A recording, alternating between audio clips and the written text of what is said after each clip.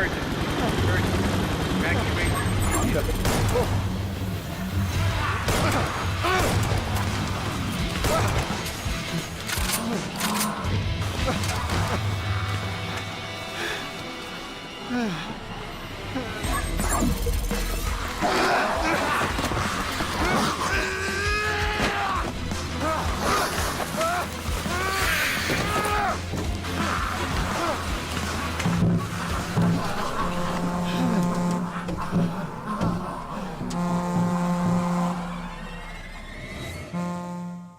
Whoa, Neo, you're not playing like a noob anymore. How is that possible? You gotta be using hacks, dude. Nah, dude. I got the Odyssey Neo G9. Sweet, bro, you can finally start leveling up. Let's keep it going, man. This is gonna kill me.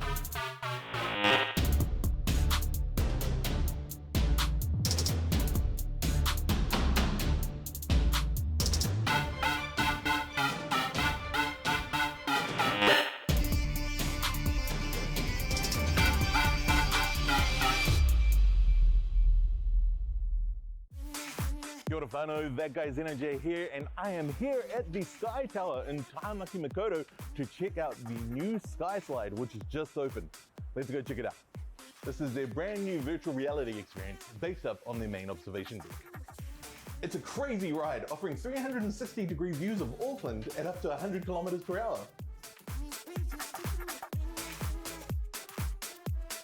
The motion platform imitates the 3D rendered open-air slides, twists and turns above the skies. Rocat. Experience precision.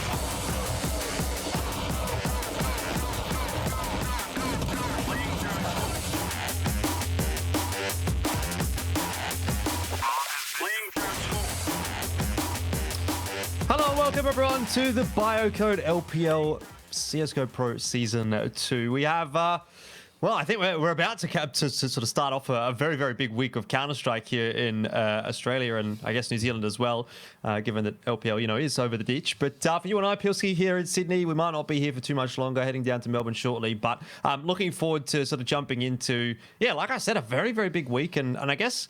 obviously, not only just a big week, but this sort of feels like it is going to be the start of the next sort of season of Counter-Strike, not just for LPL, but for all of the tournament organisers. So really nice to be getting stuck back into the swing of things after quite an extended break. Yeah, a big break for the players. I feel like I've casted for like a month and a half, 2 months now. So I'm really looking forward to not only the other tournaments that we've got coming up, but here in the LPL Pro CSGO League, we get to see a lot of the upcoming players. We get to see players that we haven't seen before. And we'll see if any of those guys are going to be the kind of breakout players that take us into the second half of this year. Indeed, indeed. All right, well, before we get into the discussion around the players and the teams, I think we should probably clarify what this tournament is all about and how it sort of does play out. For those that were here last season, this should be nothing new. It's all pretty much the same standard fare. 3 stages to the competition. Currently, we're into stage 1. From there, we're going to jump through to a double elim bracket with the top 8 teams. A bunch of teams progressing through from stage 1 to stage 2 to join those teams that were already invited.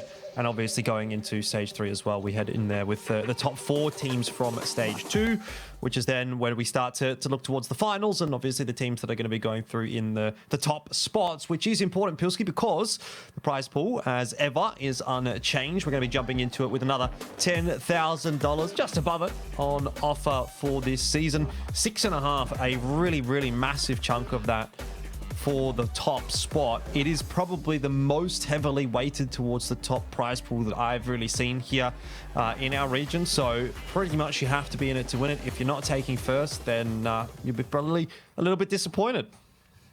Yeah, 100%. Bit of a top-heavy prize pool, but that's going to put a lot of pressure on some of those last couple of qualifying games. You know, those semi-finals, those grand finals, that's where all the difference is made. Obviously, we had DGG and Vertex grand final last season, I believe, which was a pretty good game. And I think even to this date, we've seen both of those teams doing pretty well for themselves, making a couple of roster changes and stuff like that. And we'll get to keep an eye on some of those teams in the upcoming seasons as well. But at least for this stage, we're going to be seeing some of, like I said, the up-and-coming players, because it's just the first stage of the competition, and we'll get to see some of these boys and see if they get to actually grind their way through to this initial stage of the competition and play against some of those better teams later on. All right, speaking of which, I think it's probably prudent to get to know exactly what's happening over the next couple of weeks and which teams we're going to be taking a look at as well. This is Pool A. A lot of, I suppose it's fair to say, unfamiliar names, right? I think obviously if we delve a little bit deeper, look at some of the team rosters, we're going to get some more returning faces, but at least as far as the organizations and the names of the teams are concerned, the only one actually transcending through from last season is Nutty Gaming. They've undergone a couple of changes themselves. It's always good to sort of see some returning faces though, and I think for me, looking at this lineup, I think Nutty's probably a team that I'd be hoping to make through the first stage into the second stage. Yeah, I think there's 2 pretty clear favorites in this group. I would say that's probably Arena and Nutty, and they're on kind of opposite sides of the bracket to each other. Whereas the other 2 teams, they have, you know, a couple of players here or there that we have seen before in some of the previous leagues domestically, but definitely some newer faces as well. So unless you start to see some of these newer players step up a little bit, I think this group might be a little bit more cut and dry, but I'm keen to be proven wrong. Well, we should take a look at Group B as well. Obviously, Group A, if you reckon it's going to be cut and dry, what do you reckon here about Group B? We do have Camo coming back on through. Collateral as well as a name that's been popping around a fair bit, although I believe this is a new roster. But in particular, I'm looking at this Camo roster as probably being a team to beat in this group. I think the recent additions that they have made are going to make them a pretty solid team to beat. Kobe and Bogeyman, I think, are 2 pretty good pickups, particularly for the level of competition that we're at. So, I mean, in my mind, Camo actually should breeze through this. Yeah, I think it's probably between them and the Vodafone Warriors. Those are probably 2 of the stronger looking rosters overall. Obviously, you do have that swanky Nibki mixed team that you see in a lot of domestic competitions. They're always putting these teams together. Maybe they have an outside shot at squeaking through the group if they can kind of step up and play to the level of the Warriors and the Camo boys. But outside of that, I think the other team might have been Collateral. That's a team with a couple of decent players on it that have kind of been kicking around, you know, ECA Prem and those kind of things, and here in LPL as well. I think they might struggle in a group like this, but who knows, maybe they've been grinding a little bit in the off season and they're going to give it a bit of a crack. All right, well, look, all of that aside, I think we have to start to focus in on what we're going to be taking a look at tonight. So let's see the schedule for today. We've talked about Arena a little bit already. Maybe they're one of the teams to keep an eye on. We'll be watching them play against Underground in, well, pretty much a few minutes' time. Elemental, Esports, and Nutty Gaming on the other side of the coin, going to be going head-to-head later on tonight. So, yeah, I mean, a couple of the teams that we were quite interested in seeing what they were going to be able to do, we get to have a look at straight on the outset to sort of ease our way into the season, which is always going to be quite fun. Start things off with Arena, though, and get into the discussion around this first matchup, Pilski. What do you reckon about these lads? Are they going to go deep? I know you've given me a bit of a taste test, but let's get into the nitty-gritty. A lot of familiar faces here. Keo, Forlex, Terry, Neo, all coming through from previous seasons. I believe, for the most part, a lot of these players were under that Sanguine banner. Tetris to join them makes for a relatively solid-looking team. Yeah, so they've got the core three from the Sanguine roster that we've seen in some domestic leagues.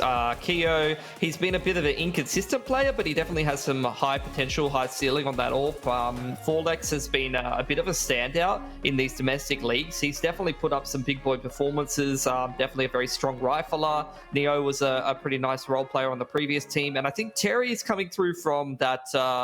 what was the name of that roster with Olif and Tom and stuff and Banana? That was the team that he was playing on domestically before. He's come across to this season, this team for this season. Not sure about Tetris. Like you said, I don't think that's a player I've seen before, but keen to see how he slots in with this group of players. Lonely 5, I think, was the name you were looking Lonely 5, for that's there. right. The former Fury roster. We'll jump into their opponents for tonight, which I believe is Underground Esports. And, you know, for the most part, I think actually these guys are a little bit more, for lack of a better word, underground, right? Script and Mechanical we would be well aware of. Obviously, Script playing in that 1620 Kings roster before he departed there. And Mechanical was on Dynasty Esports Club last season, but Munchie, Nix, Mooney, don't really know a whole lot about those guys. So this team is probably one that's going to be a little bit harder to call as far as where they're going to go, how deep they're going to be able to make a run, and what exactly we're going to expect from them. Yeah, I think these kind of teams are super important though, because you get players who have got that domestic experience in terms of some of those top leagues, and playing on some structured teams like 1620 Kings or Dynasty. They're definitely teams that played proper CS and try to sort of grind through some of these domestic leagues and learn and improve and prac a lot. So maybe that diffusion and the trickle down knowledge that those guys have gained is going to go through the rest of the team. They're going to put in some work, and maybe they're going to be better than the sum of their parts or the experience suggest. All right, well, again, I want to jump into something a little bit more in depth. We've got the head-to-head brought to you by Biocode to have a look at here and see, you know, which of the couple of players we're hoping to perform tonight, right? Obviously, Forlex is always going to be someone that's within our sights. We were, I think, very impressed with what he was able to bring to the table in the previous season, and sort of hoping that that's going to be able to continue. And the same can kind of probably be said for Script. Obviously, he didn't have the deepest of runs last season. He departed from that 1620 Kings roster like halfway through, something like that, but has found himself back into LPL Pro, and keen to see what he can do. Yeah, so Forlex, I mean, he's someone that I feel like is always ready for a step up if a better team needed a very solid rifler. He's someone that they could definitely pick up. He's, again, sticking with this same group of players, and he's been very consistent in the last couple of domestic leagues. Like, he just puts up numbers. He has some big games. He anchors those sites very well. He can. He's good for a couple of more aggressive kind of entry kills and things like that on the T side. As for Script, I mean, he's someone, like you said, I don't think we saw the best out of him on 1620 Kings, but he's one of MacMate's favorite players. So maybe that says something. Maybe. Look, I tell you what, maybe it's all well and good to hear from us as to what we think about what's going to happen in this matchup, but better to hear from the horse's mouth. We do have an interview with Mechanical lined up, so let's see what he has to say about this season of LPL Pro. Hello, I am Mechanical from Underground Gaming. I played with Dynasty last season, and Tom was in 1620 for a little bit with them. First time a lot of us are in the pros, so most of us come from Challenger League. So Nix, Munch and Mooney played last season with each other.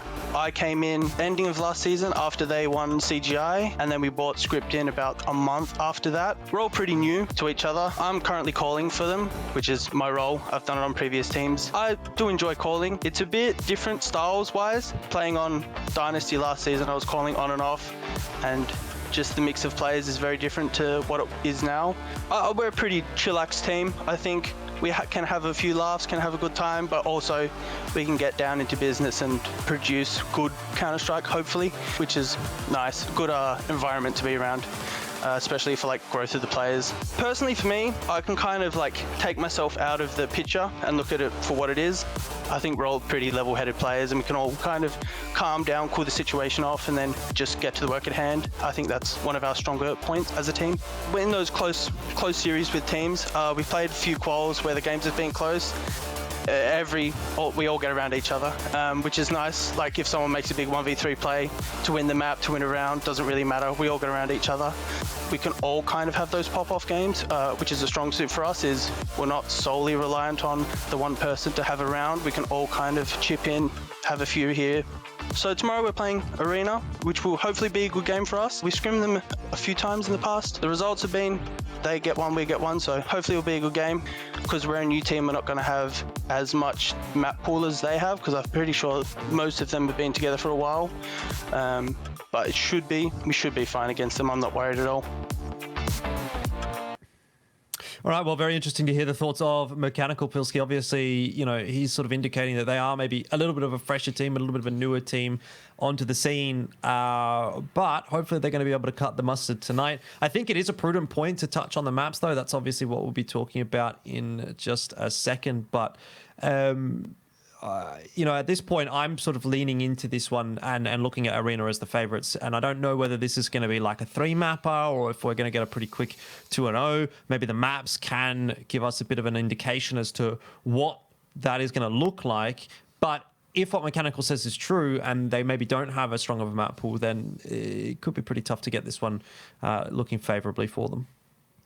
Well, it's interesting because we've ended up, I mean, we've got Vertigo there for Underground, and they're the team that says they don't have as good of a map pool. So that could be like a bit of a specialist pick for them. They also ban out Dust 2, which is a bit looser of a map. Arena's going to get rid of Ancient, which is a bit more of a fringe edge of the map pool, at least for this tier of competition. And we actually end up with Overpass, which is Underground's pick. So if anything, you know, the way that they're talking, traditionally we'd think of a newer team, a team that's a bit looser and hasn't got as much knowledge together, would stick to the middle of the map pool. We're seeing less of that here for Underground. They want to pick Vertigo. They've decided over Mirage that they want to go towards Overpass, maybe that they have a better chance on that. So we'll see how it works out for them. Arena, they've just gone for the stock standard Inferno pick, which up against a team that maybe doesn't have as much chemistry, as much experience playing together. It's one where they can at least know the fundamentals. Everyone's played Inferno, a million games of Inferno day in, day out, so they you know all the protocols. But at least in terms of, you know, the utility and shutting a team out of the game, that's where, you know, your chemistry as a team, your protocols, and all of those hours that you built up, it can definitely have an impact, and you can definitely bully a lesser team out of a game of Inferno just based off the tactics if you're good enough. Both teams going to be starting on CT side on their opponent's respective map pick. So obviously Underground will be playing CT on Inferno to start things off. Vertigo CT side start for Arena. Makes a fair bit of sense. I suppose that seems to be the standard fare these days. You know, I guess now's probably a good time to get into the discussion around what we actually expect from this series as a whole. I think looking at this one as probably a 2-0, if I'm being honest. At least that's kind of what I'd like to probably see out of Arena. I think, again, bearing in mind a lot of what Mechanical did say, this Arena roster was a team that sort of showed a bit of heart last season and showed that they can kind of not necessarily go super deep in these kinds of tournaments, but at least in the early stages look like quite a formidable team. And if you've got a couple of those lads firing, I mean, particularly Forlex and Keo are the ones that I think have impressed me the most. If those guys are firing coming into these couple of maps early on in the piece, I think there probably should be enough firepower on the roster to be able to just knock this over in 2.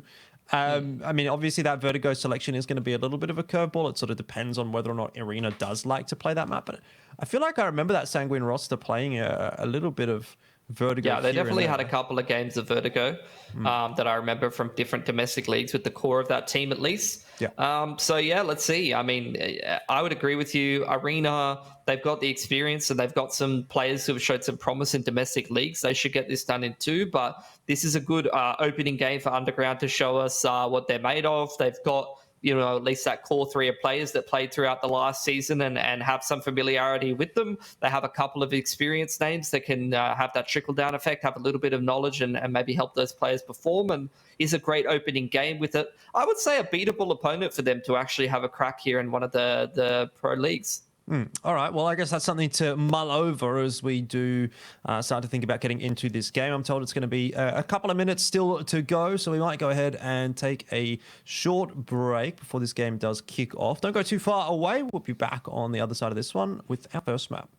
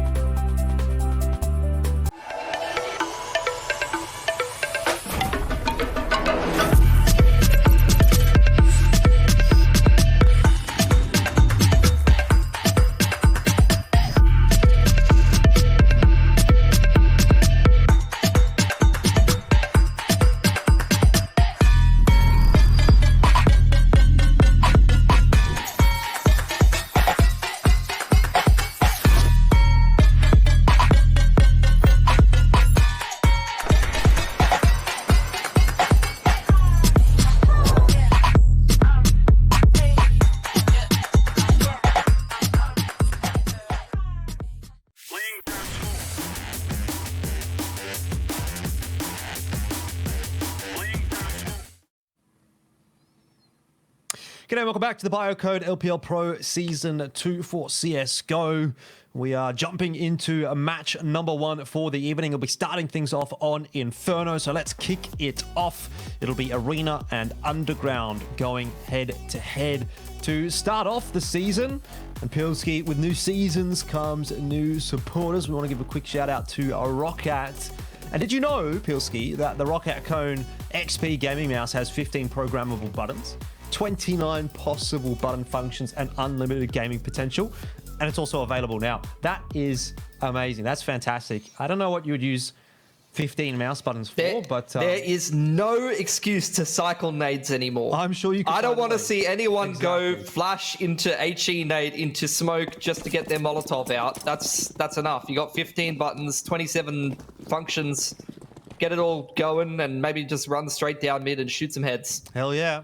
Those 15 buttons going to make you shoot even better, hopefully. Arena is going to take this one slowly, and that might well work out for them. They could potentially set up a bit of a crossfire here. Munchie has already found that opening pick, though, and it starts to look a little bit worse for Aware until Kyo is able to chime in with one for free. Woo! Mechanical and Nyx, though, very quickly able to bring it back to bear, and it's Arena definitely under pressure at this point. Yeah, Moon flanking through underpass here. You've got Nyx just spotting things out at top of Banana here. He does have a smoke to delay, so can just throw that down later on as Arena. Not a whole lot to work with except for a couple of flashes and a full HP Terry. Walking into the small site. One player to find. If they get in here and get some entries, this could still be around for the T's. Yeah, they have spotted Nyx out. That's going to force him back away into construction, but obviously time is of the essence, and that is certainly not going to be a very good round for Arena. Just the one pick onto Munchie. Underground will start off with the pistol round, and they'll be very pleased with the proceedings thus far. Yeah, and before we get too far into the game, everyone in chat needs to wish Elfish Guy a happy birthday. You need to follow Elfish Guy on Twitter, and maybe just at him and say happy birthday. Maybe send him your favorite picture of a dog with the party hat on. Sure, I'll take that. What an amazing shout out from my friend Mitch Pilpowski. Yeah, and this is looking like a bit of an amazing force buy in here from Arena, setting up smokes into the A site. Yeah, they certainly feel as though they've got a chance, and they're already very quickly up through Dig, trying to get into that bomb site. Neo dispatches of Munchie, who looked like he was going to be able to get one at least. The job falls to Moon, a double for him, one for Nyx and Script apiece, and the round cleaned up pretty well in the end. You know, obviously a couple of guns lost, not perfect, but definitely take that if you're underground. Yeah, look, a couple of guns, not too bad against the force buy. There's a lot of investment in there for Arena. They didn't get a plant in either, so they're going to have to take a single save here. Maybe invest in a couple of pistols, do some further damage to the CT side. Economy, but look, underground. CT side, their opponent's map pick so far passing the test. See if they can keep their economy stable in a round like this. But already I'm watching some of these players that I haven't seen too much from, and they don't look like they're too far out of their depth. Certainly not. There's a nice shot from Neo. He's instantly going to eat a grenade post that fact. Bit of a slower round out here from Arena now. They'll probably just be looking for a pick or two. Forlex in a real spot of bother. Going to call for that help from Script, or rather from Tetris. But it's actually Script that does eat his teammates' bullets. Still. If you lose a couple of guns, it's not the end of the world, although taking into account the previous round, it's not as if the economy has really ballooned out of control just yet for that CT side. Yeah, get a couple of guns dropped across here. Should still be a great CT buy. A little bit of cash in the back pocket, but a couple of the members starting to get a bit poorer, especially with that AWP getting dropped over. Looks like Moon is going to be the AWPer for this squad. Doesn't have the best spawn for mid, but without an AWP on the T side, flashes need to be picture perfect and on point from the T's here, or they might lose a pick early.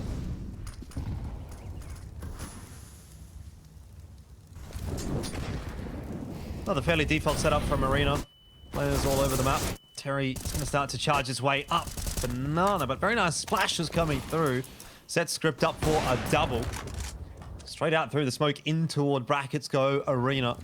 They know that they need to push some side of the map. They recognize there's three players over toward Banana. Not really been able to make their way into the A-bomb site quickly enough, though, and that rotation now is starting to come into effect. You've got 4 players over here from Underground. Just the one anchor in Banana, and Arena in a real spot of bother. So our early expectations maybe starting to go a little awry. Kirshi and Forlex now to try to clutch out the 2-on-3 as the bomb plant does go down. Gonna get this wrap through apartments from Nyx. Pretty low HP. See if he can find a timing as Moon creeps up Dig. Very split approach from the CTs. Kyoshi quite low here. He's the player on the site. A lot of this might have to come down to Forlex, but his position is unknown with that shot he's made. Nyx is low on HP, and that'll be the first and the second going the way of Arena already. Moon down in a 1-on-2. He's not very happy about it. Has the AWP in hand, but will decide to exit. It's not going to work out for him. Forlex secures another, and the first round on the board for Arena. That's gone begging there for Underground. I mean, the round started so well. Those banana protocols, a really well-timed flash gives them an early advantage, but Arena just going very quickly into that A site, and that's effectively like a 2-on-5 there for Kyoshi and Forlex, and there's a reason why we talk about these guys and their experience in domestic leagues recently, because they just put the team on their back there. Quick pacing here for Arena, straight up banana, double mollies invested. They know they've got much better utility, and they've done a great job of just bullying the CT straight out of banana early on there. I will say that was a pretty cool music kit. I enjoyed that one. Money's, yeah, really not looking too crash hot for Underground at the moment. 3 players on dig side, nothing going on at arch side. And Arena just putting their util to good use. Neo's going to go straight through the smoke, clear so much space. This is already looking like a very good round for Arena. They've pulled that extra rotation of Mechanical. If he makes a footstep here, he's going to be a dead man. Neo hasn't quite found the timing. But they're going to get into the B bomb site, no questions asked. Yeah, Nick's gone looking for info. Doesn't find anything but a headshot from Forlex, and now Mechanical pretty far out of position, not a whole lot of util. This should just be a save from the CTs. You cannot retake. Anything but a couple of exits is really not on the cards here for Underground.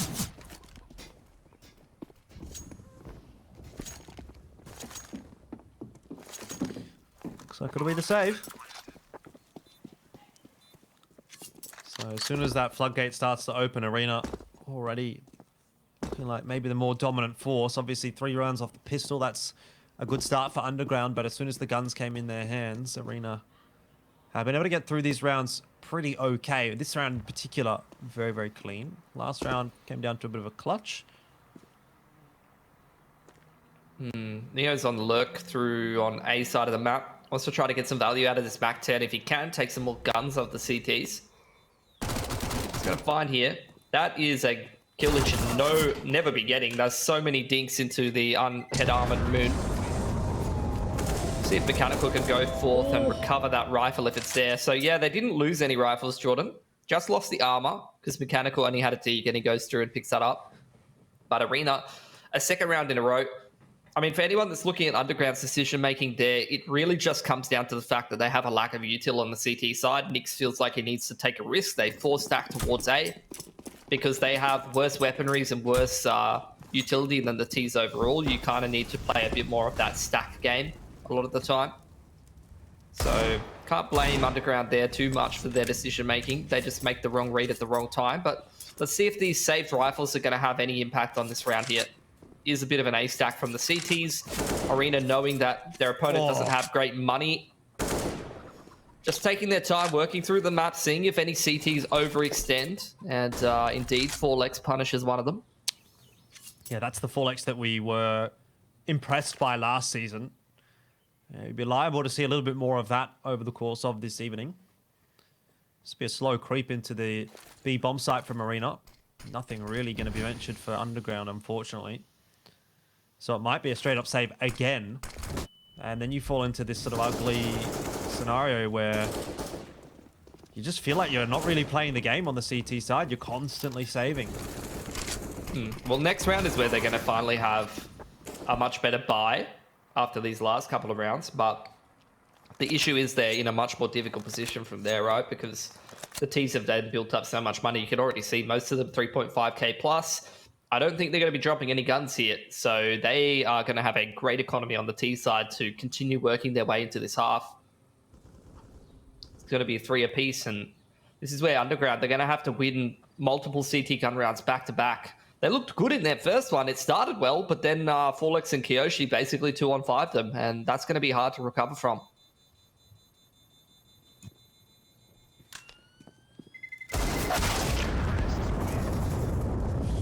Gun does go by the wayside. Unfortunate for Munchie to drop there as well. So Arena have done a good job of really doing a bit of a number to the economy. Obviously Moon only had the deagle, but Munchie drops the M4 and the armor to Kiyoshi. Nice little adjustment there. Scoreline equalized, but money's starting to favor the T side, and momentum is as well. They're all peer for the CTs this time around. Kiyoshi's got the AWP on the T side. See what kind of a round we're going to get out here. Arena taking their time, starting to make their way into Banana. Did get caught by that Nana timing last time from Underground, and it seems like the CTs on the B side are quite synced up. Again, changing things up, going for a double HE nade towards the half wall there, but not really reaping the rewards of it. CT's playing quite passive with their util, but Vorlex, what is that? 2 entries into the A side of the map, and now Underground, around where they were holding their utility, they're playing for the late round, is falling apart. They have to aggress on Banana, and they get punished for that too. There isn't going to be a late round at this point. Mechanical. I mean, that's the problem, right? Look at all this util just sitting on the CT side, not going to be used for anything. What do you even do in a scenario like this? Mechanical's going to have to come up with an absolute miracle to win the round. He's gone around the corner and actually caught Terry on an off timing. It's a start, but it's still a 3-on-2 post plant, which you'd think is not going to favor Underground too much at all. Kiyoshi is able to strike, which leaves Mechanical alone to try to save. The 3rd round in a row where Underground will be forced to kind of give up the round and save. Yeah. 1 rifle saved over with the loss bonus they're starting to build up might be enough to go for some kind of a weird buy here. Kit picked up as well. Never hurts. And Arena, another round on the board. Finally taking the majority here, building up a really strong economy and looking like the team that we expected in this series for sure. That 1 rifle saved over though could be dropped over to Script. Then Nyx maybe gets herself an MP9 or a Fatmas, and that is a CT buy that looks somewhat serviceable. But like I said, that's where you look at the economy that Arena's built up, and it's going to take more than 1 serviceable buy to crack into this half, and that's maybe why Underground decides against the buy. Going to take the path of least resistance, try to build up the perfect CT economy, and then start to try to fight for the half from there.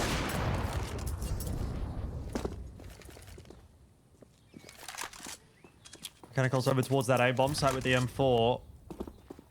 Doesn't really have anyone to set him up. Doesn't have any flashes apart from the one that he has. There's a good couple of taps from Moon. A very good few taps. Munchie will capitalize. 2 players lost already for Arena, and where on earth has this round gone? Arena's going to have to really pick that pace up into B. They've got a timing here. They've got to go.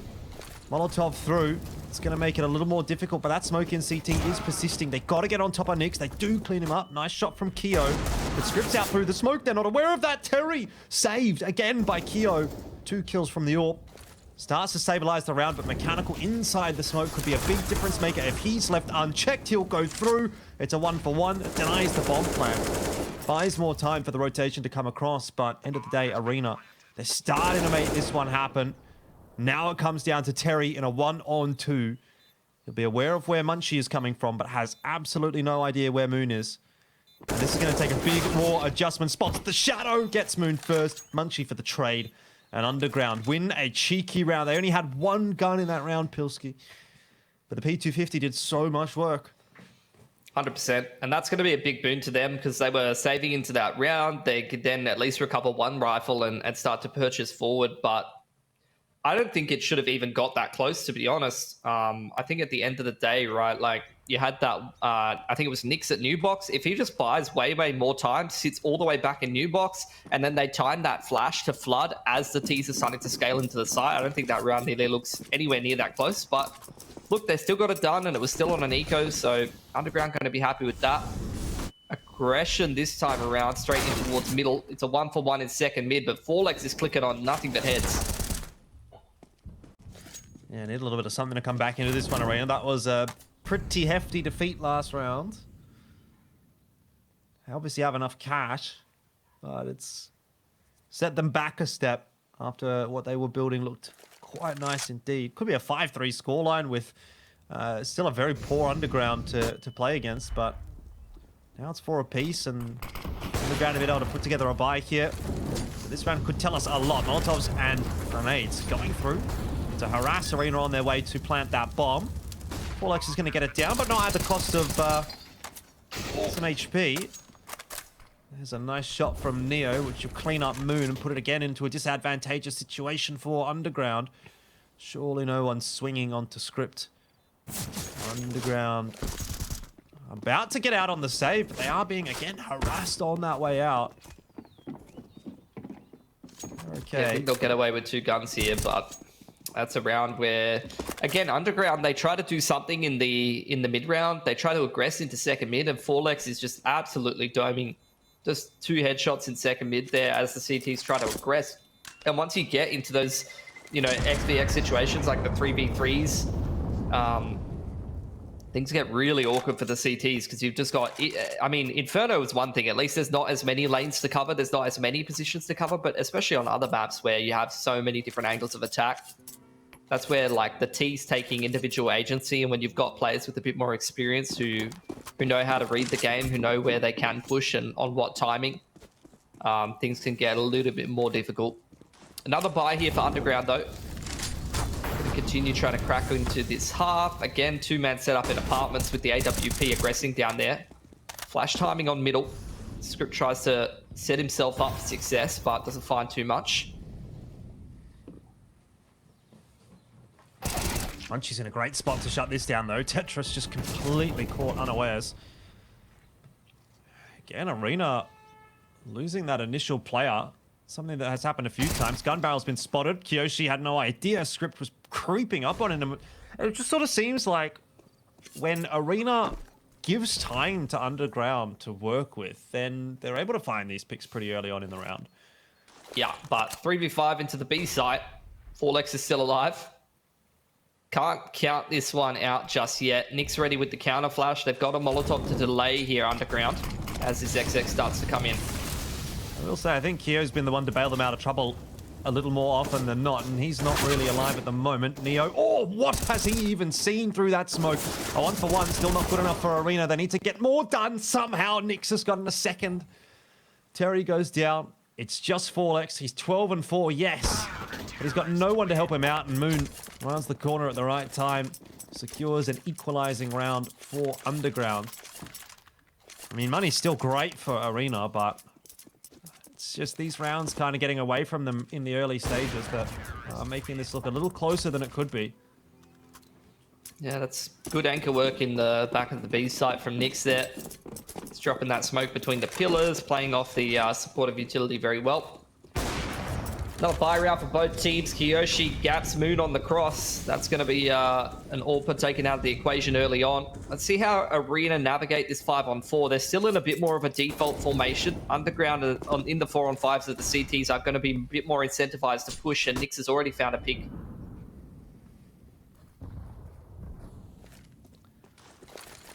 One for one. This time a little bit better for Arena at the start of the round than what they'd have been used to for the previous couple. Tetris yet to get on the board, starting to creep his way through carpets, but same is being done by Script. Munchie holding the bottom of Boiler, just gets wide swung by Forlex, who's going to use that superior aim to knock him over. Script catches Tetris in the back, and that means there's going to be a player in pit to be aware of. Forlex does not put a foot wrong, though. He's got 2 for the round. Kyo 1. And I have to say, I think these are the 2 danger men for Arena. This will again be a Kyo and Forlex combining for 5 if they pick this round up. Slow crawl, straight up dig here from Mechanical, Jordan. Yeah, he's going to actually catch Kyo. Forlex for the trade, but now he's in a one-and-done position. Tries to take that fight. The smoke actually lets him exit out onto the side. And up above it, is he going to spot Nix? His head was seen. No way! Nix lives by the slimmest of margins to win the round. The scroll wheel. He hits his scroll wheel as well and still gets the pick.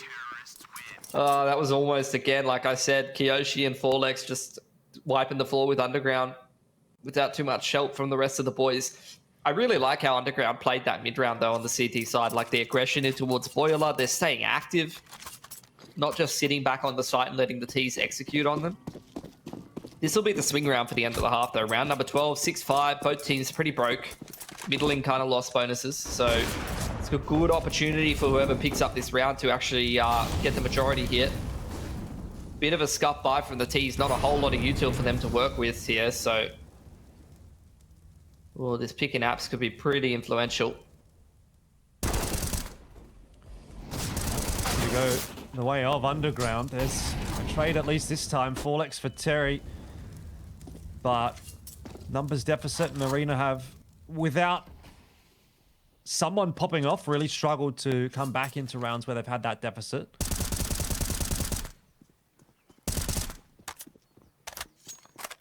This is good rotations on the CT side here for Underground. They're ready for this B hit. Look at all the info that Munchie's got. Okay, she goes down without too much of a furore. It's onto 4x and Neo. They weren't able to clutch out the 2-on-2. 4x and Keo. And doesn't look like Neo and 4x are going to be able to clutch out the 2-on-4. Maybe Neo solo can get it done. 1-on-4. Has an AWP in hand. Util's getting tossed in his direction. He's not really being given anything by his opponents. And eventually it's too much for him. 7-5. Underground pulling ahead now. Yeah, again, that's a great mid-round decision-making and positioning from Underground. The other round, you know, even though they almost didn't get away with it because 4x started going massive on that A site, the mid-round push into apps, I was saying that was great. Again, that was a great info-gathering play there from Munchie. Allows them to 3-stack that B site and stay ahead of the curve, and that's a very important round to win. You now see the T side is completely broke, and Moon going to take full advantage of that and just wide peek middle straight into the pistols.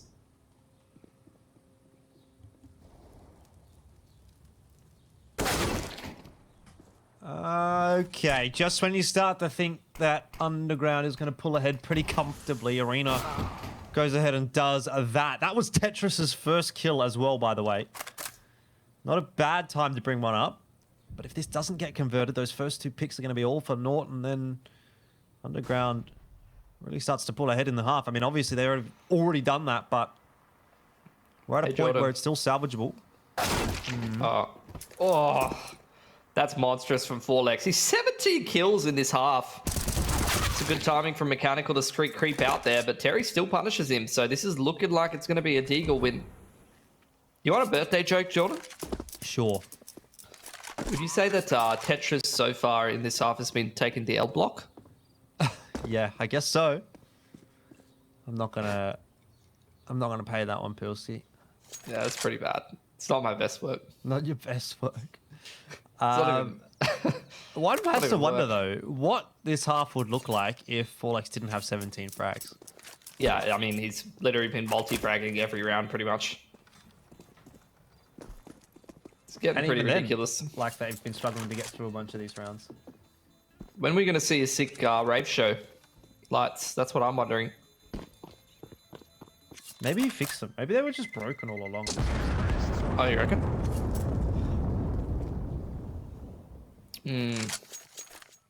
That's a missed opportunity there for Underground, has to be said. They, if they win that round, that anti-eco, they're putting themselves up 8-5 with a pretty solid economy behind them. Now they head into round number 14 against a fully kitted up T side who have saved over a couple of rifles from the CTs, and they are broke. Bit of a nightmare position, and now you can see Arena come ahead with that 8-7 potentially, instead of a bit more of a dominant half for Underground, where on their opponent's map pick they could have made something happen maybe. Tetris liable to find a double here. Munchie though is able to swing, good spacing. Just catches Munchie as he's starting to feel like maybe the danger's passed.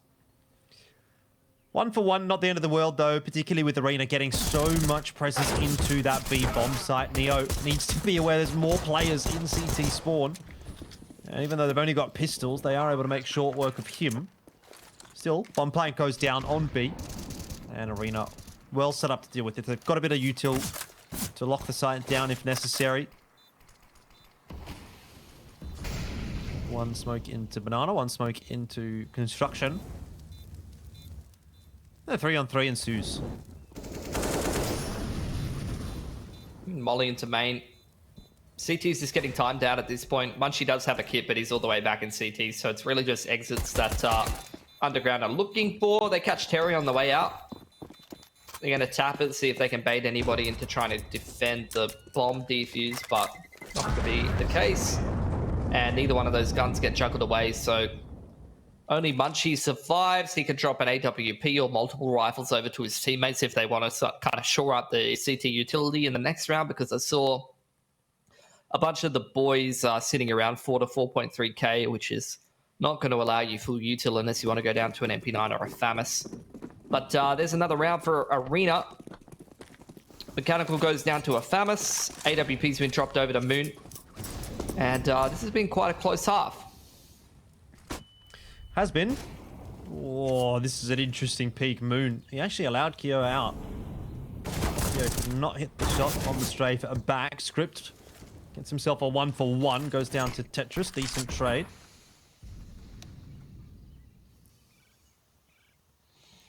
Another T-sub bracket.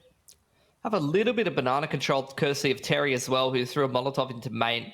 So the CTs without any info, and that's what Arena's waiting for. They know the CTs don't know what's happening around the map. So they're waiting for the CTs to go for an info gathering play, maybe make a mistake that they can punish. But on the timing, Kyoshi gets caught by Moon as he sends Tetris into jungle with a flash. But now Arena have kind of got this map cut in half. They can 2-on-1 on the B side to Mechanical, who's only got a FAMAS, and the rotations can get controlled by Tetris. This is a pretty good position for the Ts.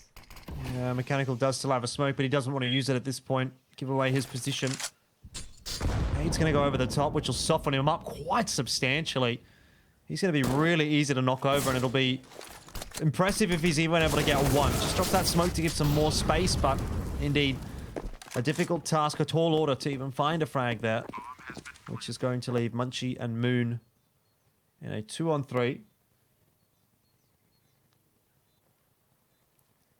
Whole lot of util here on Moon. Going to start to cut down some of those angles. Terry just tucked in the corner. Won't have too many problems. It'll be Tetris to take the first contact. He does spot out Munchie. That's a job dealt with by 4X, and inevitably it does fall onto Moon to try to clutch that 1-on-3 out, but no chances there. 18 kill half for 4X. I don't think Arena have any business in this half without 4X, to be honest. Him and a little bit of work from Kyoshi as well, has to be said, but mostly that felt like 4X putting Arena on his back that half. Underground had a lot of good positions, a lot of good reads. Let's see how they go on this T side though. One set of util here, extra flash thrown over to Munchie. And again, it looks like mid-aggression from the CTs is the flavor of the month here. Oh, they haven't quite found that timing. Neo was caught by Nyx, but now you're starting to see it come to bear. 4X will take the challenge. Nyx again. Another frag. He's probably been the standout for Underground. Interested to see what Kyo can do, if he's going to be able to find a timing. Looks like he's been spotted. And Nyx really is making this difficult for him. Nice raw adjustment. It's on to Terry, pretty much to win this one himself. Tetris is still back in pit. They're going to head in his direction, though. Yeah, but holding down the shift keys, Tetris doesn't have the info. It's going to wrap in towards middle. Is he close enough for the sound cue to be heard? He is not. Still having a look around in middle. Oh, he's walking back now. Can definitely hear that plant.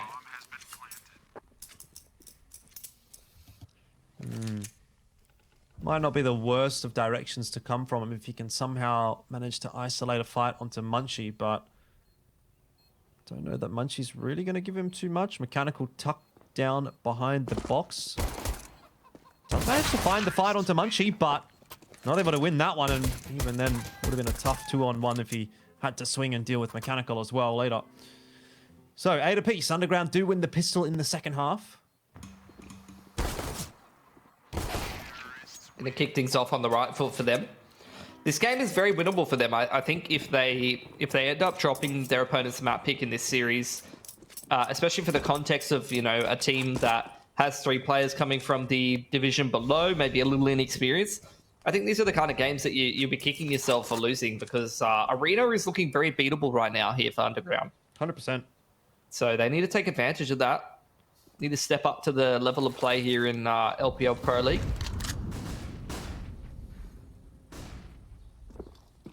Worth noting that the 4 spy is very real here for Arena. They throw a whole lot of util taking banana control. And Underground going to do the sensible thing, going to allow the CTs to take control of that part of the map because they have superior util.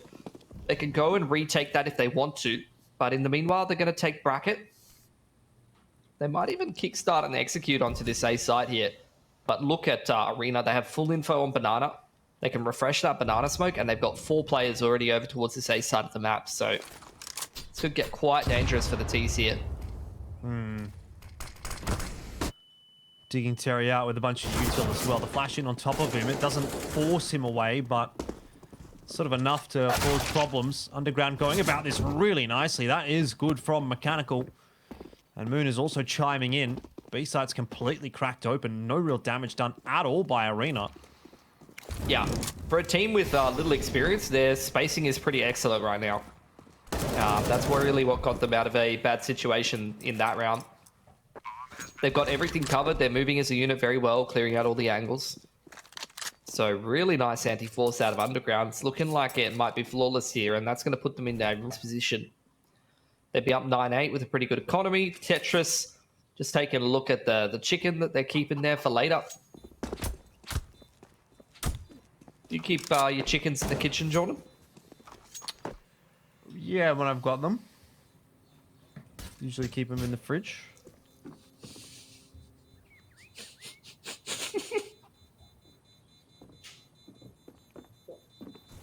Don't have any chickens at the moment, though.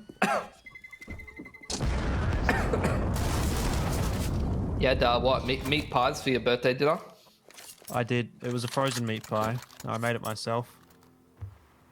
Good stuff. Connoisseur. That's what I call myself. Meat pie connoisseur?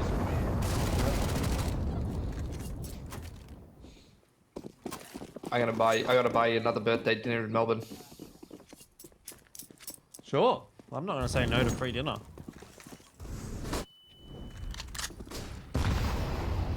This is looking good for Underground, Jordan. Anti-eco now. Up 9-8. Looking ahead into the double dig. 4x taken out. Nice HE nade onto all the CTs.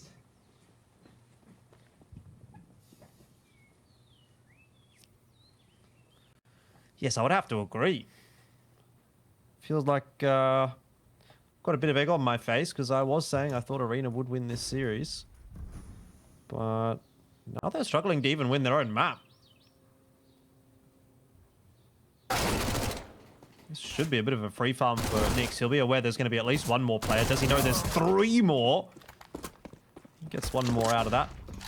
That's fine, though. Bit of damage done. Paid SMG. for itself, and you know, you got the rest of the map for Underground. He's found the info. That's exactly what you want to do, is that money, man.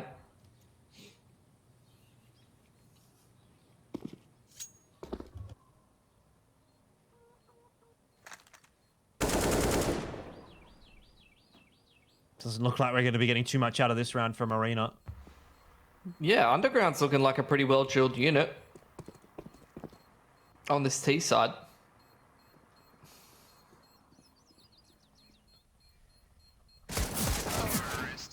Four up there. Yeah. Great anti-force, great anti-eco. All they lose is a Mach 10. So they're going to be feeling pretty happy about how this half is going so far. But here's Arena's chance. They're not too far behind. They're now just getting into their first gun round here. And if I remember correctly, Keo was a pretty decent AWPer on this map. We've seen some good performances from him. And Forlex is a great dig side anchor usually.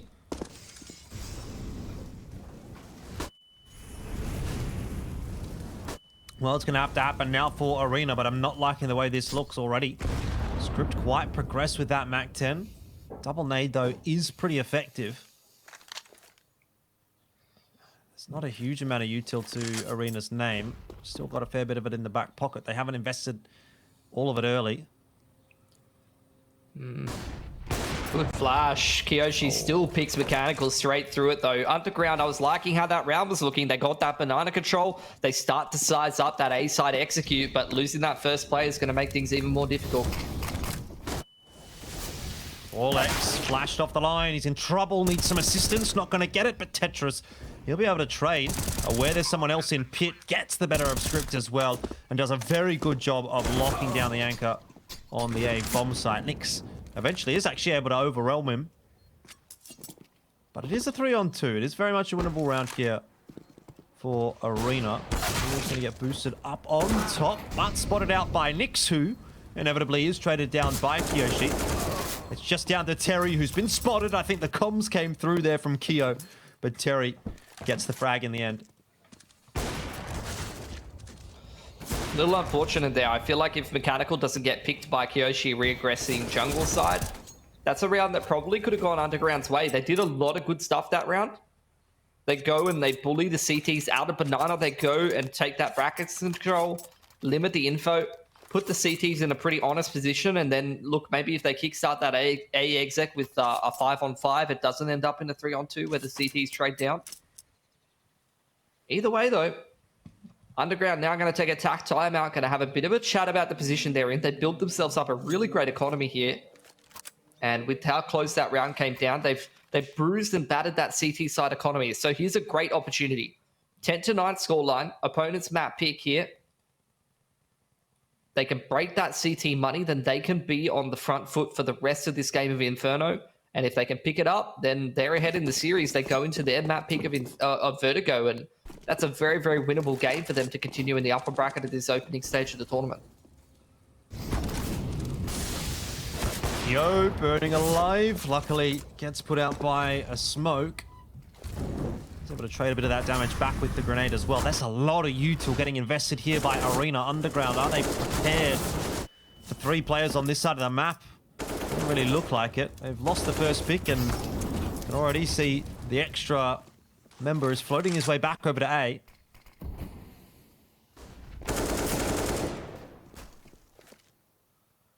Good fight back from Script in Banana. Evening up the numbers. That's the second time that Underground's lost opening pick, but at least this time, Kraken straight back into a great flash over the top from pit side. Sets up Forlex for success, but he can't capitalize. This is a nice push though from Neo. He's going to get in behind Mechanical, takes a freebie. Oh, how does he get 2 walking as well? What is that backwards crab spray with the Famas? That's disgusting. It's a new strategy, I think, and Kyo, he makes short work of Moon. Deary me. That was a very, very clean round from Arena. Yep. And they're not staying stagnant on this CT side. Very active. Pop flash in towards jungle side. Kyoshi's very, very mobile, going around the map looking for picks, reaggressing jungle in round 19, I think it was. Neo all the way down Banana made the important mid to late round push to kind of end that round.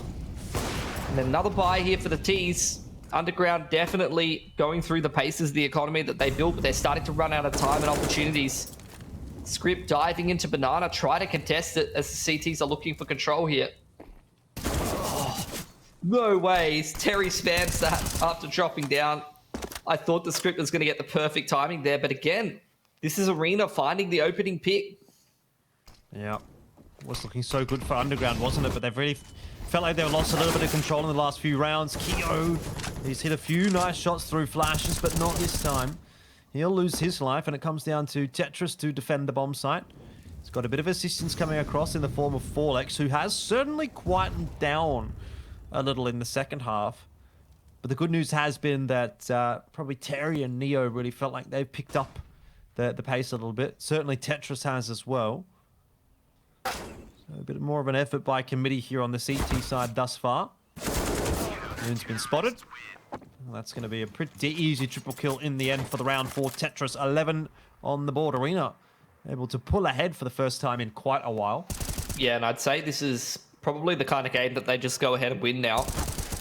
Because these last couple of CT rounds have not looked close. Like, they have had 4 alive for the last 2 rounds in a row. And now they head into an anti-eco, which is going to allow them to build up such a great CT economy.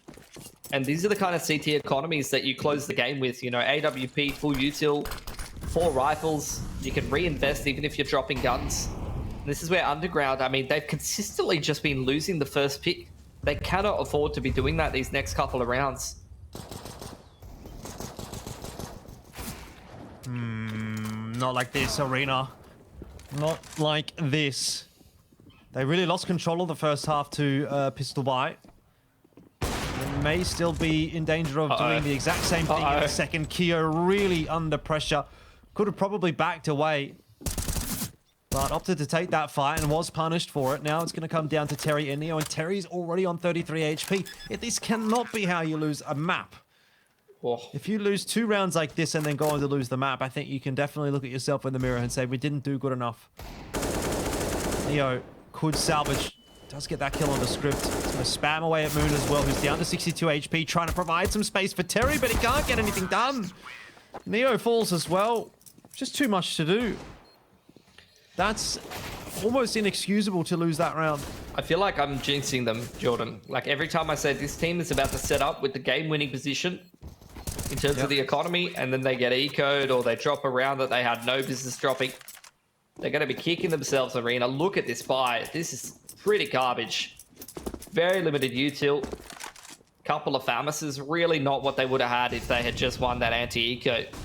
And Underground's finances have absolutely boomed after that one. You're definitely investing in the Underground coin. And stonks are going through the roof. Double smoke to Nana as well. Arena don't have that much util, and they are kind of... They even molly into their own smoke. Like, they have limited util as it is, and they're kind of misusing it to take Banana here. Now at 120, they're out of util, and as such, I mean, they're just going to flash Neo through the smoke. They're going to try to cut a corner here. Does work at least. He gets first pick. Yeah. Again, Underground, they cannot keep dropping these first picks. Oh, he can't get out, though. At least Nyx trades it back, you're right. Yeah. This is still favorable to the T's, though, Jordan. Now they're just going to go and take this Nana control back. Yeah, they've got much better util. They've got Carp's control. Poor old Terry has to hold on to B solo. He's got no util at all to speak to. He's got a Famus only. Hoping to see this headed in the direction of A for his sake. Forlex now is going to be under pressure. At least he's got a smoke to exit with if he wants to. He'll get back out okay, but he's down to 14 HP. So even though time might be starting to favor Arena slightly, the position on the map and the HP, it's definitely not. What is Terry going to do here? But maybe hide and try to grab himself one if it's not checked correctly. I mean, he's just playing the one and done. Nyx checks him, though. Nyx has been pretty sharp, not going to lie. Yeah. Yeah. I'll give him that. Probably a save from the CTs now. Oh, Arena, you're kicking yourselves, boys. This game was in the bag. They closed out anti-eco. They have such a sick CT side economy. This game is in the bag, and now... I mean, this is just pain. This is now where they're in the position where CT side, you're living paycheck to paycheck. Underground are probably going to win this round with 4 players up, with already a couple of players with like 4 grand in the bank account. T-side economy going to start to spiral out of control now. And that's where this game gets a whole lot harder as Arena. Yeah, they don't want to make it easy for themselves, do they? It doesn't feel like either team have really made this easy.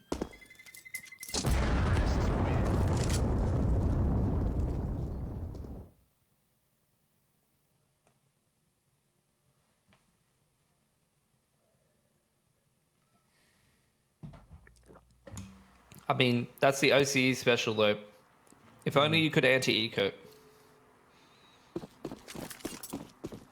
Just shoot the pistolers, bro. 12-11. Speaking of, there's quite a few pistolers in this round. Terry and Neo.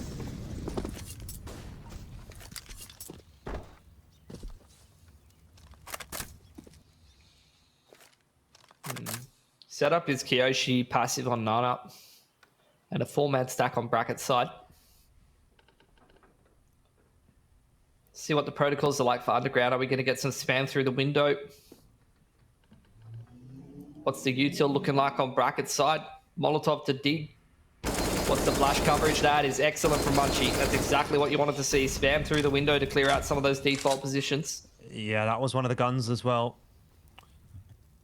So, you know, if you were to choose someone to lose for Arena, it certainly would not have been Tetris. Probably would have been Terry. Neo's going to go looking for the weapon. Don't know that he's been able to find it. Not sure where it did end up, but... Might have got wedged behind the hay cart. Yeah. In any case, he's on top of the balcony, and Mechanical is going to lose his life straight away to that 5-7. Not too shabby from him. Forlex drops off the top. Needs to help out his teammate on the side, who only has a pistol. Terry is still fighting. He's trying to buy as much time as possible for Kyo to get across, but he will eventually lose his life. Teams just need to take their time here. Wait for those smokes to get in towards Moto's side.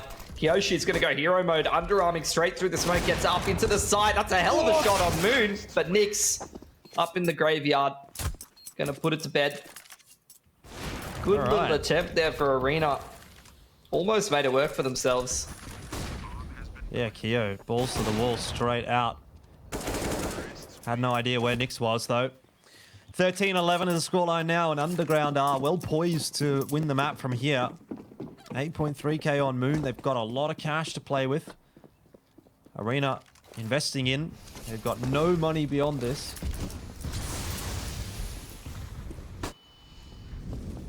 Nana control for the CTs. Underground switching up the pace, though. Going straight up into bracket. No holds barred. Reactive util here from the CTs. They want to try to re-aggress in the mid-round.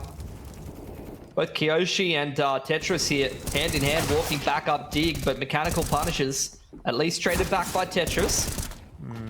Tetris is actually doing quite a decent job on the CT side. He's gone from 0-8 or something like that to 13-17 in this second half.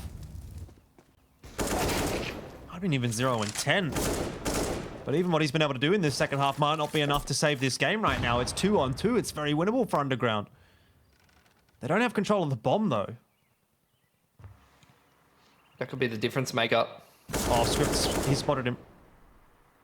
It's going to end up being a 1-for-1. Somehow Tetris gets away with a kill on Nyx there, and Forlex will just save it. Arena aren't done yet. It's crouching on the off angle. That's not how you want to win the round as Arena, though. Look at the economic disparity between these two teams here in the replay. You can see just how much cash the T's have. Still enough to reinvest the CTs, however. You're down to MP9s with util. At least you got the AWP retained on Kyoshi, but this is the swing round. 13-12. Both of these teams pretty much running out of cash. It's a very important one, and it's all going to happen at Banana side. Script opens things up. A double for him, but Forlex still alive. Tetris has also been able to get himself a kill in mid. He's wrapping up behind the backside of Nana. Forlex steps up huge in an important moment. Tetris should be able to lock this one down. Make sure that Mechanical, at least if he does manage to escape, will do so with notice to Arena. They don't need to do anything here, Arena. They've got him locked in. That's beautiful from Tetris. Push down mid as the contact's happening on Banana. The T's are so distracted with that initial Nana contact that he's able to put himself in pretty much a round-winning position. Like, obviously the double down from Forlex is massive, but Tetris puts in just as much hard work there. And that's a massive swing round from Arena now. Now, all they need to do, Jordan, is anti-eco. And they go up 14-13 with a pretty nice economy. Oh, Tetris, he's going to get aggressive with that M4A1S, and, well, he's got two. Probably gets a third here on Debunchy if he does decide to swing, and eventually does. Okay. Arena are back into the swing of things. It's 14-13 now. They're looking confident. Tetris has gone positive after such a shocking start. I think he was 0 for 9 or 0 for 10. He was 1 for 10 at some point in the first half. So he's gone like 19 and 8, something like that.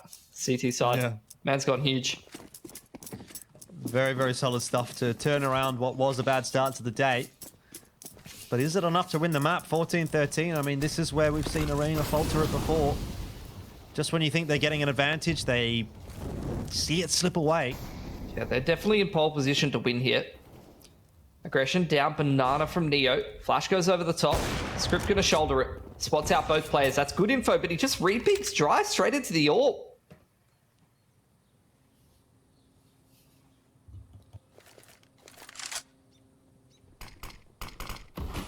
You want to be starting a round off like this, especially not at a time like this.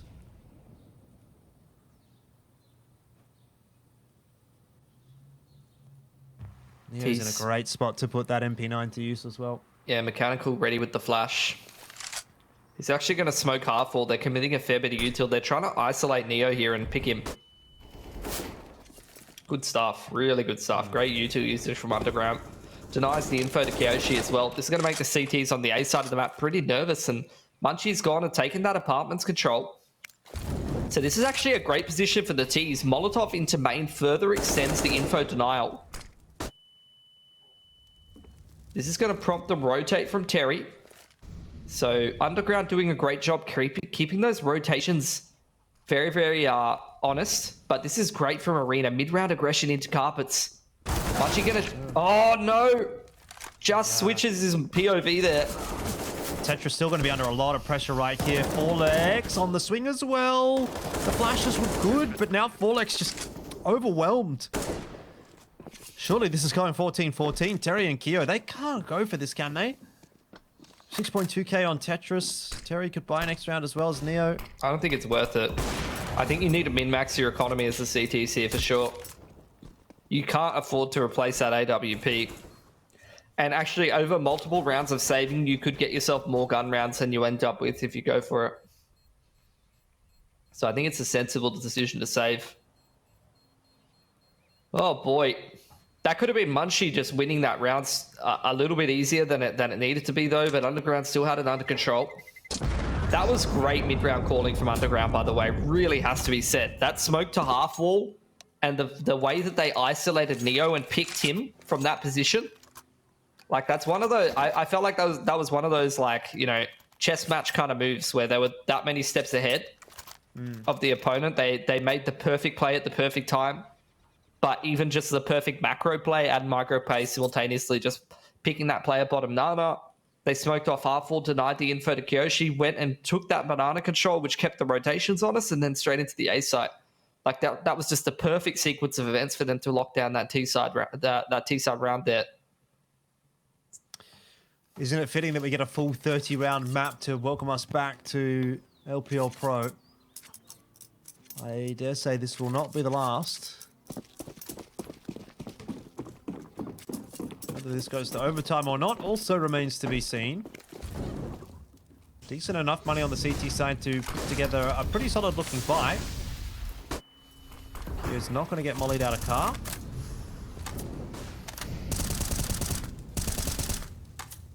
Bit of a different approach from Underground this time. Looks like they want to go for a carpets timing. Let's see if that's going to catch Terry and Forlex off guard here. There's a smoke on towards Haycart. Where's the chimney flash? They go out without the chimney flash, but it's a decent trade at least. Yeah, and that's a great shot. I mean, a very lucky one from Mechanical, considering he was flashed to dispatch of Forlex. The A site, it's broken again. Look at Neo, though. That's a really early timed aggression straight up Tig side. I don't know if the T's will be ready for this timing here.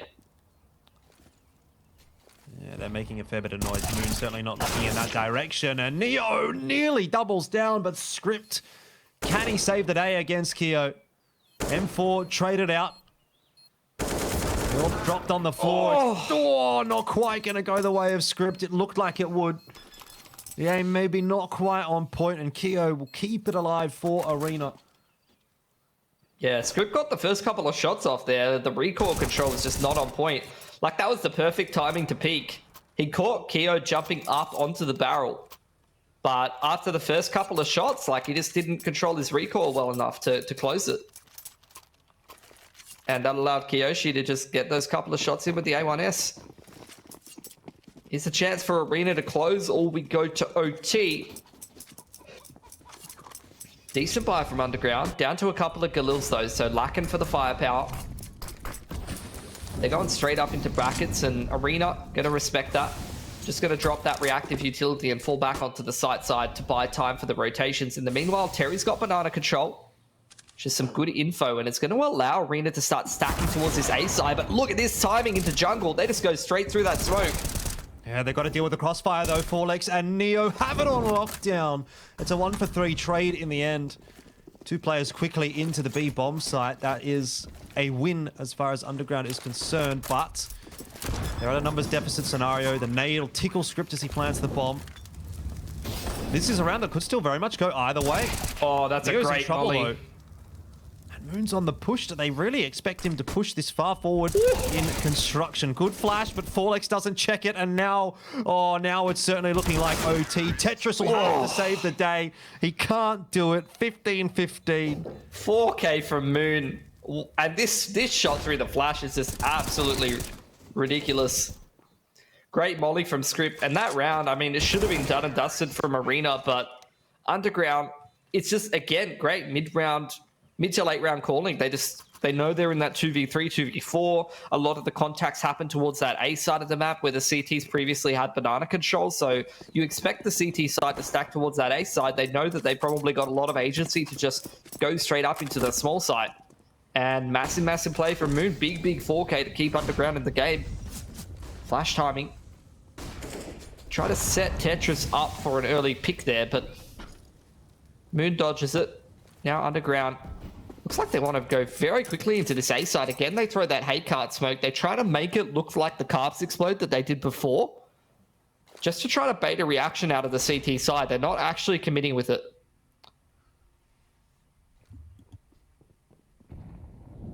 Bit of a slower approach this time from Underground, isn't it?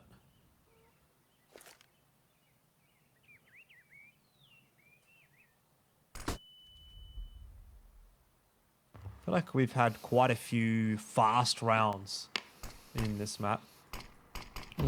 This one's going to be a jungle wrap to beat. So that's a lot of pressure on Terry here.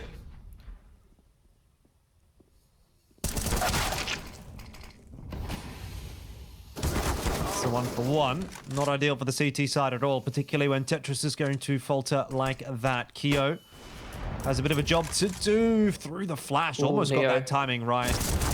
Yeah, he's been spotted though. And quickly dealt with by Underground. That's a great round from Underground. It was even less close than it looked because Kiyoshi actually traded Mechanical straight through a smoke without seeing him. So not a guaranteed kill for the CTs at all. That very much could have been a clean sweep with all 5 Ts alive. And I really like that approach. Like, again, Underground showing some pretty good calling. That's a nice shot from Kiyoshi. Not going to matter too much in OT. But I really like how in regulation, we saw them do that carbs control into the hay cart smoke, which they use to try to go for a bit of a quicker one straight out carbs into the A side. It's not something that's too uncommon. And that round, they throw that hay cart smoke again. They're trying to bait a bit of a reaction out of the CTs. Look, Arena didn't do too much, but even after that, after all that time elapses, Underground just keeps things simple. They've got that brackets control. They've got a little bit of banana control, I believe. And after you just limit that CT information, you can go for your mid-round play. And the jungle wrap to B is not too uncommon. They do a pretty good job of trading Terry out, limiting the vision of the AWPer there, and eventually just get into that B side without too much trouble. So a nice opening round on the T side here. Yeah, a bit of an unfortunate time to have a technical pause. Looks like I'd have to imagine it's on the behalf of Neo. Could be a bathroom break, for all we know. These things tend to happen when you get 31 rounds into CS, and there you go. Oh, I have that. Pilski. I have that same laundry basket as Kiyoshi. Really? That's amazing. Wait, is Kyo eating Pakapao? I don't know. He's eating something. That looks like Pat Krapao. I have no idea what that even is. It's like minced meat with holy basil and chili, and you get a fried egg on top. So I think he's eating the fried egg. There. Yeah. Is that the fried egg? I think so. Surely you save the egg for last. Like, No. The eggs are a good part. Yeah, exactly. So you save it for last. He's a bit of a monster though. I think he just ate the egg off the top of it. I didn't eat it with the actual dish. Like, you're meant to mix it together. Like, that's the point of, you have like a bit of a runny egg yolk, add some richness, but he just eats the egg by itself and then just leaves the rest of the dish there. Like, that's a bit, I don't know if I can get behind that. Well, for all you know, it might not have even been an egg. It might have just been something else. Maybe. It's pretty blurry. Camera. Yeah. Well, looks like we've got a bit of an extended pause here, Pilski, which is not at all what we want when we're going into an OT, but some internet issues, which is, one of those things I suppose you deal with when you're doing Counter-Strike in this region. That's true. Well, what did you get up to today? What's been on the... What did I get? grind? I did all the normal things. I went to the gym and, I got some water. Maybe I'll go get some more water though. Okay, well, maybe you will, because it's time for us to take a short break. Don't go too far, ladies and gentlemen. Hopefully we'll be jumping back into this one as soon as possible. See you in a sec.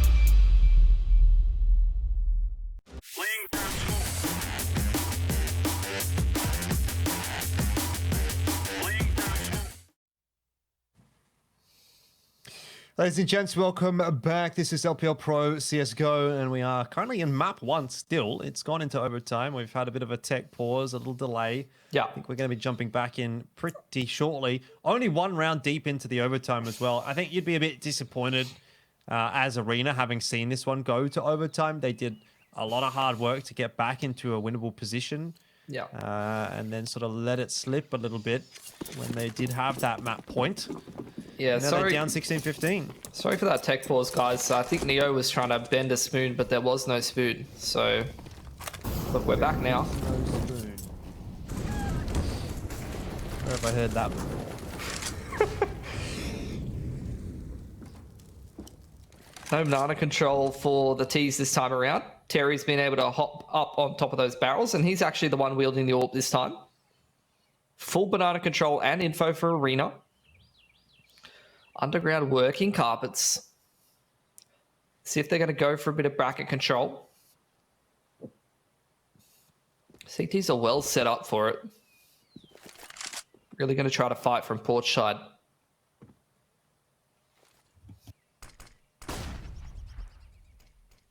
Well, so far so good for Arena. They'll be happy to see the push coming in this direction. Keo in a great spot to deal with it. Tetris only able to get the one, but even despite the fact 4lex fell without any implications into the round, it was still not a bad trade for Arena until Script caught Terry. And that's cracked open the B bomb site very quickly there. In there, bomb plan's going to go down super fast. And Arena, I mean, they're still on the rotate. Oh, Nix. 1 for 1. Neo's going to trade him back, but Script now in the pole position to win this round. He's going to wrap around towards main. It's planted open on oranges.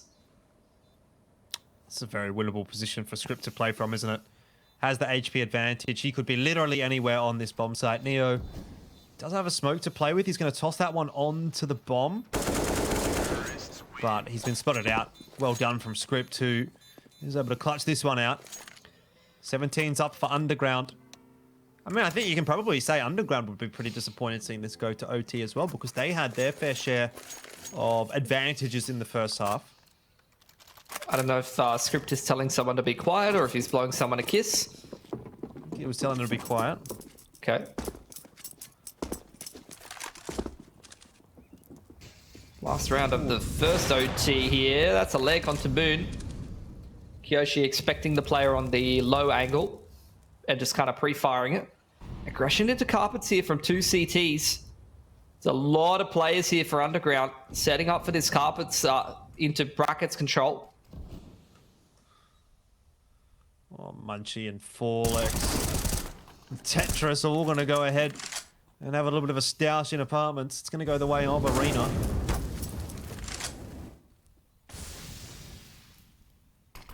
I do like this spot for Terry, but if we remember, it Was cleared out pretty comfortably by Underground last time. This time, though, Neo's there to help out and gets more than enough done. Tetris, one-on-one with Moon, is not going to be able to win that one.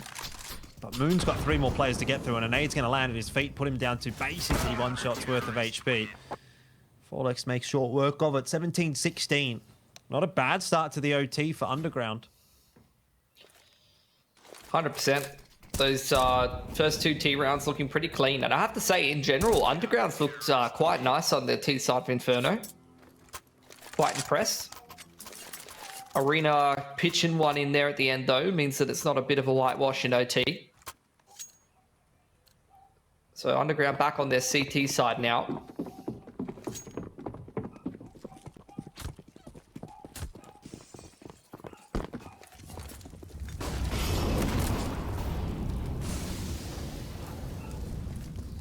Bit of a Nana contest here.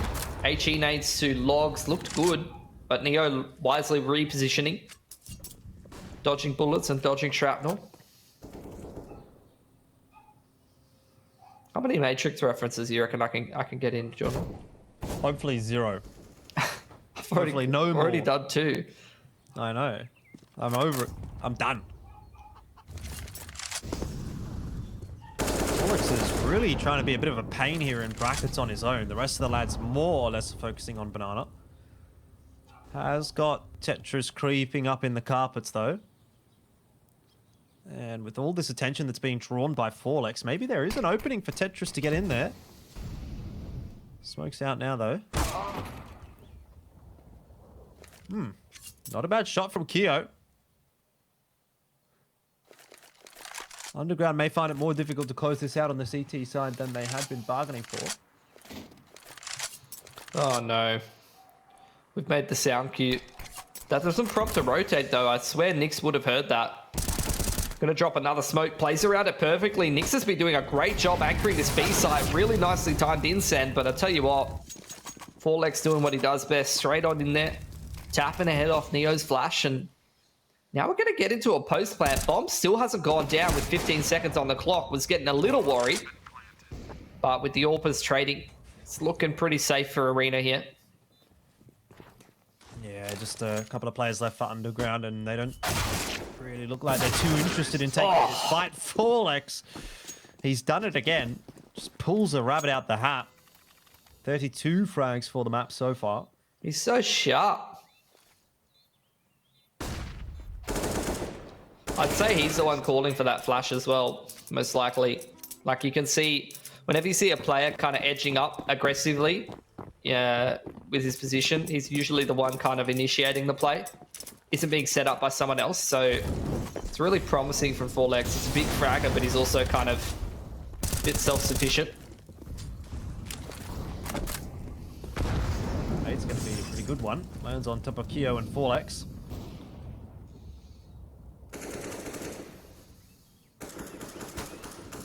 This is a pretty important round for CTs to win, or they're going to be broke here, Jordan. Moon's very low on HP, but he's going to hold his nerve and hit the shot. Mechanical doing much the same. Two players go down. That's a ballsy peek from Keo, but he makes it work. He's a flashy AWPer when he wants to be, I think, Keo. Likes to go for those kinds of plays. Oh, Moon is quite low here in the back of the site. I'm getting a bit nervous because this could actually just be another 2-on-5 from Keo and Forlex. If they can entry onto Moon here without him getting a pick, and then they're in the small site, 2-on-3. It's a tough angle to beat, though. For sure, for sure. Got a couple of flashes to work their way into the side, though. If those flashes do land, then Moon could be in trouble. He's missed a shot. Now he certainly is under pressure. Forlex is looking for that angle, not being able to find it just yet. Time has been bought for Nyx to get in. He's jumping up on top of Coffins. A 1-for-1.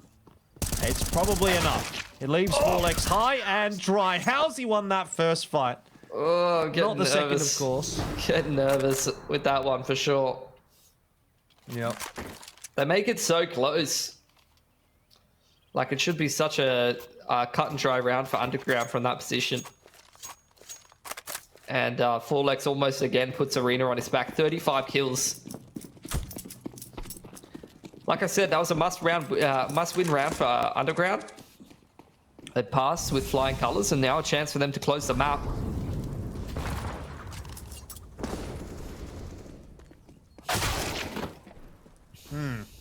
One for one to start the round off. Neither team having a massive advantage, but Arena working their way very quickly into B up against just Nix, who's only got himself an MP9. This could be OT2. Arena, how do they lose it from here?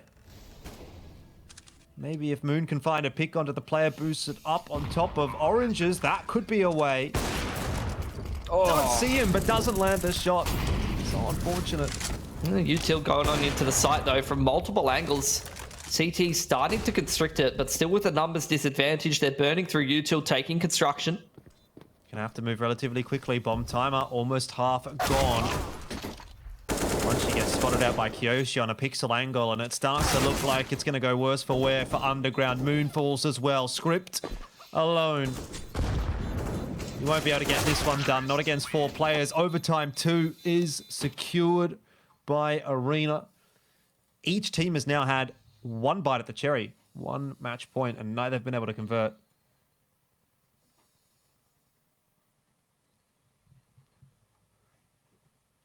Should be Underground back on their T side, I'm assuming, which they did pretty good work on. No, it's Arena T, sorry. So Underground again on CT. See if they've worked on any of these tendencies that Arena have been showing them. Double AWP here from the CTs early on. Nix on the secondary over towards Banana. Is not a look we've seen from Underground just yet. Good util from Arena as they move through the map. Counter util out of Mechanical, trying to keep them out of Banana so Nix can re-aggress onto this line. That's exactly what he's going to look to do as well. But Terry, posing a bit of a problem. That's a nice shot. Over the top of the half wall. Oh, Molly fails onto Moon. Doesn't push him off the angle. Shoulder out from Neo. Needs to be very careful not to lose his life here, but Kyoshi's the one who shows his back. Script to pop out from that cubby position, and this is all falling apart for Arena. Yep. They have these rounds where they look phenomenal, and then they have these rounds where it just looks like it's going to be the freest in the world for Underground. A very, very back and forth kind of a game of Counter-Strike. I mean, I guess that's to be fair, given it is an 18-18 scoreline. Bit of Captain Hindsight, Captain Obvious. Well, see what old mate Terry can do. It's crabbing a top mid. Not a whole lot. Yeah.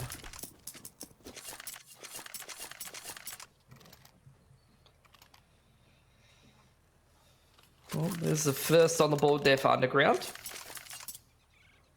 Doing pretty good with that double AWP setup, but they're going to throw it away into the second round here and just rely on full rifle.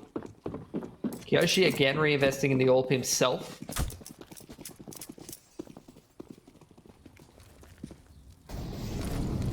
Again, both teams kind of exchanging util on Banana side.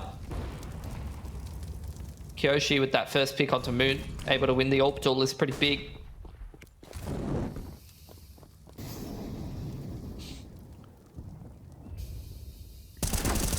This is a nice push from Script, though, to equalize the numbers. And Nix is doing the exact same thing over on Banana. He's like Neo. Line that one, dodges the bullets. Lol. Goes back in for the repeat and makes it work. A-site not taking control of just yet. Munchie is over there as well. It's happening on both sides of the map. Kyoshi, 1 on 3. Gonna again do his flashy jumping around. Shotgun AWPing people. Not gonna work this time.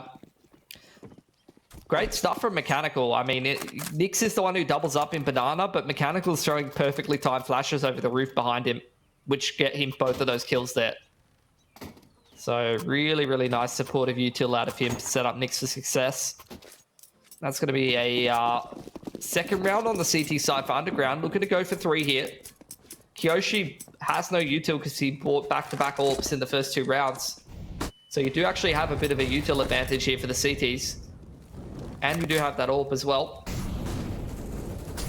I feel like once we've hit the OTs, Underground have definitely looked like the more threatening team.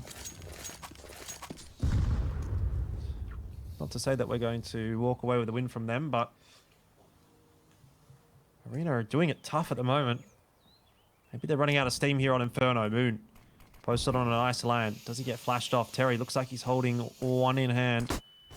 It's going to get tossed in. And indeed, it will force Moon off of the line, but he's come back. He's looking for more. Mechanical's the one doing the damage through the smoke.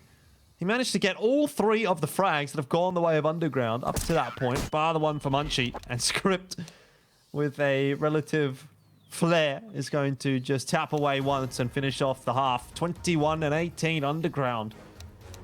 They've got themselves a massive lead heading into OT2 second half. Yeah, I think Mechanical just did like 350, 400 damage through that jungle smoke. Yeah.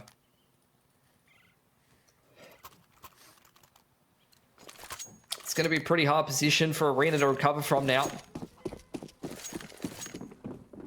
They're going to give it a crack on the CT side here. But Underground, from my recollections, have been pretty solid on T. I'd say there's almost no chance that they don't pick up at least one of these T rounds. But Kyoshi is going to put Arena on the right foot here. Finds that opening frag. CTs have Nana control as well, Jordan. Yeah, that's true, but Script is waiting patiently for a push to come from that direction. Oh, and he's going to be rewarded for it as well. You'd think Flash is there, but there's one frag already for him, and Mechanical's got the other. Both players dead, a 2-for-1. Excellent start to the round for Underground. Oh. And try to actually work their way up into Banana. It's a great nade from Forlex, though. Drops the smoke on the choke as well. Tetris is over here. He's going to refresh that CT side smoke. It's actually missed her own, so there's a bit of a gap there for Moon to slide up onto this main line if he wants to. And with Tetris rotating over from CT side, this might actually be a bit of a misread from Underground. Kyoshi picks that player top middle. They might think that the B side's open here. We'll see. Just going to go in. Forlex. Pretty easy frag on Script to start things off. It'll leave Moon in a 1-on-3. He's not able to land that shot. A great click for the second. But the third, a little bit too much to ask for. So Arena survives. They've still got to hold out another 2 rounds. Had the opportunity to get the double up if they wanted to, but they're not interested. Forlex on for 40 now, by the way.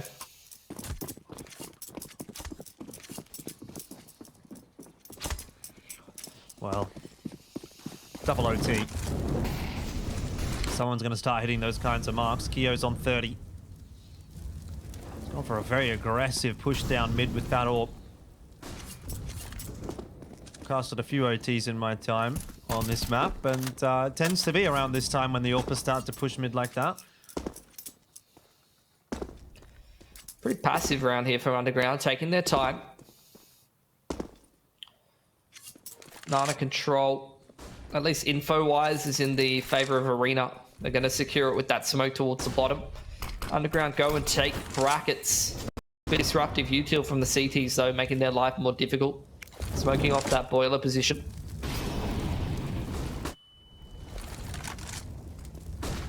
Kyo balls in, as always, is going to be rewarded with a collat. Munchie and Mechanical down in the blink of an eye. Tetris doing a number onto Nix and Moon as well. I mean, geez. Underground, they just need 1 round on this T side, but it's looking more and more difficult to get it. Could it be OT number 3? Could Script have other ideas? 2 crisp kills to start off the 1-on-5. But how often do you see a 1-on-5 one? Inevitably, someone's going to get the better of you. 21-20. Moon's got 2.7k.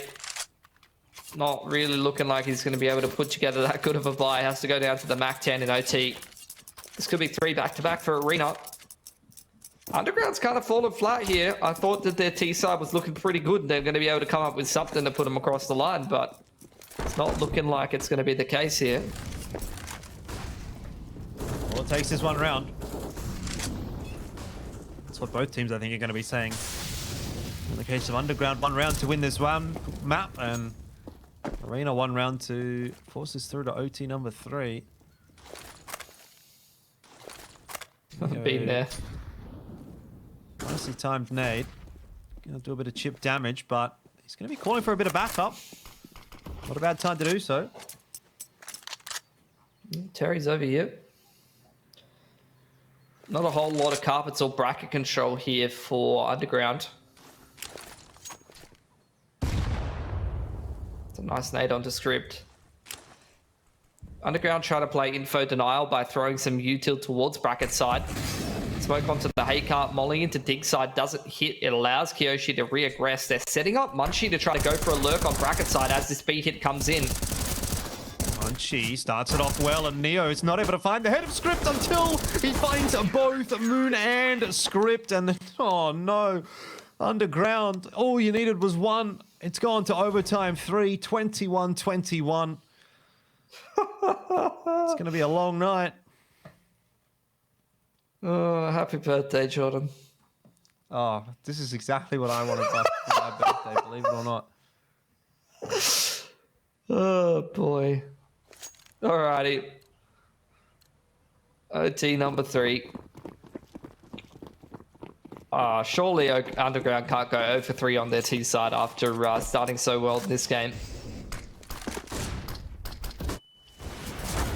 Oh. Kyoshi almost loses his life up towards top banana there.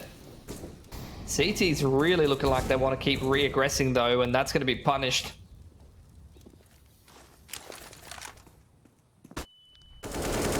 Well, script, he's started to sharpen up the deeper we've gone into overtime, and there's a nice couple of quick kills. Underground's thinking, well, what if we could have just done this last round? Map would have been over. They make it look so easy. But it was difficult when it mattered. But that'll be 1 round on the T side, which has been hard to come by of late. So. Oh boy. Felt like I just watched a Malta moment there. Like just lurking into apps after the whole B side's been taken. Like 30 seconds on the clock. Just gets double dinked.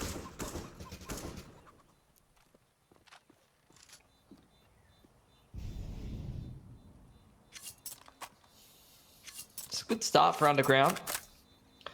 Patient play over towards that Nana side, waiting for Arena to kind of over-aggress, and they punish him for it. It's a good way to get yourself around in OT.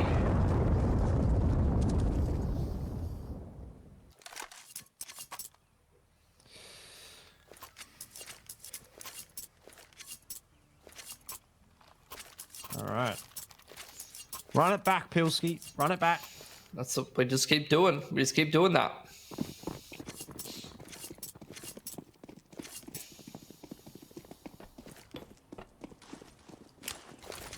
Like again, Arena setting up for this Nana control. Underground heavy contesting, not the passive approach this time. A double entry from Nyx. Yeah, he looks like he's going to get 3 as well. He just continues the charge forward. Fearless is this man. He spotted another one. Doesn't opt for any more. Don't know what Arena's really going to be able to do about this one. Jump up onto the flower pots for Tetris. He does find Nyx. Mechanical though. He's a little too good. Finds that trade. It's Kyo alone. Has got reasonably deep in through construction, but the Molotov is going to keep him at bay for now. Another layered upon it. She not quite going to give up his life. It looked like for a moment maybe if Kyo held that line, he could get something done. But now, oh, he got a ping on the moon, I think, through the box there. 2-on-1 still looks very difficult, and Underground not really giving him a slight opportunity. So it will be another for Underground on the T side. Big round from Nyx. Love the change up from Underground. Round before, you know, they went for that passive approach and they punished the CTs for taking banana control that time. Good spawn. They send 2 of the boys straight up banana to contest, and it's just a triple entry from Nyx, who's had a pretty good game here. Haven't seen him play before, but he's doing pretty well against Arena. See if Underground can go 3 for 3 here again. Pre-fire from Kyoshi on towards stairs. Doesn't find anything this time. Very, very big fight in towards Banana. Scripts found a pick in the meanwhile. Kiyoshi finds the pick onto Munchie's second mid. And we've got a big timing for Underground to actually go for this B exec and find some success here, but they've got to go straight through the util if they want to commit.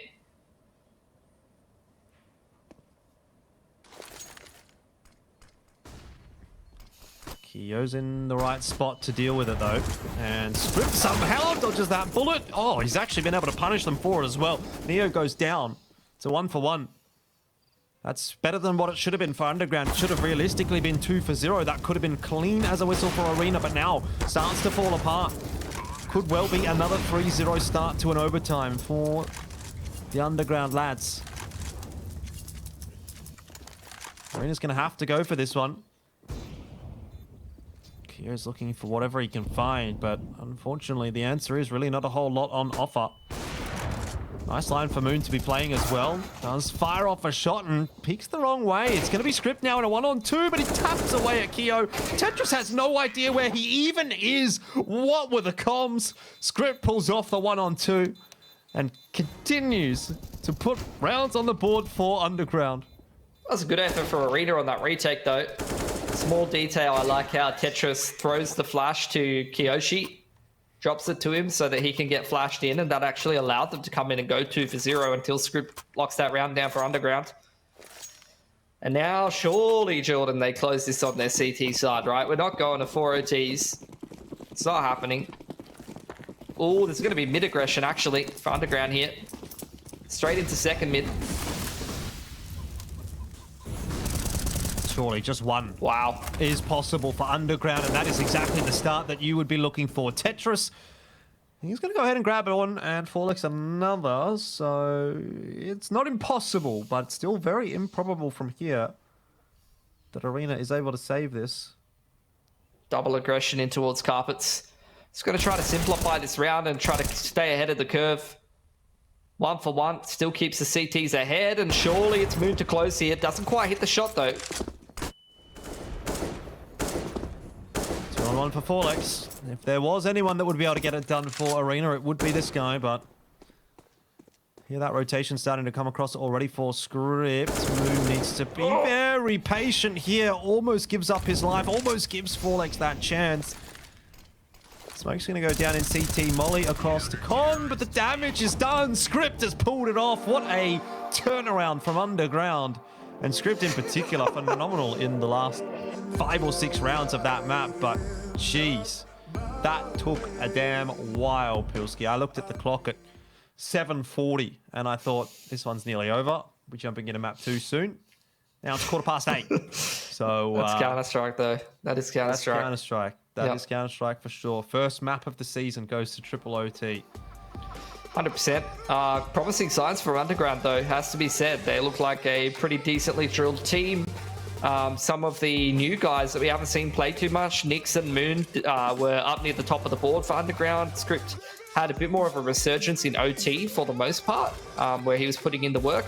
Have to say, the T-side calling looked good, which means Mechanical's probably doing his job on the RGL duties, and I saw him throwing a lot of great util CT side as well to set his players up for success. Munchie was over there on that apps lurk a lot of the time, just applying that passive pressure and keeping info going. And then for Arena, I mean, it's pretty much what we expected. I think Kiyoshi and Forlex were probably the standouts. You had a couple of decent rounds in from some of the other boys as well. But all in all, I mean, this is looking like a pretty close affair. And I think it's quite promising that Underground's been able to close out their opponent's map pick there. So now going on to Vertigo, let's see if they can lock down this series. Yeah, a little bit of a disappointing one for Arena, I dare say. But even still, I'm not so sure that the series is done and dusted just yet. That was far too close for me to make an informed judgment as to how Vertigo is going to pan out. Either way, we do have to take a short break. Don't go too far away. We'll be jumping into Vertigo right after this.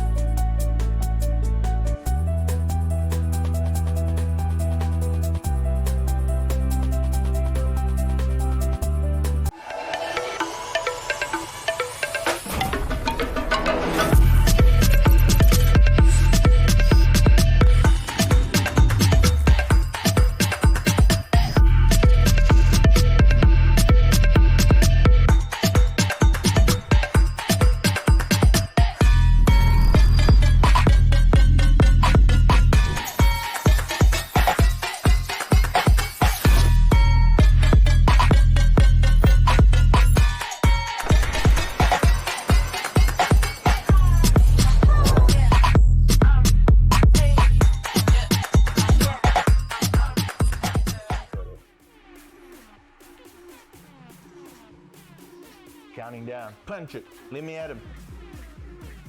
Hey! Free air. Whoa! Whoever's done the render for this has done like an incredible job. Whoa! It's also really comfortable. Like the motion platform's super nice. It's actually really selling all of these like different twists and turns. Another free fall, free fall. Whoa! Whoa! We're heading home, boys. We're heading home. Whew. So it's $40 for the experience, which includes viewing platform access, or it's just $15 on top of your tower ticket. And it's for ages 8 and up.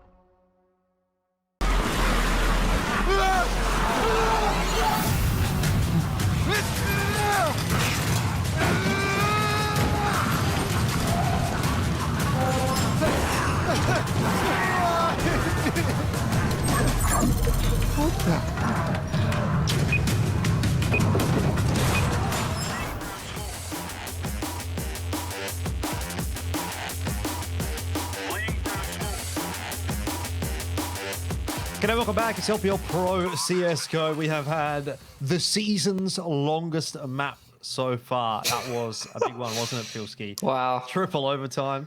Yeah, out of 1 maps, every game's gone to overtime so far. So I think it's going to be a long season from here on out. It was the longest map of the season. So there you go. Yeah, I mean, look, a win for Underground, and I would struggle to say a convincing win given the fact that we did have to go to triple OT to get there, but it is good news on their behalf that we are heading into Vertigo, which is their map choice. And so far what we've seen from this team has been reasonably impressive. I mean, obviously I went into this game with the expectation that Arena was going to win it. I don't want to speak for you, but I feel like you probably would have agreed with me on that one. And so far starting to be a little bit surprised and a little bit happy with what we're seeing actually from Underground. So yeah, possible chance for them to get this done on Vertigo. 100%. I think heading into their own map pick, they're going to be quite happy about it. I think as well, you know, they're heading into their T side, right? So, I mean, their T side of Inferno, it looked like they had all their ducks in a row. It looked like they were a nice little unit. So hoping they can keep that same energy heading into Vertigo here and give this series quite a good crack. Indeed, indeed. All right. Well, I think it's time for us to jump on to map number 2 here. It's Vertigo to head into, and see whether or not Underground can get it done on their map choice, or whether we will be heading to map number 3. Got some good news for you though, Pilski. Wow, what is it? If you're a fan of light, then let there be light with the Rocket Magma Membrane RGB gaming keyboard, which is available now. I know you like the light up keyboards. You're a big fan of that. Yeah. Sports guy. Yep, 100%. So that's the one for you. RGB is a staple. If your keyboard doesn't have RGB these days, then I don't know what you're doing. Yep. Mine does. Personally, a bit of a gamer myself. Yeah, you have been known as a bit of a gamer. You love your TFT and your what else do you play? Rust. Yep, bit of Rust here and there. All right, Arena. Can they get off to a good start on their CT side? They got the choice of side, but it is Underground's map. So I suppose if Underground is going to be able to show us anything on the T side in this series, it should, in theory, be on this map. There's a nice smoke into the A bomb site to allow progression up from Scaff, and of course to try to get that bomb plant down. It's Mechanical who will have that duty. Yoshi goes straight through the smoke and almost gets a double. He gets away with absolute murder. It is a double kill back for Underground though. They haven't managed to get that bomb plant down. Keo continues to pull out plays like that and throws a spanner in the works for Underground. Nix is really doing some work in this series, though. He was probably the standout for Underground on map 1. And already a triple kill in this pistol to put Underground in a winning position. Get this rotation back around here. Could be dismantled by Forlex, but that is just excellent crosshair placement from Nix. He's on for the ace here. Might just get it as well. He's going to get the bomb plant down there too. Moon could potentially steal it away here, trying to cut off those rotates, and does. But man, what a round from Nix. 4 kills. Pretty much gets it done on his own when his teammates are falling around him at the outset. And Underground's off to a pretty good start. 100%. Impressive stuff from them. Doing quite well for themselves. Nix has been already a bit of a revelation here. First series I've seen him play inside the server, doing a bit of domination. He's looking quite handsome as well. He's got like a little tracksuit on. I like it. Nicely groomed facial hair. I got no complaints. Yeah, not bad at all. Not bad at all. Neo looks like he's been at a tough day's work. Jump into the server, hoping to frag it up. And the day got even tougher. And the amount of people that I used to play with that were like tradies, and they would just hop on, absolutely blasted from a day's work, and just not frag. And I would also not frag after doing not a hard day's work. So what can you do? Grow a ripper mustache like Script. That's true. That's probably why Mac loves him so much. I would honestly not be surprised if that was the case.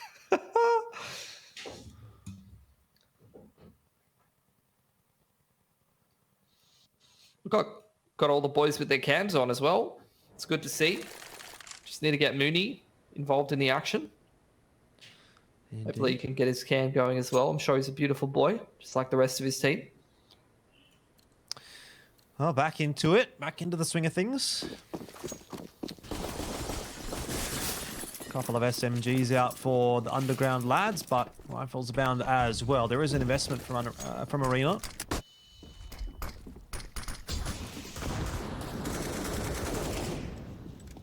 Oh, Terry, he's playing with fire. You can hear the little boosts happening behind the smoke. Feels that with the T's not forcing through the smoke, he doesn't feel safe enough sticking around, so he's going to skulk back into Scaff. Forlex is aggressed down on stairs side. You can see Underground just quite happy to bide their time, see if they can punish any of the CTs for over-aggressing. I mean, Arena did suffer at the hands of some buys like this one when they were the team that had the cash in their bank in the first map. Sort of, I mean, I guess at the end of the day, it sort of brings them unstuck, doesn't it? They did lose 2 anti-pistol, anti-force spy kind of rounds. Underground trying to hope to avoid much the same thing. Really trying to put their util to good use. Terry around the corner with a 5-7. Always a dangerous prospect, but can't land anything here. And that'll allow the bomb plant down for Underground. This round starting to get wrapped up pretty cleanly in the end. Looking good. Underground looking like a great unit on this T side. I've been impressed. For sure.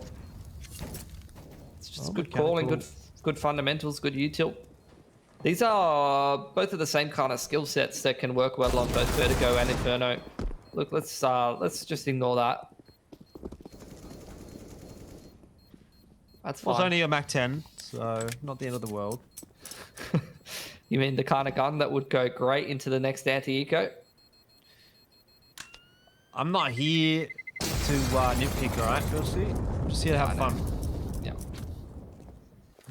Moon could probably just buy an AK here and say, whatever, don't worry about it. Take that through to the next round. As long as we don't lose more than one gun here, it's good. He's going to get dropped an AK by Mechanical. And we're in for another tech pause, Jordan. Because who is it? Who are we naming and shaming? Terry, Kyoshi. Neo. You reckon Where's it's Neo at? It's always Neo. There's a glitch in the Matrix and he's been disconnected. I don't know if his cam is on his phone, and if what I'm watching is his PC rebooting as the lights go on and off in front of his face. Probably it's a game something crash. like that. Yeah, I dare say that is a phone camera.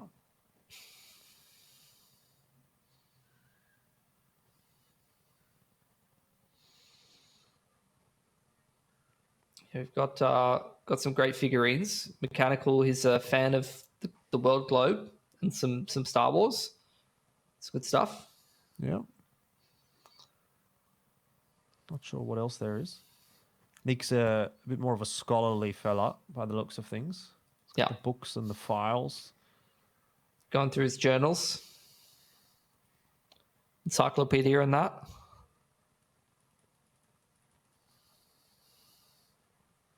Must be difficult as a player when there's pauses like this, like every round. You never really get a sense of fluidity. Yeah, I don't know. I think it just is what it is for these kind of games. Like these kind of league games, it's whatever. I think it has a bit more bearing when it comes to like pressure games and LAN games. It can definitely kind of change the momentum. I think the main thing that sets in these kind of games is just a bit of boredom. That lack of focus can kind of bleed through into subsequent rounds. Not unreasonable, I don't think. Kyo's got his bag, his little suitcase. Wonder where he's headed. Off to DreamHack, maybe. Maybe.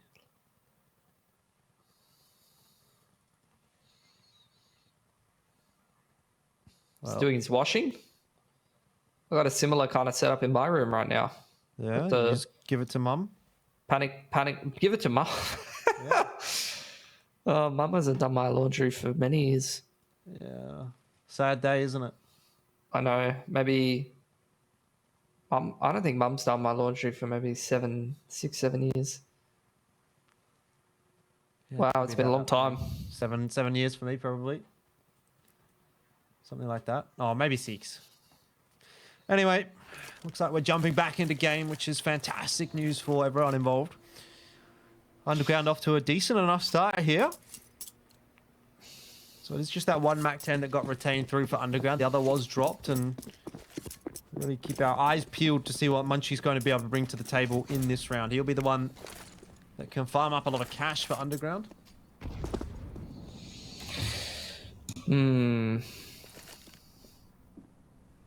We'll see if Arena can get any kills in a round like this. Need to just go for some economy damage. Nothing crazy before they head into their first buy round of the half in round number 4.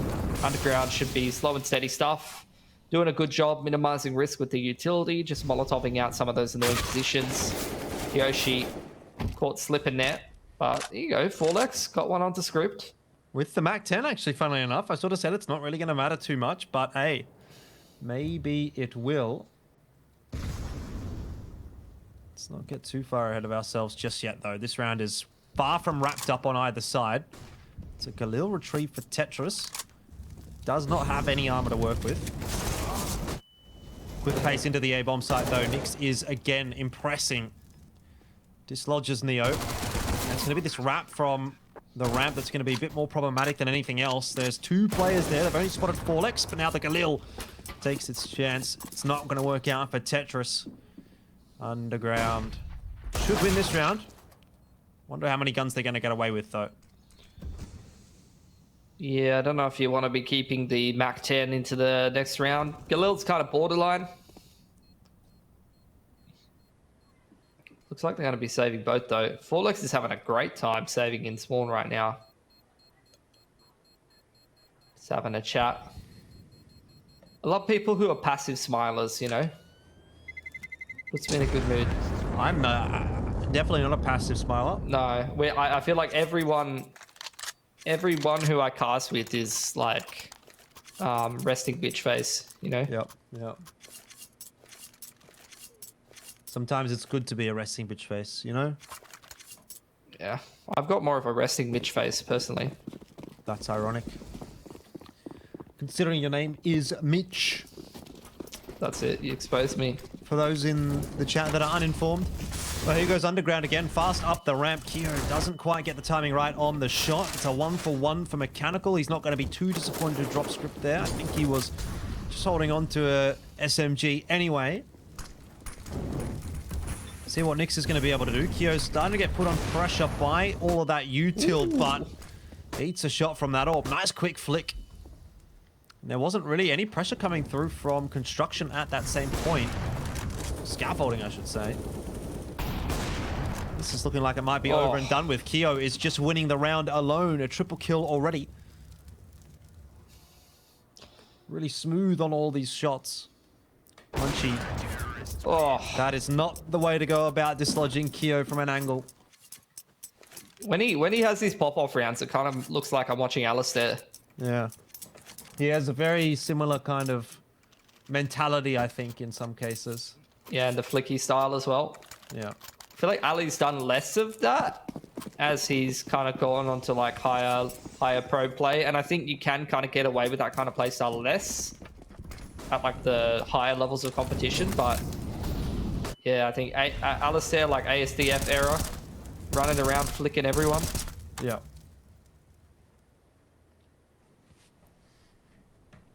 I remember Alistair from the Corvidae era as well. Oh, yep. 100%. Times. I remember Pilsky from the Corvidae era. That guy was pretty good. I don't recall Pilsky on Corvidae ever, personally. Wasn't a good Corvidae. Well, Underground do have an inroad already into this round, but their position is pretty well known by Forlex. He's called for a rotation, gets the assistance in from Tetris. Underground not so interested in heading towards the B site, though. They've got themselves a man advantage early on here. Nick's making a bit of a sound cue, though. This could be problematic if Terry chooses the right time to throw this flash out. Head spotted by Neo. No, he's been team flashed, Jordan. It's all gone wrong. Yeah, indeed. 40 seconds left to go. Underground are going to have to get a bit of a wriggle on. Munchie and Script working their way through Scaff are going to be able to get the first. Nyx again slides in for the second, and he wants more up above that smoke. Like a turret finds its mark. He's 9-1. He is 9-1. He might be about to be 10-1 as well. Oh, Forlex just able to win the duel with the Mac 10, but not that it'll matter. Underground up 4-1. Perfect start to the map. They're looking good, man. This is looking like a good series from them. What's this buy for Arena looking like, though? I guess they are buying up. No one's really got any grenades outside of Tetris and Forlex. Aggression into middle. Yeah, I mean, this is this hyper aggro orb style, isn't it? Risk versus reward. Yeah. Terry on a cheeky little angle, boosts it on the head of Neo. Is going to be equalizing things to 4-on-4. Script hears that underarm smoke. Well aware that stairs control is firmly in the grasp of the CTs. Would be wise to maybe call over a friend to help him clear that out, or maybe they will just go back towards this A side of the map. Moon on the angle. Raw adjustment doesn't quite hit Neo there, who is going to throw a progression smoke. More util being juggled over. Looks like the CTs want to arrest on this execute. Certainly seems that way. Terry can get in front of this smoke very easily. He's tossed his own smoke as well. This is a really nice setup, and it's going to be difficult to break. Surely you're not checking this one. Script goes down. Nice play from Terry. Very nice indeed, but it might not actually end up being enough to save this round for Arena. Because Underground have worked their way into the site. They've got the numbers advantage. They just now need to get that bomb plant down. Munchie keeping an eye on what Terry's doing. Terry will not opt to jump up on top to try to deny the bomb plant. Almost gets Munchie on the exit. Tetris from behind has caught Moon. But there is safety in the scaffolding for Underground, and that's where both Munchie and Nyx are going to back away too. Nyx still alive. Makes this look like almost an assurity for Underground, but Tetris has other ideas. Taps to the head. Two of them, in fact. He'll get the defuse in Arena. Find another. Bomb plant is probably going to allow Underground to actually crack back with a buy here, and with only one player surviving, This could be a bit of a swing round for either side. Arena reducing their loss bonus a little bit after taking a bit of a clobbering in the first couple of rounds. So this could kind of be the make or break round for both teams. Moon's on the AWP, Kiyoshi on the AWP. Pretty decent util across both teams. Oh, good flash. Set up Kiyoshi on this angle. He's going to try to keep a bit of control over on towards ramp side here.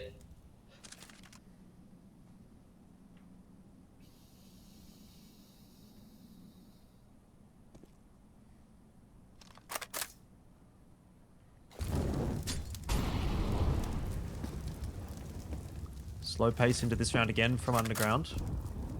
I felt like they were playing a little bit faster on Inferno, but they're taking their time here on Vertigo, that's for sure. Good flash to dislodge Kiyoshi.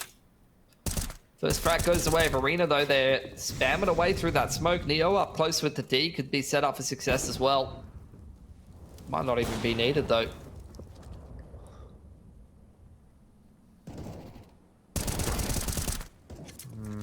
Tetris able to lock down mid pretty comfortably as well. There is absolutely nothing in that round for Underground. What was looking like the beginnings of a really great half is now starting to get a little more difficult and even starting to swing back in the direction of Arena. I don't know what you do as script there. You got a Mac 10. 4lex is just bullying you with a rifle.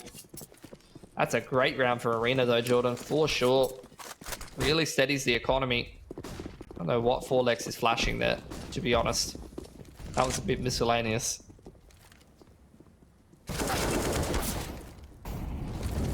Oh, firing squad out into mid here from Underground. They're going to try to overwhelm Neo. Luckily, he's got the backup of a few lads. Oh, that is so... That's so rotten, though. Like, Neo, he's 1 and 6. He's like, yes, finally, the eco frags are coming my way, and all the little magpies, seagulls, every bloody breed of bird. Hey, he's got 4 assists at least. Just coming in and stealing all his chips. Assists count for something. They don't. Not on the HLTV rating. They do, but, you know. Everyone's looking at the plus minus. Yep. Let's be honest. True.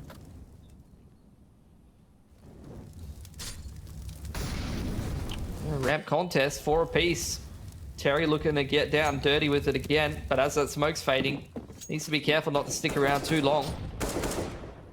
Again, kind of slow pacing from Underground here, right? Just taking their time. They burned through a lot of util in the early round here, though. Like, only 5 grenades across the whole team. They really can't throw a side exec here. They're going to have to do some kind of weird dry contact. So I like the idea that they might go back towards middle and B and try to find a nice timing there. But you're trying to attack the site with 4lex on it.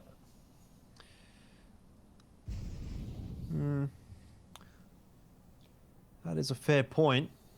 Of all the players in the server, though, I have to say Nyx has been the pick of the bunch thus far. So as long as Nyx is alive, you feel like anything is possible. Script gets boosted up behind the half wall, the wood wall. 4lex has his gun trained in that direction, but this is really a case of timing. Flash over the top, 4lex. He is going to be able to get the better of Script. Now it's on to Nyx. The flash catches him as well, and 4lex, well, he's done his job, that's for sure. Helped immensely by the flashes coming through from Kyo. The CT side is now starting to build up quite nicely for Arena. Yeah. This wasn't any util in the mid to late round there for Underground. Like, they played a very slow round. They tried to trade util on ramp side with the CTs, and that's just not going to work out when you have much less util coming into that round. Like, the CTs just had a much better economy.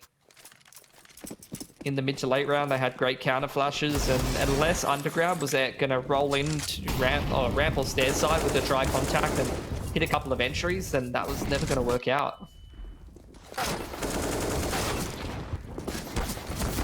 This round actually starting to look a little bit awkward. Pistols are actually working. That change of pace has kind of caught Arena off guard. Bomb plan at the very least is going to go down. Now it's onto Mechanical. If he can kill Kiyoshi, would have made a big difference.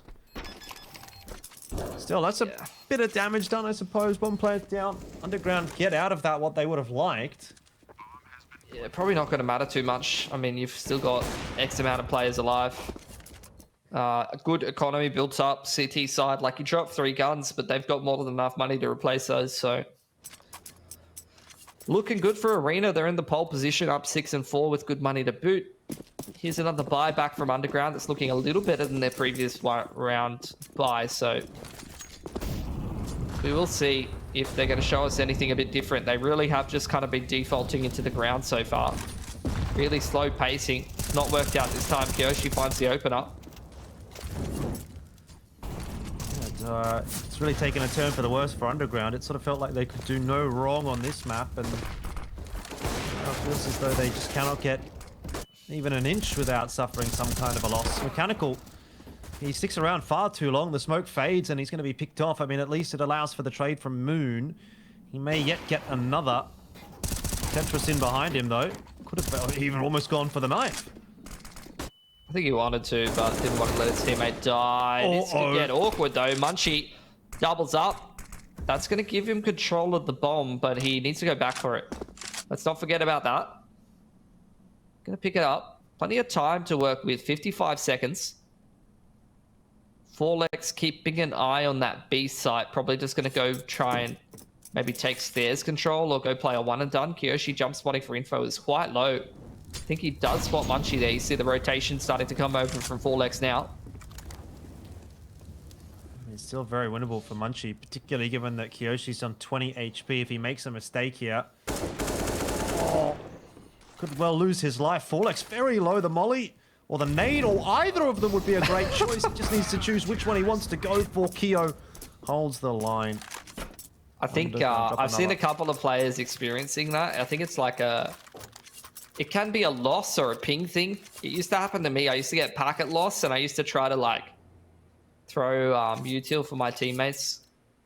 Like I would say, I'll try and flash the entry player in. I'd be like, I'm flashing for you, and then the flash never leaves my hand. My entry player just runs in and gets orbed. Good times. Idiot. Should have waited for the flash. That's what I'd be saying. 100%.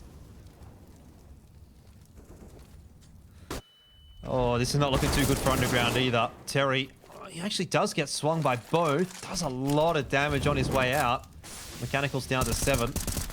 Molly's going to be put out by the smoke, but Mechanical cannot afford to even eat one single bullet, and Neo's certainly going to be looking for him.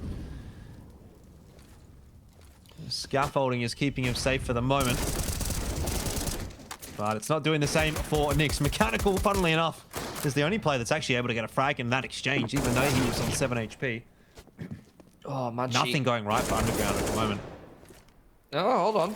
They've been able to trade out Forlex on this B side of the map. C4 very far out of position for Mechanical. It's got to be on script. Flash could go onto the line here deep towards Kyoshi to set up script for success. Neo's on the flank around through spawn side. Good pick from Kyoshi over on Gen. He's really not just missing anything. 16-5. Had a bit of an up and down performance on Inferno. Couple of bright spots, but look here on Vertigo. He's popping off with the orb. It's good to see, isn't it? I mean, I think it was a little bit of a lackluster performance from a few of the members on Arena's side. Not that I don't think Kyo was necessarily too bad on the first map. He was sort of holding his own, but compared to what we've seen him be able to do in some cases, I mean, yeah, he definitely had somewhere else to go. And I think we're seeing that right now on Vertigo. Underground gonna have to do something pretty quick smart if they want to win this map. Oh. He's just everywhere right now. He's picking up the confidence CT side. It's very dangerous. And Underground, it's felt one-dimensional, you know? It's felt like they're trying to go ramp. They're kind of getting picked apart, losing the exchange more often than not. Yeah, Terry's going to get in behind them as well. He'll go through this smoke. No, he won't. Backup scaff, but either way, the result will be the same. He is behind them. Script done and dusted. Underground are getting absolutely nothing done on this T side anymore. Moon. It would have been nice if he got the double there, but even that, I don't know if it would have saved the round. Yeah, Underground is getting pulled apart at every twist and turn. Yeah, I think it was a great point about Keo. He just seems to be everywhere as well. It doesn't matter where they go. He's finding that opening pick. Yeah, but Underground's too one-dimensional at the moment. Like, they're just 3-1-1ing every round. Like, it's a little bit played out. Like, you can do that, but you need a bit more depth. Like, they need to throw in some faster ramp takes or maybe a mid to B, something like that. Like, this T side is just way too easy for Arena to play around right now. This is something different. Pacing straight up ramp. Yep. I mean, the flashes actually seem to be pretty good, but Underground, they might have got caught by a couple of counter flashes themselves. So they hold their horses for a little too long. Hands up with a 1-on-3 for Mechanical. This will be double digits now for Arena. Mechanical's trying to get cheeky through the crack in the sandbags, but Forlex is really giving him nothing, waiting for that kill to come through from his teammates, and there's double digits indeed secured on the board for Arena. They look like they're on track for 11 as well. How quickly this half has just fallen by the wayside for Underground. It feels like only moments ago we were talking about what a great start to this half this was, and now it's almost like, well, I mean, start thinking about map 3. Yeah, we haven't seen anything from Nix either. Like, he was 9-1, now he's 11-11. Like, really no one on Underground is contributing right now too much. Whereas it's across the board performance from Arena. Kyoshi's at the bottom of the stairs this time. Constantly changing up his positioning, but great spam through from Script. You cannot let this one go by the wayside if you're Underground. You finally got yourself a man advantage. Lurk on through from mid. Munchie finds a pick as well. 5-on-3 now, a minute 25 on the clock. Underground can do absolutely anything.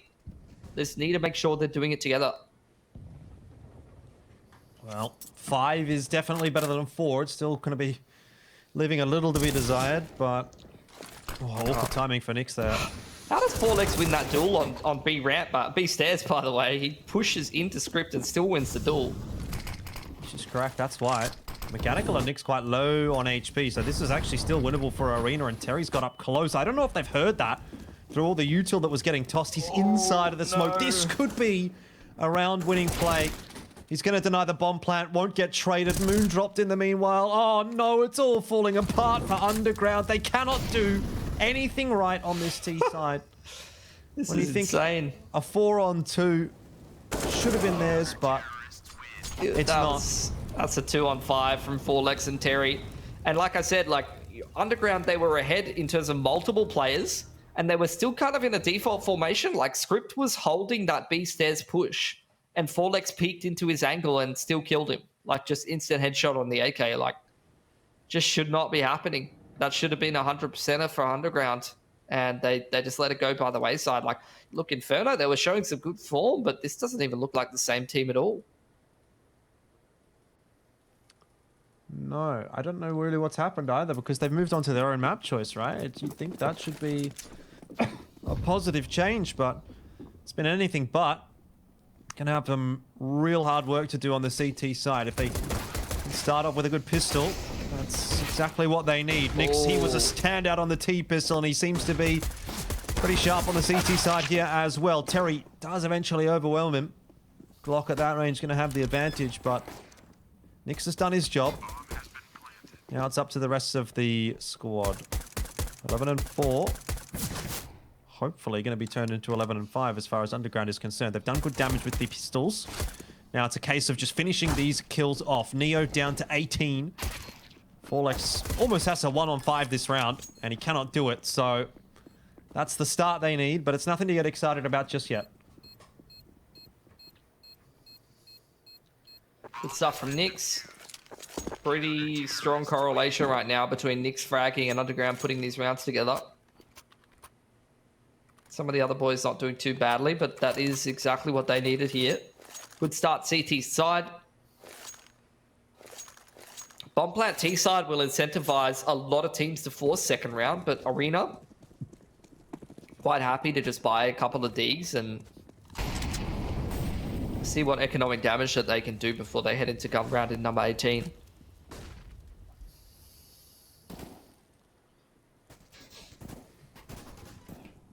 You'd really be wanting to see some clean anti-ecos out here from Underground. 0 guns lost for the next couple. Yeah. Try to build that money up as much as possible. I'm not sure if they're going to be able to do that. Like, the way that this round is posturing already, Like, you got mid pressure with the Deegs, not great util from CT side. I don't know how they could put this one cleanly away unless Arena just doesn't connect any shots. Well, Moon and Munchie are the ones that are fighting for control of mid, and they've only got the MP9s to work with. Neo should be a freebie here for Moon. It'll go the way of Munchie, but both are able to chime in with a frag, one apiece. That's the start they need. Script catches Terry as well, trying to creep past that smoke. So you're seeing it come together now for Underground.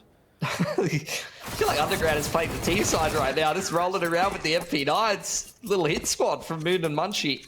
Yep.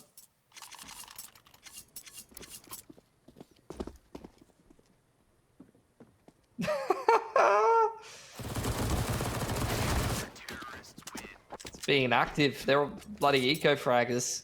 Disgusting.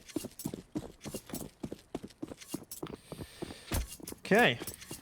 Good start to the second half for Underground, but it will be all for naught if it eventuates the same way the first half went.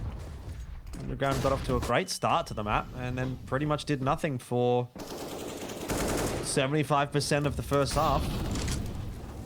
Trying to get aggressive down ramp could be a big mistake. Teddy waiting for it. So is Keo.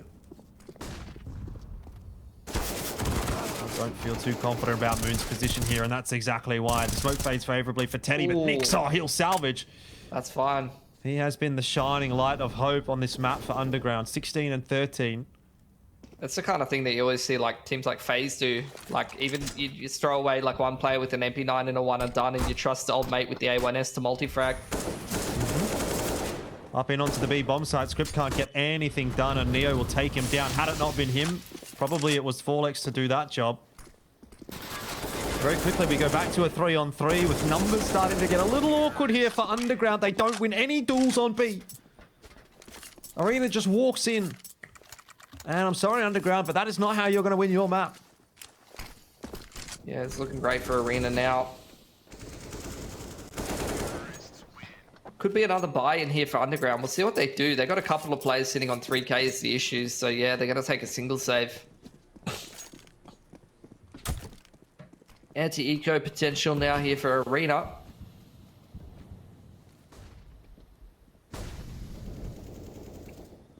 Interesting T-side smoke there. Actually gives Script room to kind of walk on in. But he's checked by Neo. Yeah, I think this map's starting to come undone. Yeah, I think was prepared Arena to give Underground something when they won that pistol and the subsequent, but now it's just too far gone in my opinion. Yeah, it feels like Arena are kind of waking up a bit as well. Sometimes you can be a bit sloppy first game of the season.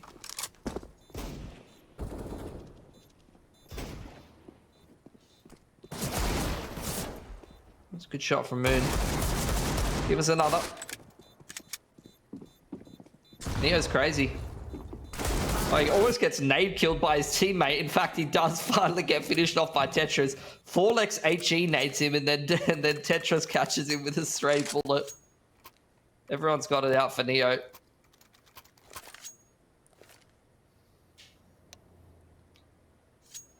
All right, I'd imagine this is probably a tack timeout for Underground. They're running out of room here, Jordan. Arena's up 13-6. They got pretty strong money. It's not completely out of possibility. It's attack pause for Arena, actually. So they're going to have a chat about how they can close out this game. Yeah, looking a little bit happier on the cams now. I think it would be incredibly frustrating to lose a triple OT.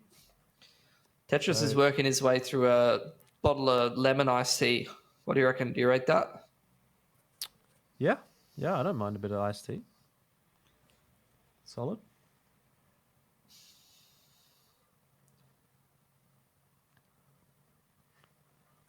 What is the thought process here for Underground? Mechanical doing a bit of the speaking there. He was mentioning in the interview we had earlier that he is calling for this team. Yeah, I don't know if I'd be owning up to that, this map's T side, but Inferno, I'd definitely say, yeah, I was calling. I took a break on Vertigo, though. Oh, that's not good news. Nick's already down and out.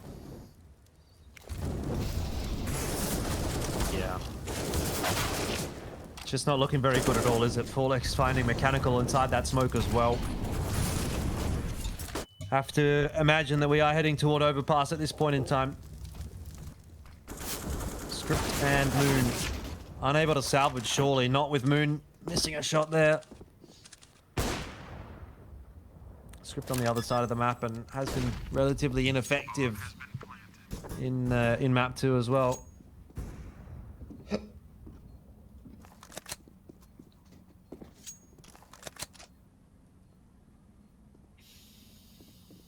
Script gonna hide inside the ladder room, think of better days.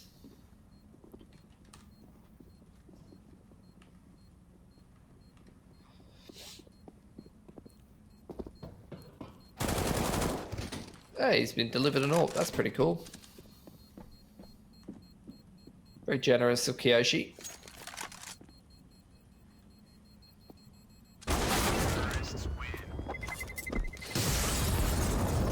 Fourteen to 6.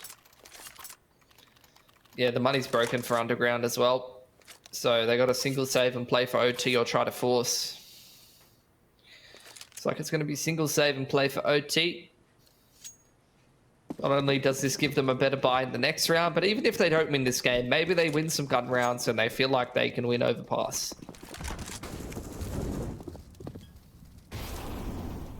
They did decide to go with overpass over Mirage in terms of the third map, so I'm interested to see what they might do on that map. That's a nice flash. Nice couple of kills there for Script. It's just all 5 members on ramp trying to take that battle to Arena. Works out in the sense that they do get a 2 for 2, which is probably better than you could hope for with pistols only, but they've lost map control. And it should be pretty straightforward for Arena to clear it out from here.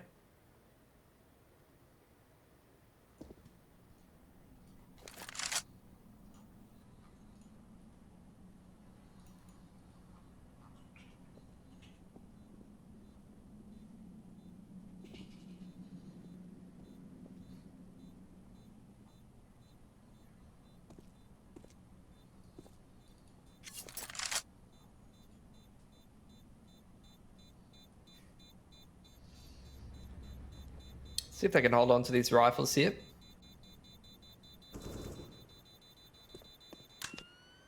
Doesn't look like the T's are going to be able to find... Oh, nice self angle from Mechanical. Sandbags soak up a couple of those bullets, so at least they're able to hold on to 2 AKs, giving themselves some one-tap potential in the next round, but outside of that, nothing to really get too excited about. Got a bit of a better buy heading into this one. Underground, they've got a long road to get back into OT, and they have not really been putting up too much of a fight on Vertigo, so I'm going to remain skeptical. Especially when they lose Moon 5 seconds in. Yeah, that's really not ideal at all. Yeah, I mean, I think we've been well aware as to which direction this has been headed for a little while now. Nice kill from Script over toward B, an area of the map that has been problematic for Underground, and Nyx is also able to overwhelm Neo, so maybe it's not done this round. Arena at a disadvantage. Kyo has really been superb on this map. He just doesn't seem to be missing anything at the moment. Even the difficult shots, just kind of making them look easy. Yeah, reroute from Arena. They're going to reset and go back towards that B side of the map, but the T's have a longer rotation on Vertigo than the CTs for sure.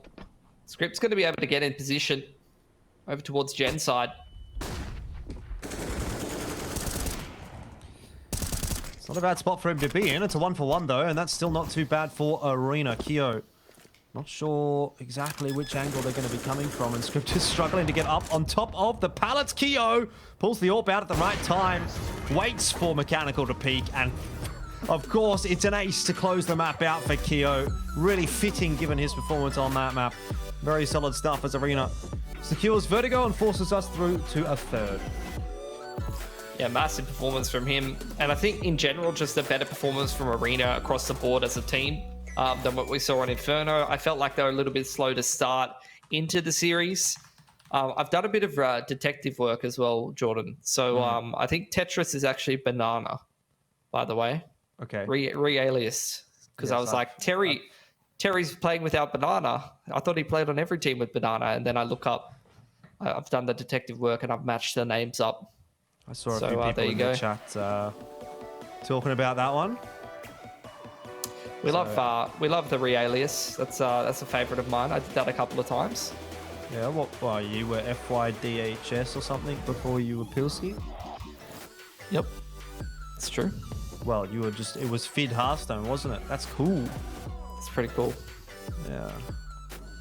You know what else is cool? What's that? Kyoshi shooting a lot of people on this map. That was Yes, really, really solid map from him. I mean, if we would have seen this on map 1, I think the series was pretty much done, wrapped up in 2, which was sort of the expectation. And now with the result here on Vertigo in mind, I think you have to say probably a pretty disappointing performance on Inferno from Arena. Like, it really took them a long time to get going. And even then, ultimately, they couldn't get it over the line. It went to Triple T. It just sort of felt like something was lacking for them. Even though you were getting, like, decent individual performances, something wasn't quite right there for them. So it's nice to see them back here on map 2, kind of securing that one pretty comfortably. We'll have to see how Overpass does go. Obviously, that's where we're going to be headed next. So we'll take a short break right here, head into map 3 between Arena and Underground, and catch up with the result of that one over after the break.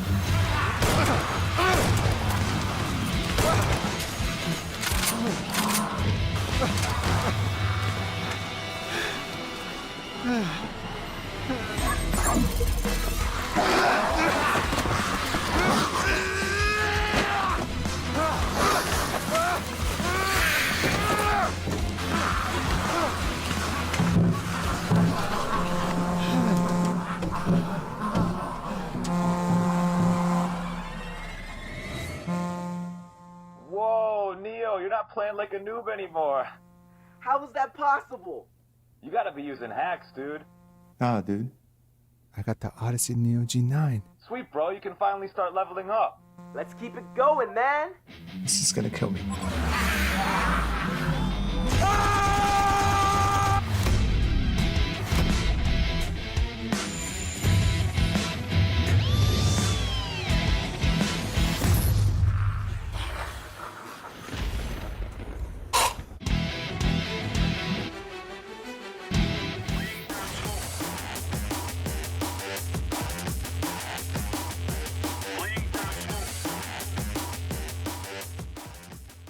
G'day guys, welcome back. It is of course the LPL Pro CSGO. Pilski, you had something up your sleeve.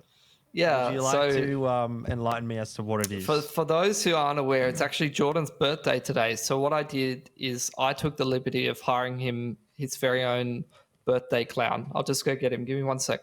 Okay. Let's go get him. I wonder who it could be. Hey guys, it's me, Silly Pilly the Clown. It's Silly And Pilly the Clown. I have a birthday joke for you, Jordan. I don't want to hear it, but go ahead. What type of music is scary for birthday balloons? I have no idea. Pop music. Oh my god. All right. Just leave and never come back. Actually keep that clown nose on, because that's literally what you are right now. Anyway, it's Overpass up next. What are we expecting out of Overpass? I would want to say I think Arena should come through pretty clean and win this one. I guess a little bit of it depends on which way the knife round goes, who gets the choice of side. But I reckon you put Kyo on the CT side right now with an AWP, he's just going to 1v9 everybody, and that's going to be that. You would say that, but the thing that we have learned from watching Kiyoshi across multiple domestic leagues is he has one massive map and then he has one meh map. So if he can bring consistency map to map, I think that's going to be his kind of next transition of hitting another level as a player, because I think he's, at least from the games that I've watched in some of these domestic leagues, been a bit too inconsistent to be putting in those performances. And I think at the end of the day, that does come down to the play style, right? He's a very kind of risk versus reward AWP. He likes to go for that kind of aggressive flick kind of play style. And, doesn't always work out well. It's worth mentioning, though, that the boys over there on Underground decided to go not for Mirage, but instead go towards Overpass. So maybe they have something up their sleeve.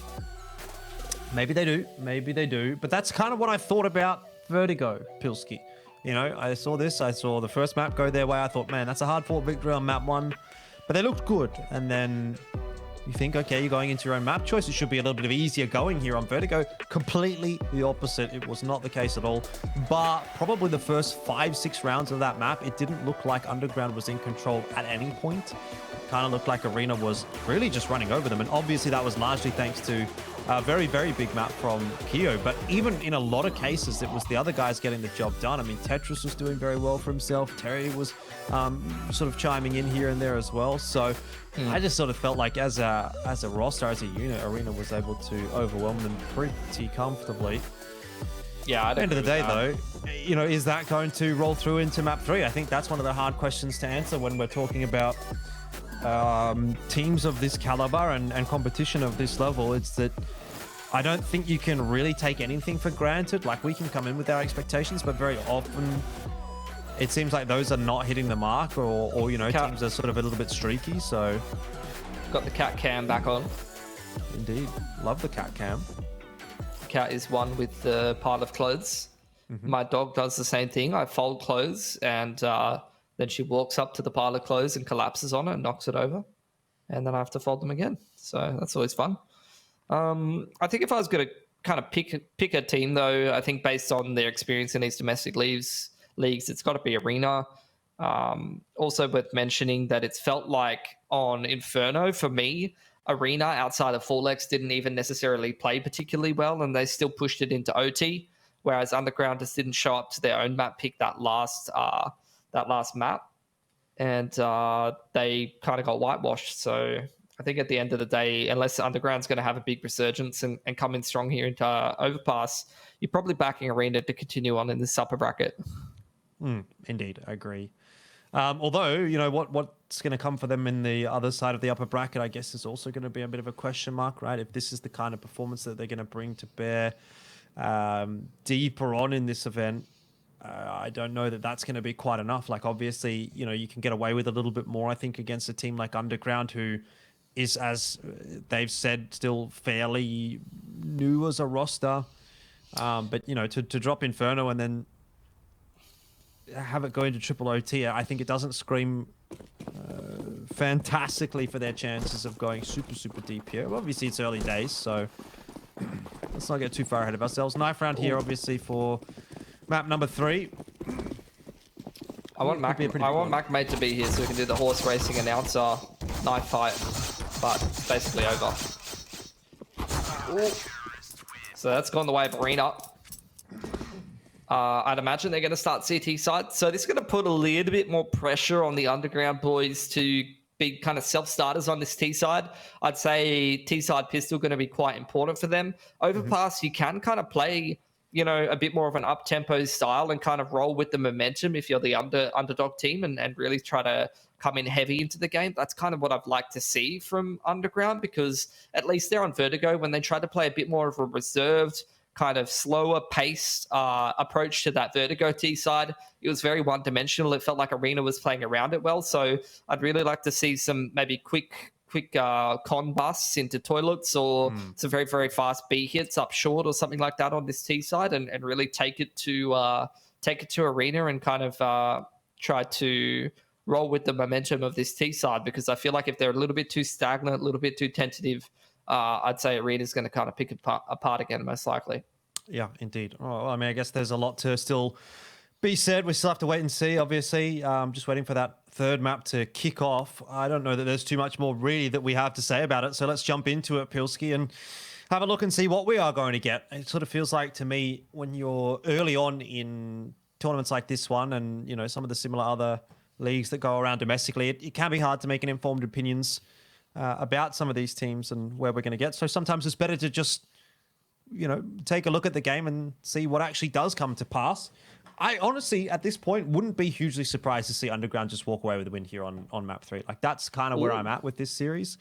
And that's also not to say that I don't think Arena will win. I actually would say if I had to throw a prediction, I would say I think Arena will win this series. But it's just been so back and forth, so up and down, that it's very hard to get a really good read of where we're sitting. So let's just see what we're going to get. It's Underground straight into Playground, and looks like they're headed out toward Long with those Glocks. And, well, they were spotted by Arena, so should be some info getting relayed around. Yeah, good info gathered by Kyoshi. And he's going to go aggressive up towards Flower Pot. That is ill-advised. There is a lot of T's just barreling straight up Long A into the site now. Bunch of taps. No real connection so far from Arena on that CT side. Not that there was any shortage of opportunities, but Underground do just barrel into the A bomb side, and they're able to overwhelm Forlex in a very awkward spot. Opts to take the battle head on by going straight through that smoke, relinking up with Terry and Kyo. And Underground now kind of have control of CT spawn. That's big. It's big T-side pistol. Really going to help them out with this momentum here early on. That's exactly what you want to see from them. I feel like in these domestic leagues, at least like from what I remember, you know, it's the map of the series on a map like Overpass. You start out with that T-side pistol, you know, can get all the boys in a good mood, get things flowing really well. Now they are going to go into this second round kind of anti-force. Both Forlex and Kyo are holding on to enough money for AWP in round number 4 though, so wouldn't be surprised to see Arena first gun round crack into the double orb if this doesn't go well. Yoshi going to cop the dink early on there. Deagle's still looking fairly dangerous prospect. Moon is finding out exactly why. At the very least, there's been some trades through here from Underground. And Mechanical, how does he die to Neo? That's going on? unreasonable. That is a disgusting shot from Neo. Munchie's going, where the hell the rest of my team gone? Knows that Neo was in this short water position. Gonna see if he can try and trade one back. Hopping up onto the rail there. Checks Neo. It's a good start to this 1v3. Terry in position on ABC. Oh, Does catch him on the cross there. Did Mechanical see Terry? Looks like he has, but it's not gonna matter. Wow, the slow creep and Terry just executes him. Oh, one tap dirt nap there. Love What do you to see feel it. about that now, Pilsky? Because Yeah, obviously... I feel horribly about it, Jordan. I'm gonna be honest. I don't feel good. What do you do as Underground now? Weird money position. Most of the boys under 2.7. Yep, this is probably a single save. Yeah. I think if you don't get bomb plant here, you can't single save, but because you get plant, you can.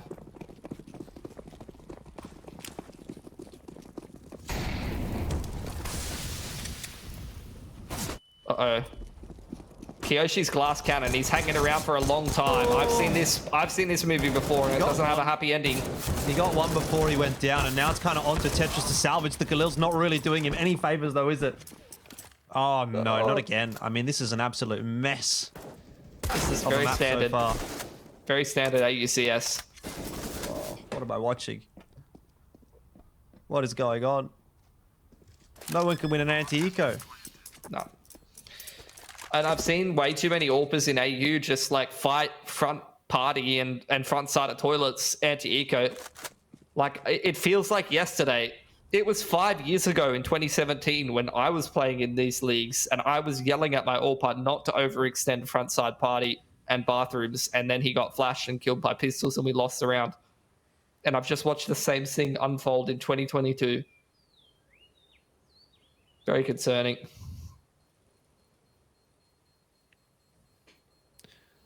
Forlex will try to save his M4.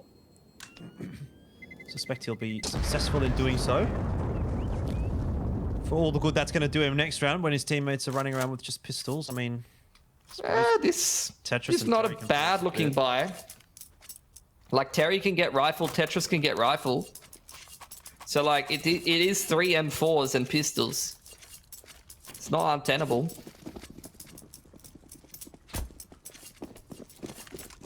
This is all going to be on individual aggression timings on around the map from these rifles, most likely. Oh, I love this. Boost up on here on party with the A1S. Clever, clever. Yeah, nice little pick already. Might be a retrievable weapon as well, but the Lions are going to start to get scurrying down into B. Forlex tried to get aggressive up through Monster, didn't work. Now it leaves Neo in a real spot of bother. He doesn't have any teammates. If he can get one here, that's going to be good enough. But of course, even that is a bit of a task with only a Deagle to work with. Keo kept at bay by the molly. Bomb plant's going down for Underground. We might see some semblance of normalcy return to this game if Underground can convert the round from here. Looking good. All of these players in towards Waterside. Terry going to get boosted up. He's going to get a freebie onto Moon. That's real nice. Even if they don't take this round, Jordan, they're just chipping away at these rifles. Making it more expensive for Underground. There's another one.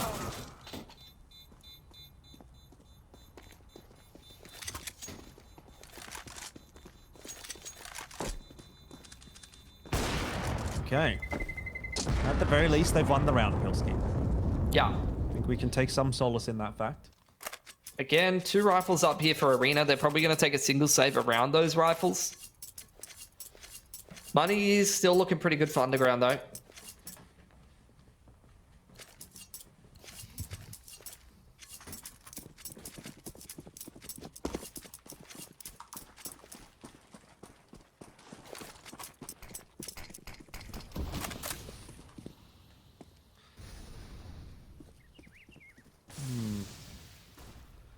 Terry and Tetris have a lot of work to do with the two weapons they've got, but I mean, just where do you even find an opening here? They've already used the sneaky boost. They don't have any flashes. They don't have any util. Maybe a cheeky timing here or there. Tetris is hanging around in bathroom. Terry over toward the B bomb site. Yeah, Underground kind of work in the middle of the map. They've got short B control. They've now gone to take a connector.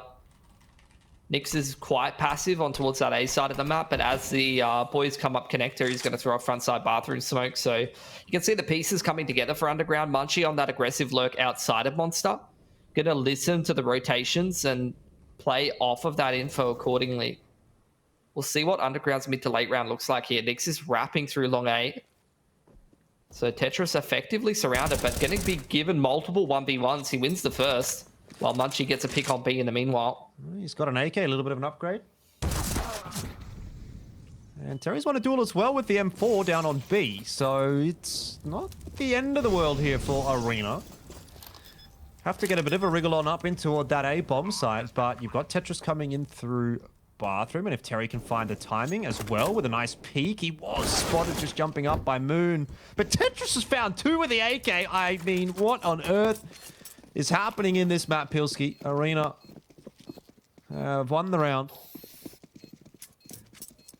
Yeah, I think the aggressive lurk anti-eco is probably not ideal from Munchie.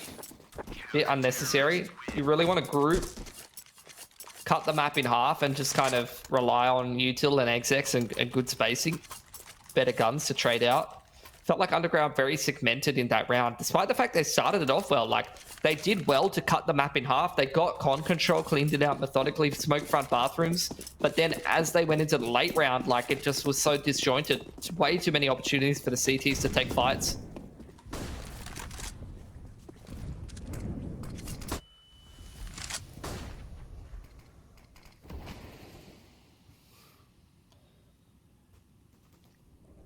Tetris doesn't want to get too overly greedy here. Got Script already watching and waiting in the underpass. And pretty low on HP. Why is the Alex to just drop a bit of util and focus on what's happening up toward party? He can definitely get sandwiched here. All alone without a whole lot of help. Does go 1-for-1. I think that's good, given the circumstances. Yeah. I think Underground quite happy with that, though. They've kind of cleared the middle of the map. Now Arena's lacking a little bit of info, so they're going to aggress Divider. Kyoshi and Neo playing some more aggressive lines. As Underground starting to clear out long A. Have a little bit of util, but not the best util. You know, they've only got one smoke, so... See how they go here. Seems like Munchie very well aware that this bathroom's aggression is a possibility. All over that one. Is he going to expect the second player? And Kyo, is he going to miss? Well, doesn't, but Script is really well progressed for the trade. Yeah, that's much better from Underground compared to last round. It's just a trade of rounds, is it not? It's just 1-1-1-1-1 for pretty much the first 6 rounds of the map.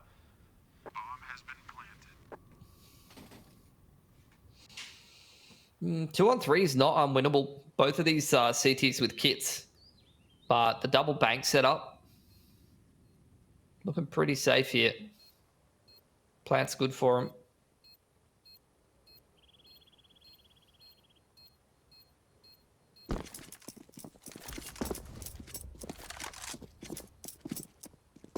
He's going to hold on to the AWP and save his Arena. They got plenty of money. Reinvest next round.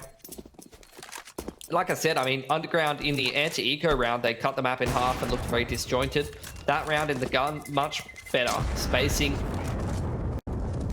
Good regroup towards the A side of the map as well after kind of clearing out connector and going 1-for-1. They had all their ducks in a row.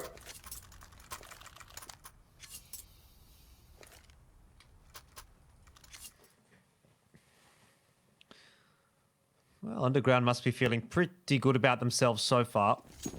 It's been a little bit of a wayward first 6 rounds of the map, but they are the ones pulling ahead, and they're the ones that have definitely gained a little bit more control so far. The job's not really yet done. Arena hasn't been broken, and they're certainly not out of this half just yet, so this round could be quite a pivotal one for both teams. Money's low on either side. First pick is going to go the way of Kyo. who was waiting patiently for Moon on short. Oh, off angle from Tetris as well. He's quite comfortable just aggressing on his own on certain parts of the map. Script well aware that Arena wants to aggress on Bathroom side. He's been trying to stay on top of it. Knows that Tetris was long and is expecting that long push. T's now starting to group up. Spacing's looking a little better, but there is a significant shadow advantage here for Tetris. Oh, not if he looks the wrong way. Timing, though, does favor him at least enough for the 1 kill. That's not really enough for Underground to get them any semblance of control right here, particularly when they're running at Forlex, who's a player that is really liable to just double down here. Not exactly aware of where Munchie was going, but Keo bails him out of trouble. And that'll be Arena's 3rd for the half. Yeah, good team play there from them. Flash coming from the rotating player through jump up, sets up Forlex for success. Catches both of those T's full white. That's going to break the T-side money. So, look, not too bad of a start to the game there for Underground. But now they are pretty broke. They are going to force to try to even up the money. 2 of the players going down to pistols. And they are going to glass cannon Norp on Moon. But Kiyoshi not flashed off the line. You got to skip a couple of things, cut a couple corners when you're a bit low on money like this. And unfortunately, sometimes that's the flash that costs you the first pick. Re-aggression from Neo as well. Taking over the round. This is all falling apart before Moon can even get involved.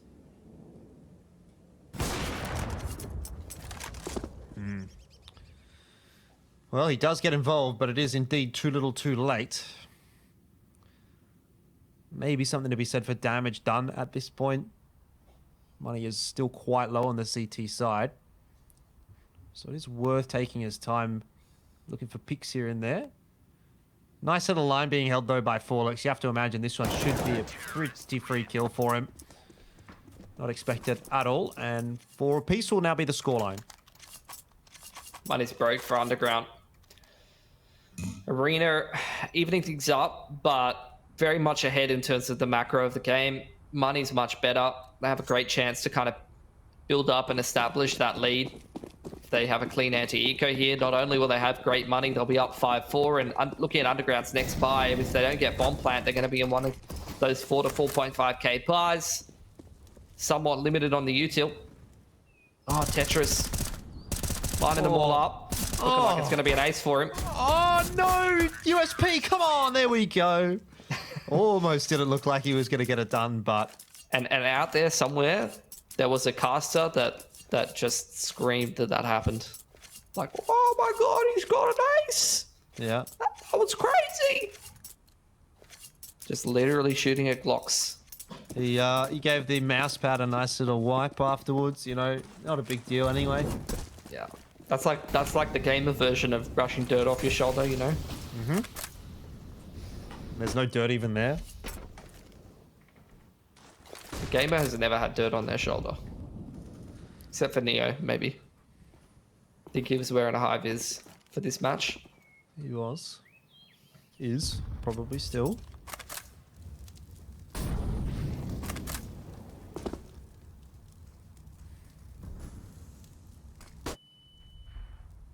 Okay.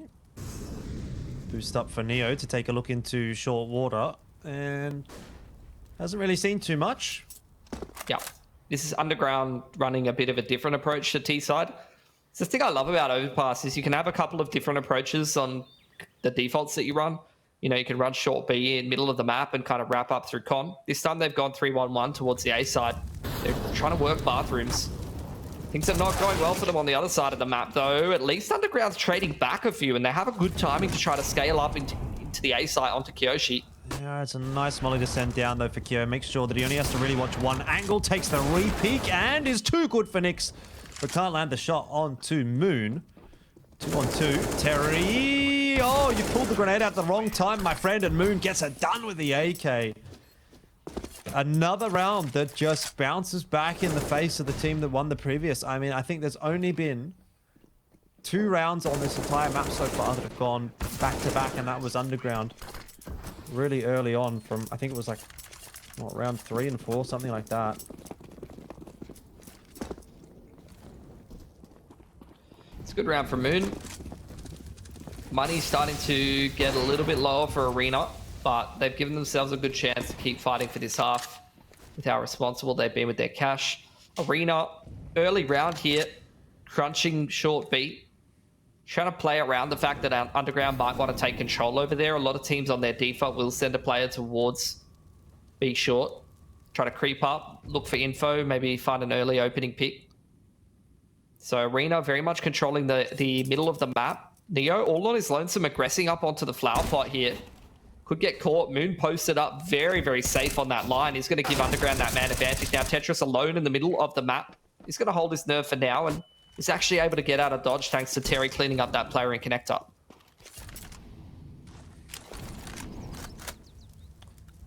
Might be once again. We're going to see Arena win a round after Underground just picked one up. Oh, that aggression from Tetris all the way through connector on 4 HP.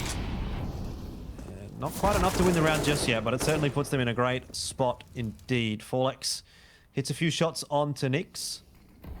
Kiyoshi is just going to be completely isolated away from that smoke, but even still, way too many numbers here for Arena. Underground can't get too much done. Moon trying his best to do damage. Forlex playing with him and maybe bit off more than he could chew. That's, in the end, a little more expensive of a round than Arena would have liked given the circumstances, but a round nonetheless. Yeah, they break Underground's cash though, so they've now got a chance to build their money up after another anti-eco. Arena with the chance now to go up 7 and 5. Build up a little bit of cash. Underground going to take another save with these pistol upgrades. Can they put two together? That's the big question. Surely, in a round like this, Tetris starts off well. These guys love eco-fragging. Uh-oh. Like, there's just no way you should be at Fountain at 1 minute 35 anti-eco. Like, there's no reason. Kiyoshi could get wrapped by Nyx. Neo's left unaware. I think he's seen him, though.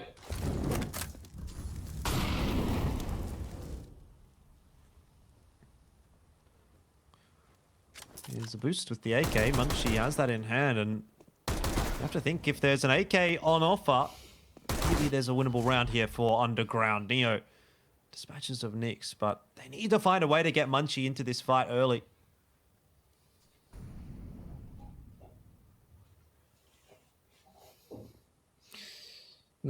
Scripps trying to work his way up short beat here. Neo pushing mid-round with only a USP. I think he's throwing his rifle out of the map because he's so low. Looking for info. It's an interesting approach.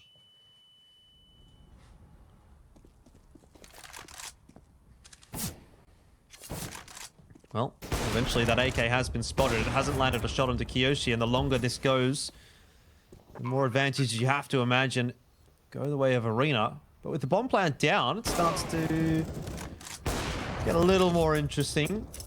A couple of quick kills do go the way of Arena, though. And that's pretty much that wrapped on up. So, hey, they've managed to put two together. I'm very happy for them. 7 to 5. And with that, I mean, it's still a half that can actually kind of snowball out in the direction of Arena if they can continue to put these rounds on the board. I mean, double digits is continually on offer. To go through another buy to do it, though. Underground putting together something pretty decent. But money's low. A pretty quiet one for Forlex. He just really hasn't seen too much, I don't think. He's on that B anchor roll. Hasn't actually seen many B endings from Underground so far. Again, I think they are a bit more of a spread out kind of approach this time. They've got that one player lurking in towards short B. Scripts working through underpass, work in the middle of the map again. Pressure on Tetris, who is once again all alone. Most of these CT rounds, this has been a potential chance for Underground to capitalize. He's getting flashed out by Kiyoshi, but almost goes down to getting spammed and the Molotov, and he does get isolated. Like, he's been doing well for himself, don't get me wrong, but a lot of these positions on the CT side really feel like a liability for Underground to exploit, and that's a perfect example of it. Definitely helps them out in this round. Round number 13 for Underground. Quite an important one in ensuring this doesn't get out of hand. Do have Kyo starting to work his way up long, but timing is really going to be a factor. He's got into bathrooms at the perfect moment. Should spot someone out in just a second, and oh, Munchie, he won't check this angle. That could have been a big moment for Kyo if he held his trigger, but opts to take the kill anyway. Neo was well flashed, can't quite land a sharp shot, and that's going to give Underground the player advantage as bomb plant does go down. It is very much Underground's round to lose. It's got to be Forlex to step up here. Moon posted in bathroom side, clears up Kyoshi. This makes the task even harder for the CTs. They've got plenty of money, so they probably still want to go for this one, but Script is just tearing everyone apart on the site right now. 1v3 for Forlex. Well, to 1v4. And if he gets this done, it would be one to remember, but that'll be a little bit too tough in the end. 7-6. Underground peg one back. Really not prepared to let go control of this map just yet. Get another back and forth half. Bit more akin to Inferno, at least. Pretty limited util on the CT side. Arena is running out of money. If they drop this round, then that could be Underground actually creating themselves an opportunity to start to try to get ahead here right at the end of the half. Again, Arena trying to crunch the middle of the map and pick that short B player, but again, it's Underground. Actually, this time not having any presence towards B. Spam straight through from Script. Gives the man advantage to Underground. And I imagine they're just going to work this A side of the map. Very slowly, very methodically. Creep on through bathrooms and try to maybe set themselves up an A exec. So this is where we really need to see the players from Arena in the middle of the map towards short B get active. And that's exactly what they're doing. Neo goes up con. Oh, he's going to find a really good timing here as well. Pilski cleans up Mechanical. No questions asked. He is almost being pushed. It looked like Munchie wanted to go down, but holds the line and waits for Neo to come to him instead. Oh, good patience from Moon. Picks Terry on the regress. Now Kyoshi all alone on the site. Full white. Not much to do about that. Yeah, 4x 1-on-4. I think that's going to be a little too much to ask. He does clean up a couple very quick. How on earth have we gotten into this situation? Munchie 9 HP and 4x. He could well make this one happen. He's trying to be very tricky with his movement. No kit. Baits out the AWP shot. 18 bullets remaining. Starting to get lower and lower as he ekes out those peaks, but that is the end of that. Another nice attempt from 4x, but a bit too much needed. That's a good round from Underground.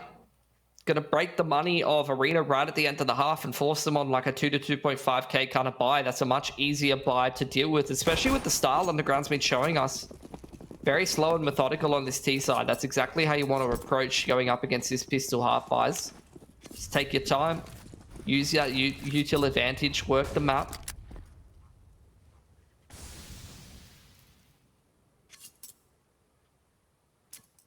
I think that last round again, Tetris kind of being a liability with his CT aggression. It was working well for him in the earlier parts of the half, but there are a couple of key gun rounds where he gets first picked and Underground end up converting the 5-on-4. This is nice right at the end of the half here. I like this, just contacting out Monster. They haven't done any B endings really. Oh, that's it. You're walking into some Deagles and Terry's already hit one good shot. How many more? Unfortunately, none. Yeah, Munchie is the one hitting heads now. That's just good sequencing from Underground. Like, they understand they have really rarely ever hit B. Arena hasn't been conditioned to respect it.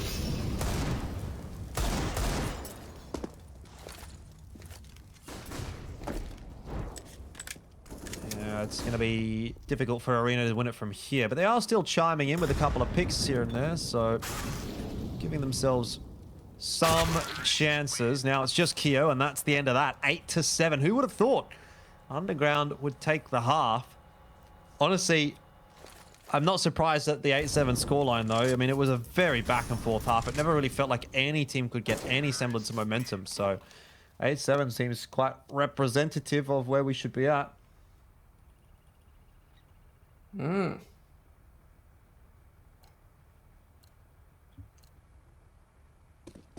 I don't know which way this is going to go, to be honest. Still like right in there, neck and neck.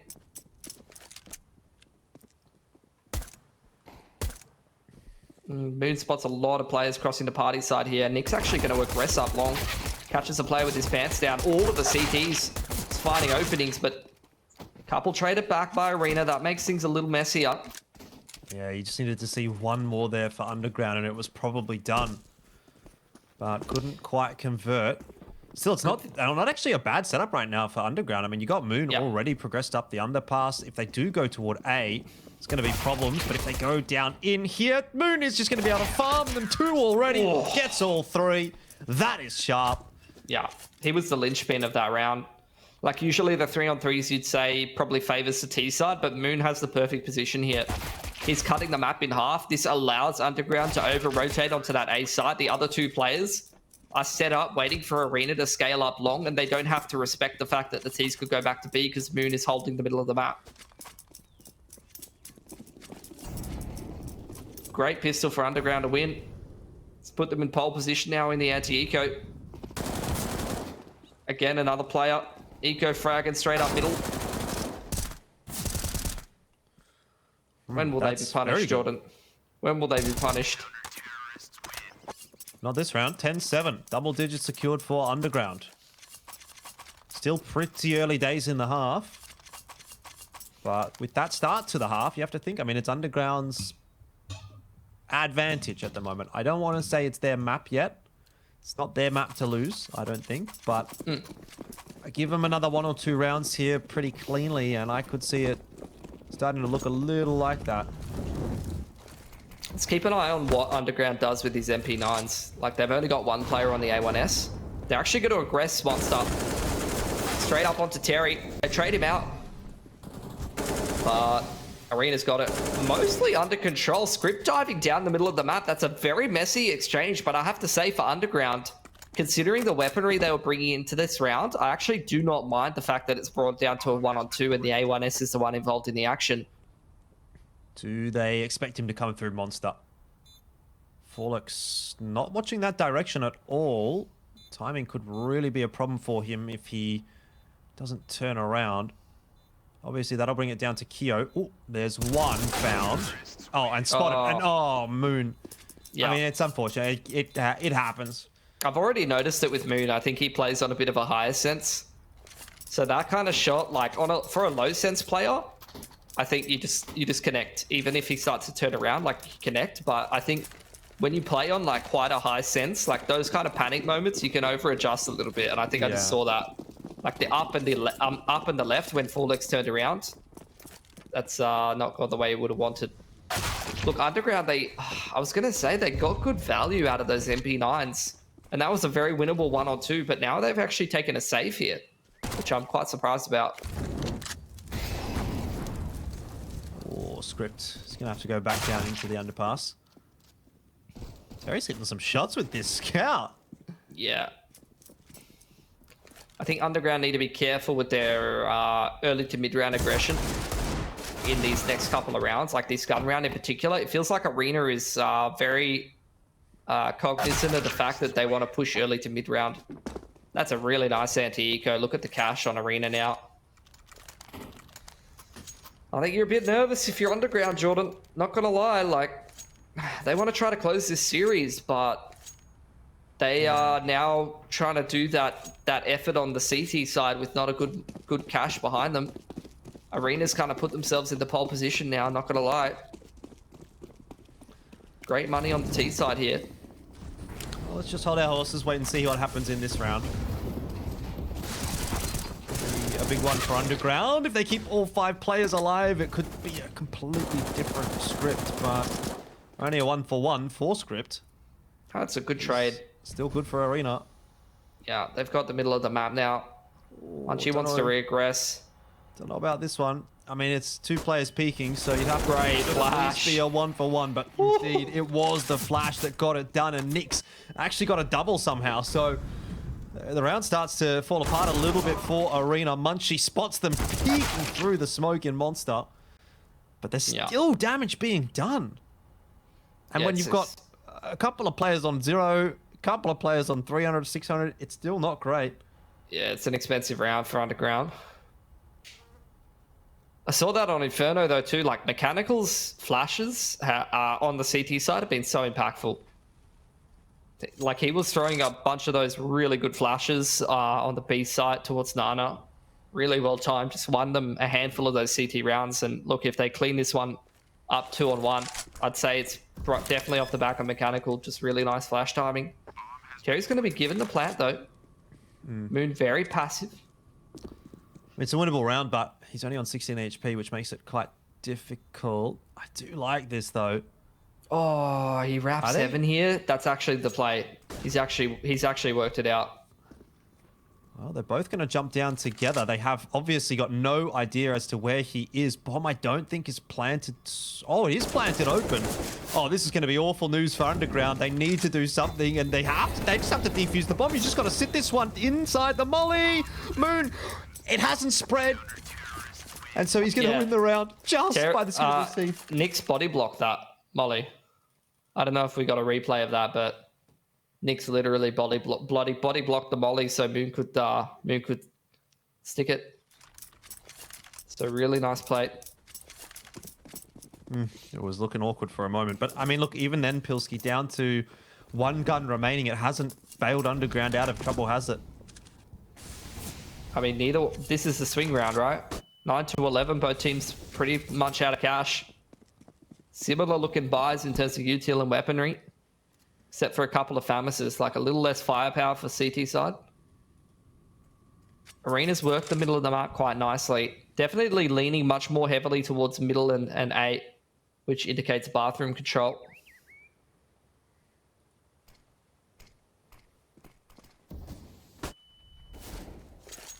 Oh, it's a Famis only for Script, and he's been spotted as well. So there's going to be util headed in his direction. Nice timing on the smoke.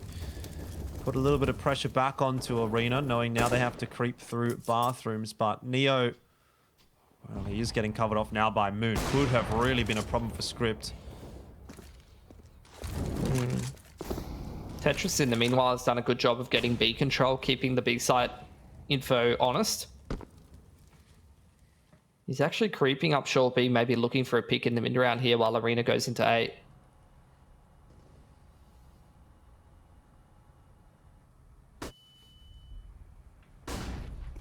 "30 seconds and still 10 players alive." It is surprising that we're at this point.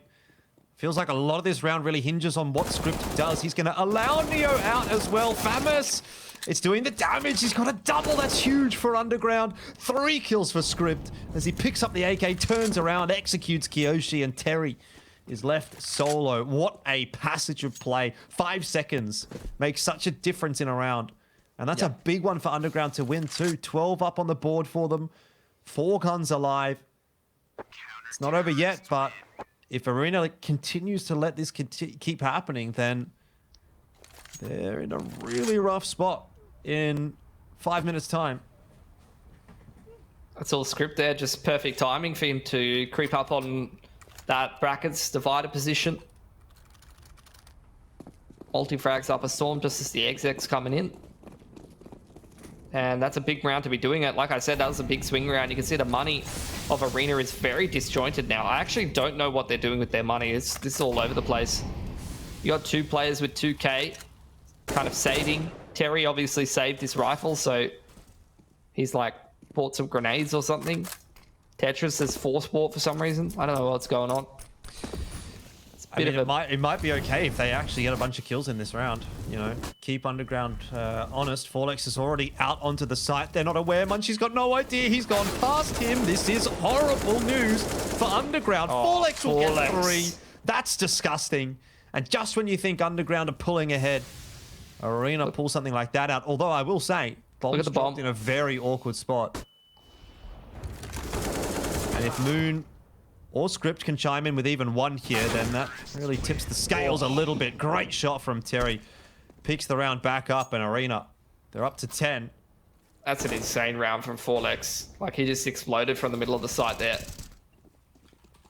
Gets a 3K for Arena right when they needed, and that's actually broke the money of Underground. was a bit of a weird force. Like, I wasn't sure what they were doing with their cash, but it's worked out. Now they've put Underground on the force fight. If they can break Underground's money here at 11-12 and do it with a couple of rifles surviving, then they're actually in a pretty good position to close this map. Arena this time working in the middle of the map. Heavy presence towards the B side. Script is not ballsy enough to open the door. That All may the be a good CTs are thing. here. Oh, dearie me. Script, he's got to go. And he does. Timed quite nicely in the end. Sort of leaves Moon out to dry. But end of the day, 2-on-2 is probably as good as you could have hoped for Underground, given the buy that came through. Now, Script really has to have a lot of the weight on his shoulders here. Oh, but that smoke. There's a hole in the smoke, or it seems like there was. Neo's definitely got something through it. Oh, nightmare. Underground had the right read as well. Like, they just 5-man committed to fighting short B there. That was pretty much the perfect play, considering the buy that they had into that round, but they still couldn't put it away, unfortunately. And now their money's broken here in Arena. They're in pole position to close this game. They just need to anti-eco, Jordan, against USPs. And they'll have good money. Just need to anti-eco against USPs. I can't believe you've said it like that. It's a pretty good nade. But not a bad follow-up there from Moon, and even Script is able to chime in with one. This is not as easy as it should have been for Arena. Well done by Forlex to lock it down. 12 apiece. Scoreline's equalized. Yep, this is where they could win. Should be good money here on the T side for Arena. You can see most of their players 2.6k plus. 2 of them decide to stab each other in spawn.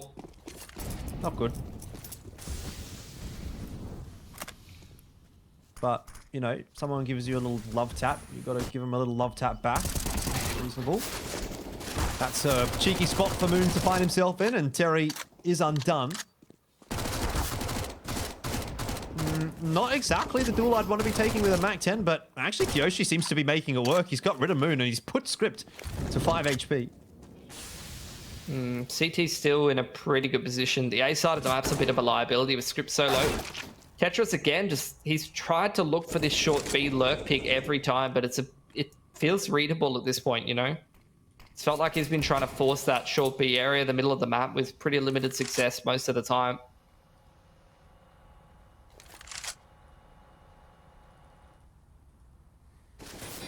Ooh, Mechanical just falls off the line at the wrong time. Does get the smoke though onto Monster. Well, it's got to be another big performance from Forlex and Kyoshi to combine to kill the whole team. Saw it a bit on Inferno. Got plenty of util to work with.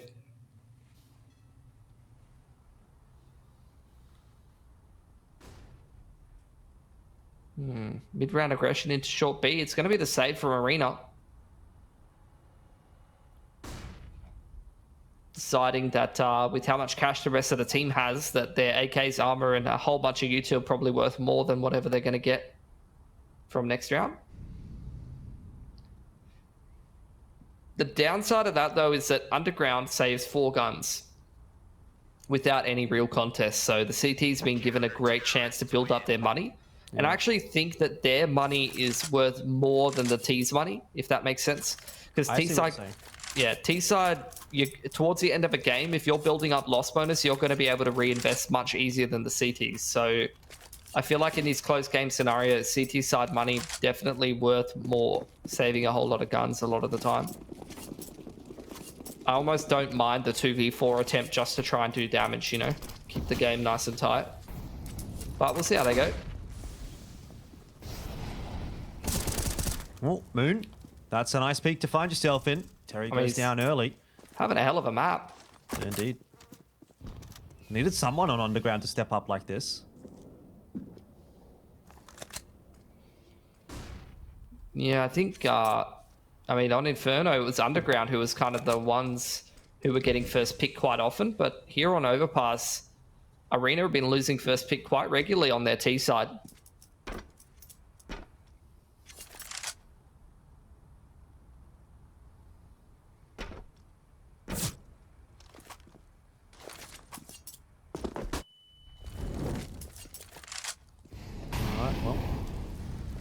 1 minute left on the clock. Arena don't really have a huge amount of map control. They are losing control of long as well in just a second. Script has caught Neo on the timing, but in the meanwhile, the fight on short did go the way of Arena, and that's going to allow them to enter the B bomb site. Kyo does a great job of finding 3 kills in the round. It still doesn't feel like it's going to be enough. It's going to come down to Tetris, who's required to clutch. 21 and 17.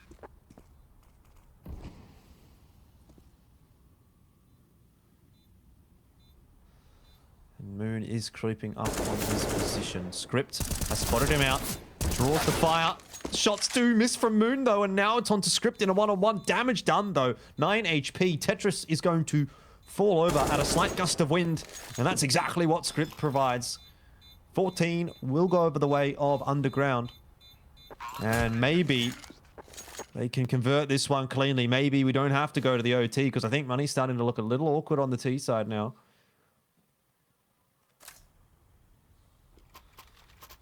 They have enough for another buy. I mean, they're starting to build up loss bonus, right? But they're just running out of room. As long as they're still putting bomb plants down, like, they can keep buying.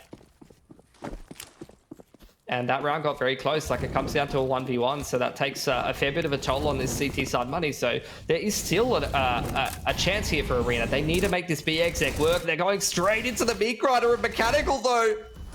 Oh, that's a nightmare for Arena. Well, Mechanical, 4 kills in the round, pretty much wraps it up. Tetris is going to have to go one better. I think it's going to be very difficult to find any success from here with so many Underground guns trained in his direction. Mechanical really is looking for that ace. He's going to get it as well. All 5 kills go his way in such a big round. I mean, that is, talk about impact. He just broke the T-side economy on map, on series point with an ace. And if they lose that round, the CT side money would probably be broken, and there is a very realistic chance Arena could not only come back into OT, but win the game. So that's impact right there from Mechanical. That's pretty much won them the series.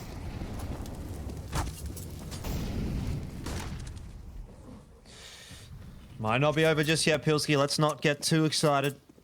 There's enough in the back pocket of Arena to make something happen in this round if they're lucky. Couple of Glills, a Scout as well. Deagles, I mean, we've seen the damage Deagles can do in this series already.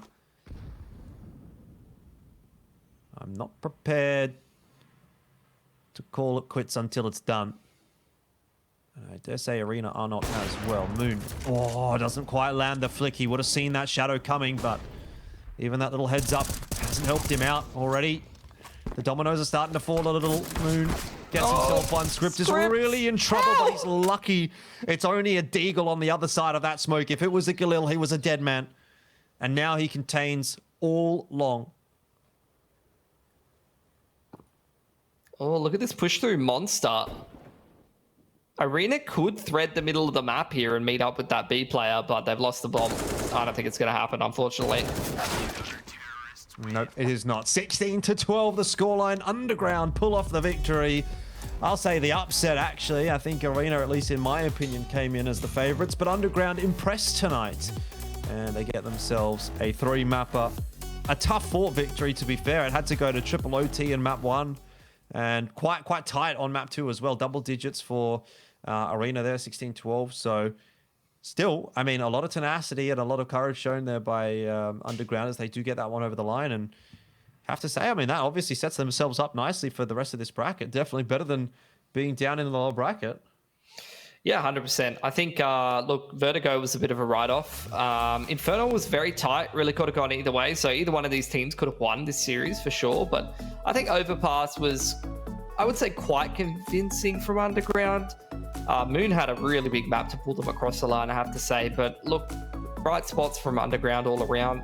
I think Script played pretty reasonable tonight. Nick's definitely a little more up and down on the last map, but the first 2 games, like his Inferno game and his Vertigo game, were super good.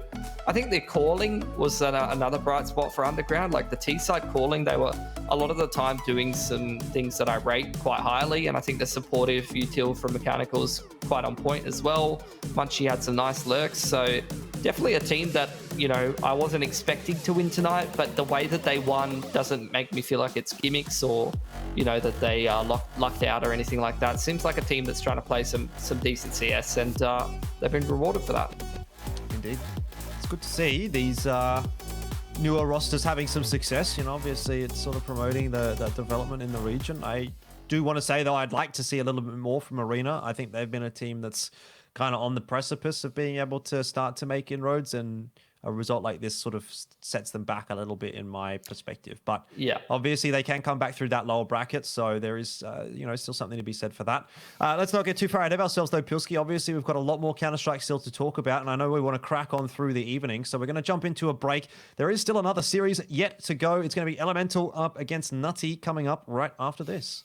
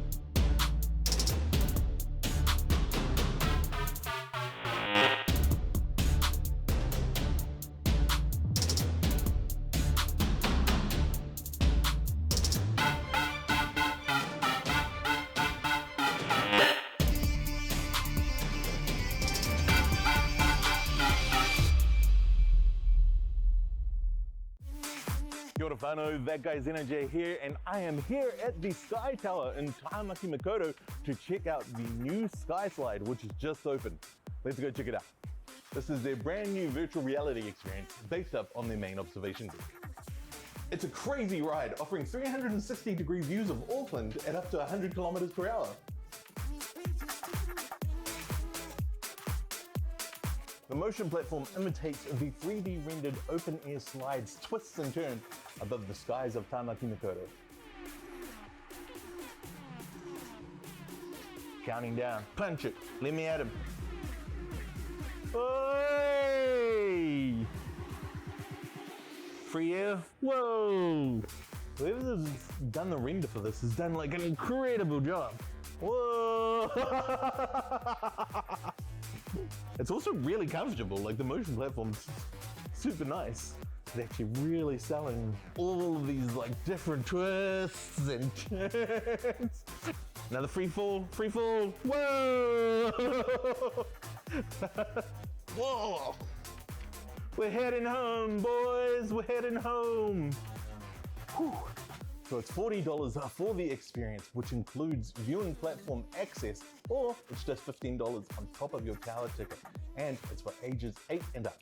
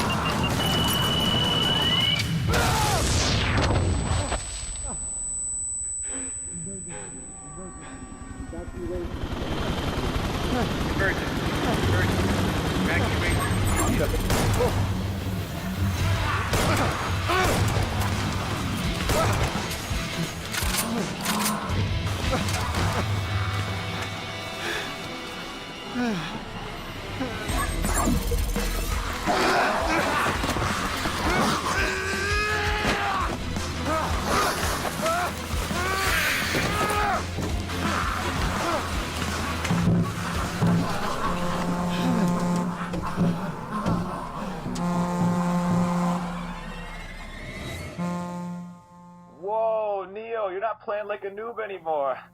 How is that possible? You gotta be using hacks, dude. Nah, dude. I got the Odyssey Neo G9. Sweet, bro, you can finally start leveling up. Let's keep it going, man. This is gonna kill me.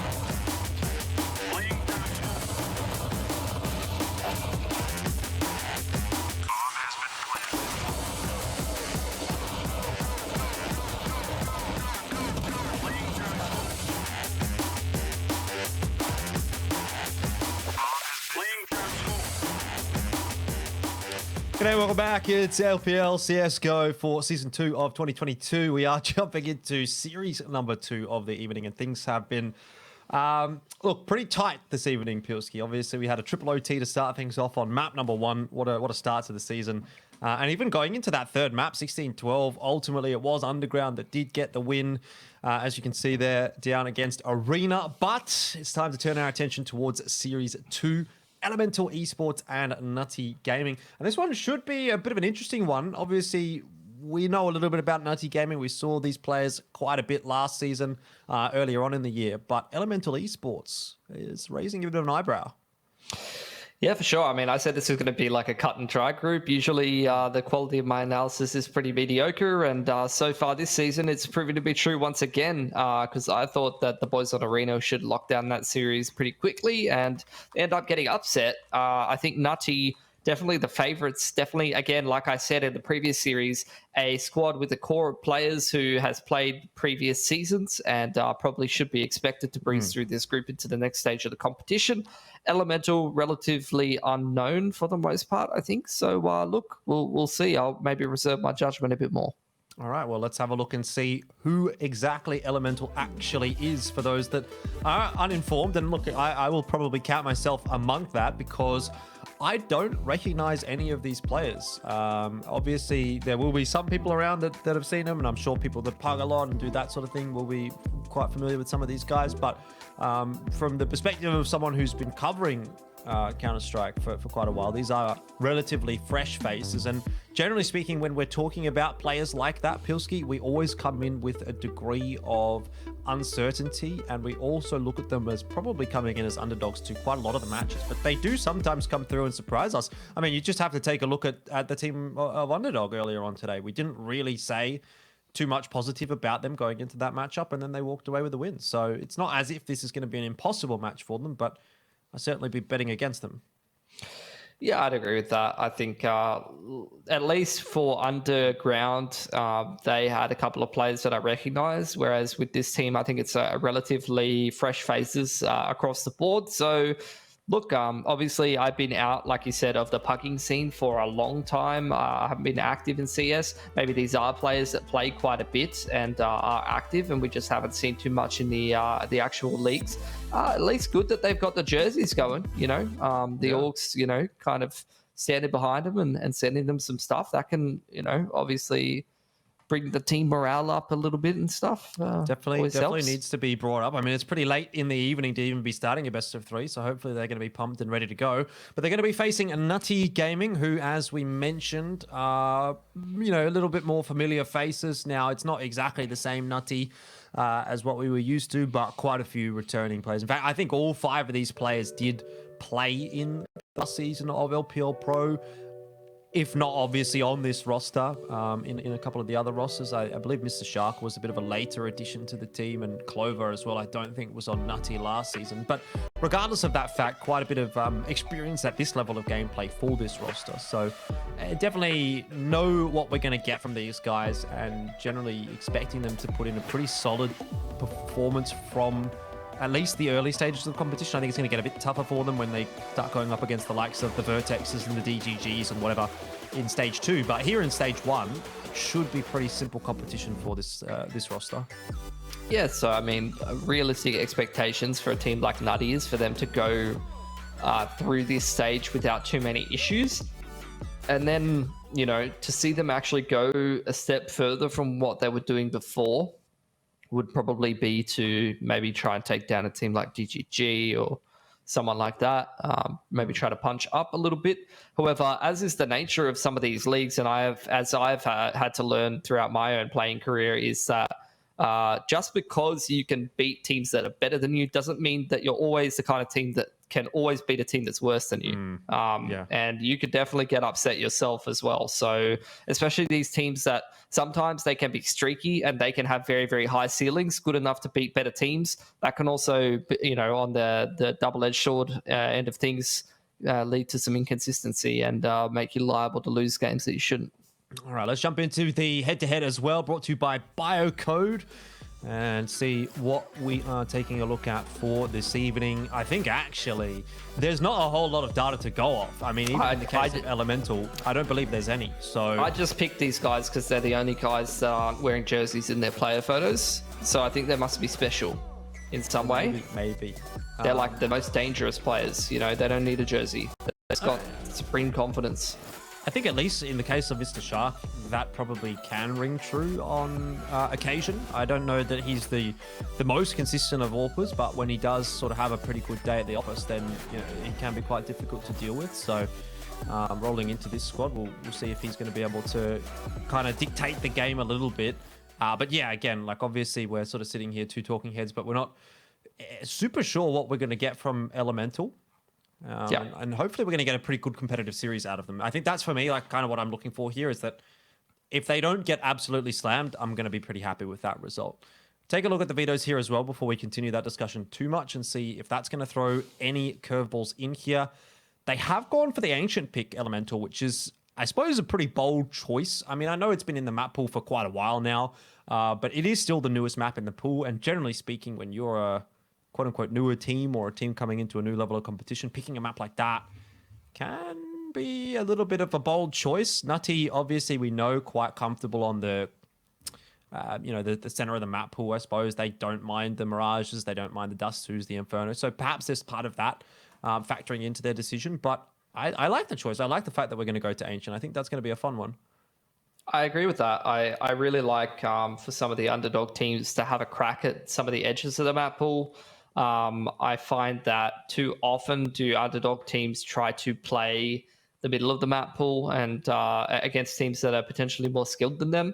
I would really like many more of these teams to just be well prepared, maybe even watch some pro games on things like Ancient and try to learn the theory of the map and try to win that way. I think we saw great results. I wouldn't necessarily say from the realms necessarily watching pro demos or anything like that, but we saw great results from teams like the old Camo in domestic leagues where they didn't necessarily have better firepower than other teams, but they would pick more fringe maps and they would also have like some really nice approaches on the T side, and they would often win upset series with good calling and good team play and spacing and things like that, and just try to not necessarily outfrag the other team on the middle of the map pool. So yeah, I'd like to see that approach from underdog teams more often, but not familiar with elementals, so there's no guarantees that these players know the macro and the ins and outs of how to play the edge of the map pool very much.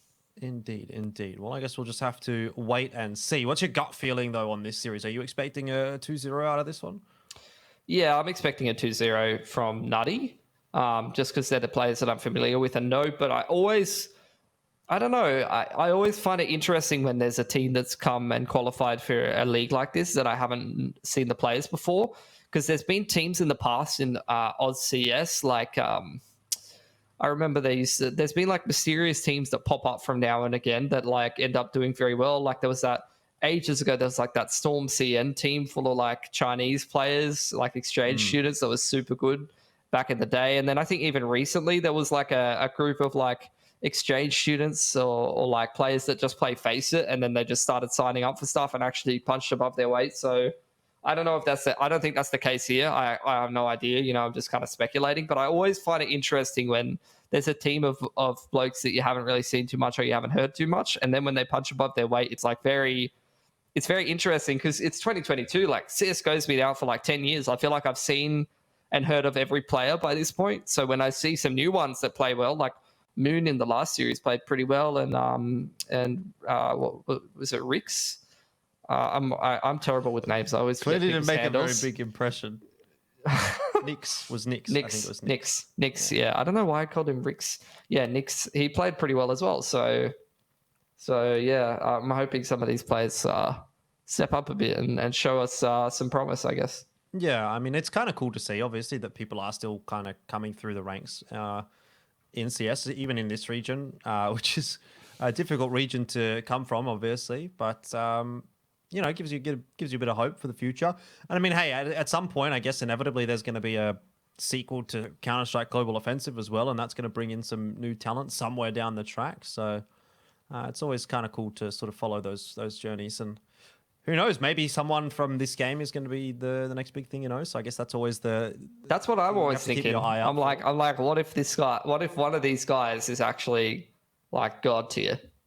We just never seen before. He's like the next talent.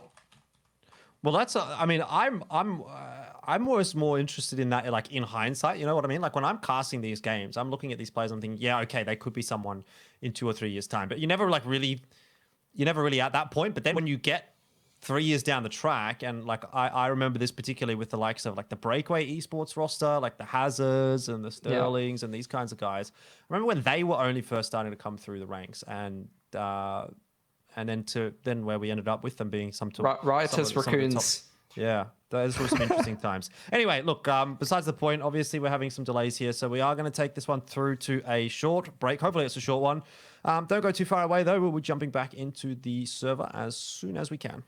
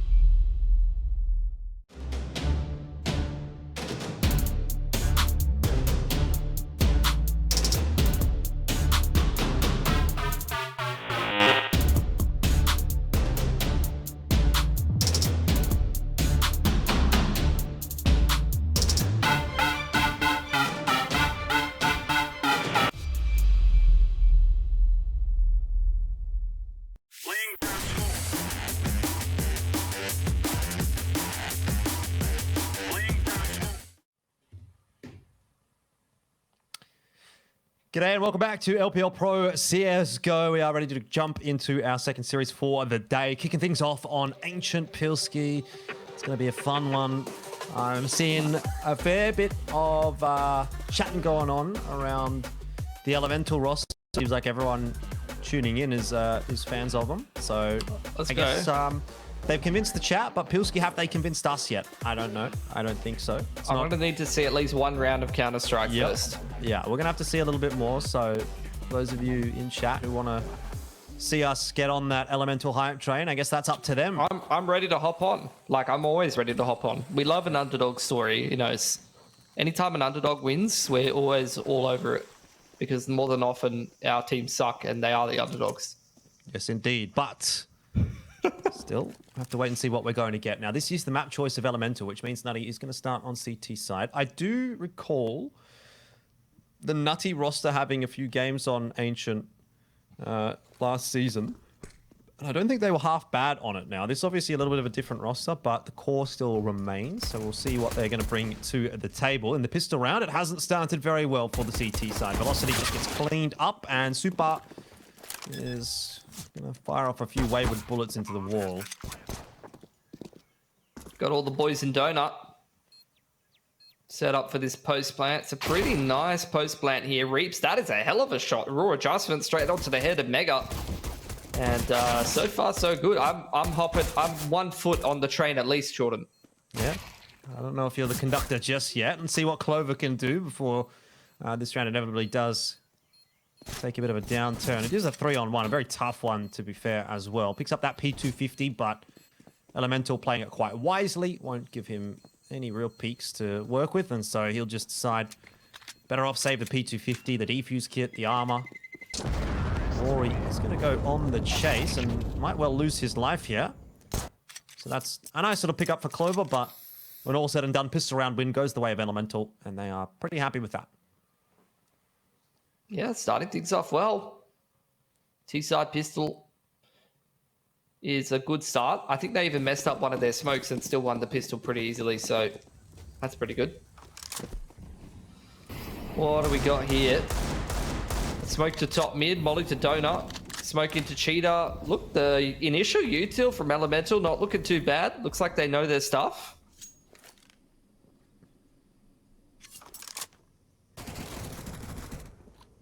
Word definitely taking a leaf out of the Hats circa 2016 book. I have never seen a player closer to their monitor than that. Oh, even Hats decided that was not good. Hats, yeah, I think he's even taken it to the next level, but you'll see what I mean when we jump back over to his camera. Xantares. Yeah, it's Xantares pretty bad. is another monitor licker. Dude, I think he's licking the backside of the monitor at this front. Anyway, Mr. Shark with the deagle. He's going to grab one. Velocity's got another there as well. And this now starts to get a little problematic for Elemental. They've lost control of Cheetah. Mr. Shark's got himself a Mac-10, a smoke down there as well. Time starting to dissipate. I mean, 45 seconds still enough to work with, but not a huge amount of time to think. And numbers deficit as well. Mr. Shark, if he can get another one here with that Mac-10, that could pretty much seal the round. He won't, though. And Elemental are back into the swing of things. Clover, UMP in hand, the only player to buy into the round for Nutty Gaming. Can't put it to great use. Good damage being done on the Chief and Isaiah, but they need to get the damage converted into kills, and they've been unable to do so. Mega pushed forward. It's onto Velocity solo. He can make this an expensive round, but I think winning it is going to be a difficult task. A tall order indeed. Flash over in front of him, and well done by Elemental to secure that 3-on-2 without losing a player. Good recovery. Was starting to fall apart a little bit from Elemental, but they got it back under control. Nice little contact into Cheetah. Just walking it down. Now they got this anti-eco ahead of them. Again, good protocol. Smoke to top me and molly into donut. Maybe going to smoke donut off this round. Or I don't know where that smoke's gone, actually. I think that's maybe not gone where it was supposed to. See, an Elemental already missed a couple of smokes. 2 smokes so far in 3 rounds.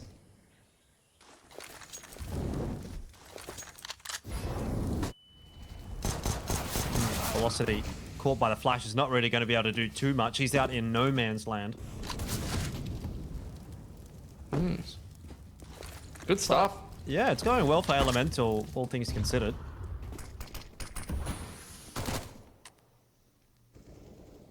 I would love if we got some word cam though, because I just want you to see Pilsky. It's just anti-eco. Like, we can just put it on him. The kills don't matter. Look at that! He's become one with the monitor. He is the monitor. The monitor has grown arms. Everyone's talking about getting monitor arms these days, but this guy took it to the next level. Yeah, he gave his monitor actual arm. It's good to see these hydrating though. Yep, 100%.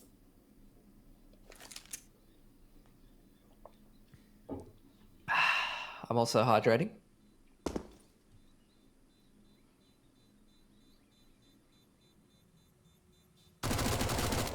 I don't know about this one, Chief. Can I say that in this series? If you want. Well, could have been worse. Yeah, I mean, it's good. It's anti-ecoed. He's got 9.6k. Shot people with the Mac-10. That's what you want to be doing. First gun round though. This will be where we get a bit of a better insight as to what we're going to get from Elemental. This will be where Nutty can actually punish them. Oh, quick BXE. I love it. First gun round. AWP comes out. It's not going well. It's really not. No, it's not. I mean, all the util has actually connected where it needed to, but Nutty were on top of it and quite aggressive, and they've been able to catch Elemental off. Rory is low on HP, but covered off well by Isaiah. So that does bring it back to a 3-on-4. That said, 30 HP and 24 respectively for Isaiah and Rory doesn't paint a pretty picture.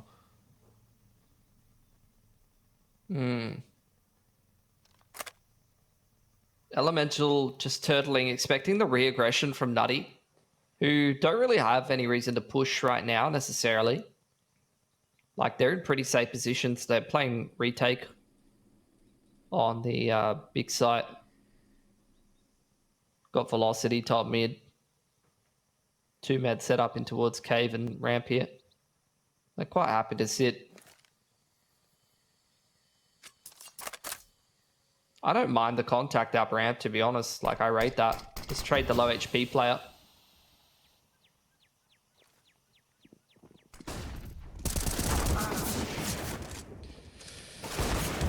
Well, 3 guns alive would be ideal for Nutty, but Velocity's quite low on HP, so he's susceptible to falling. He's just mulling himself out. Yeah, they're going to struggle a little bit with that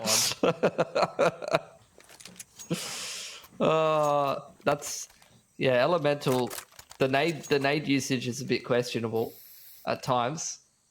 I've seen 2 caked smokes, and then I've seen that Isaiah Molotov himself. But who's keeping track?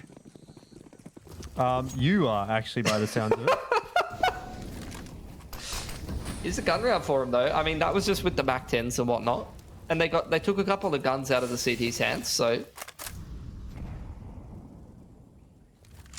this is where they can capitalize here, Elemental.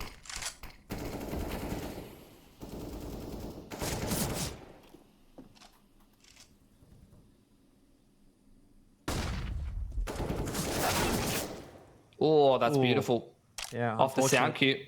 Yeah, unfortunate for Clover. Just spam through the smoke. This is where Elemental definitely need to convert. They've got great util. They've got a man advantage. Like, they've got a massive utility advantage in this round. This is exactly how you want to see it used as well. Molotov into cheater. Molotov close mid.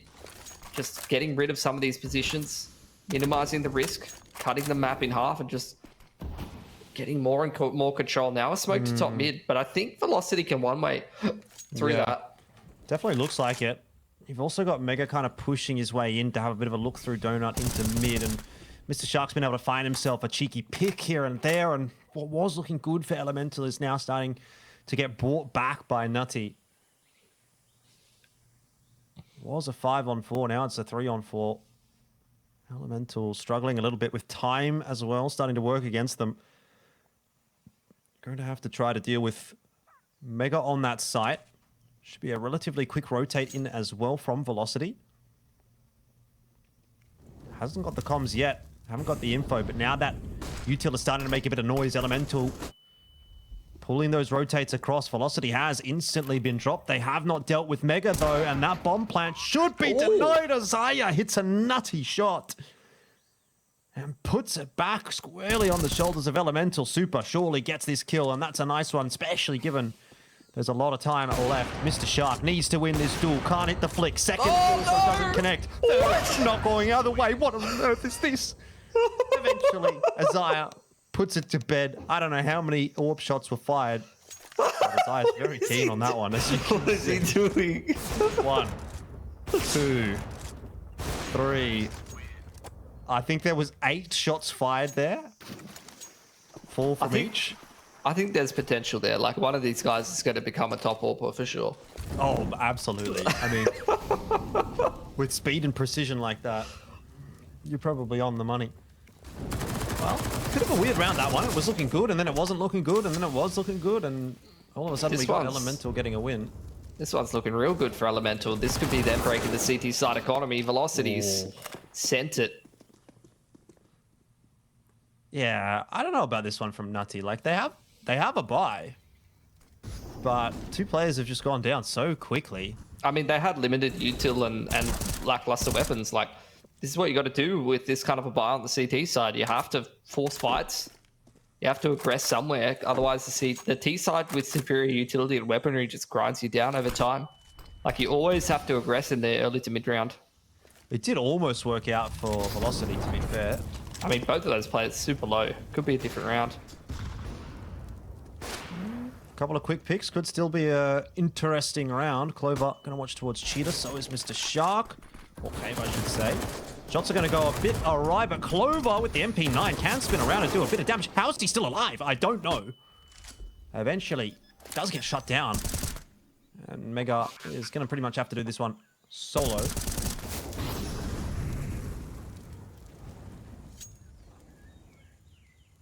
What a strange couple of rounds. Elemental's done well. They're in a good position now. They're going to be up 5-1 and they're just going to have broken the CT side money.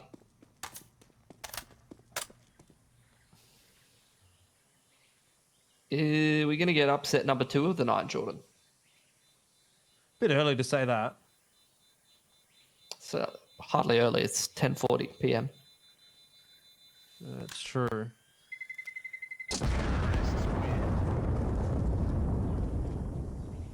What do you think about the logo? I think it's all right. Pretty cool. At least it's not a wolf. That's exactly what I was going to say. At least it ain't a wolf.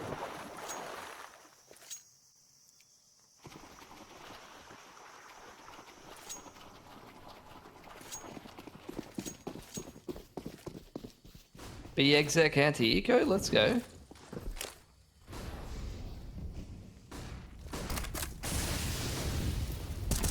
Well, didn't work super well last time. Seems to be going a bit better this time around. Super has allowed a player to get behind him. He's going to be relying on the help of Clover to deal with that, and it kind of works out. It's a 2-for-3 trade. Words on the wrap, and he should be able to catch Clover out if given the time to do so.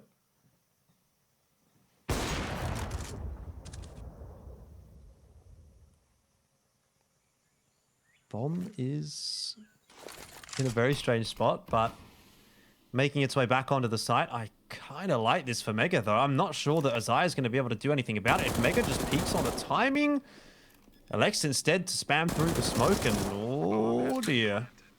That could have been pretty dangerous. Aim punch, a big issue for Mr. Shark here, though. No armor for the man. He's stuck onto the site, though. 2-man push onto the backside of site, and they're going to get smoked off here. Here's a nice smoke.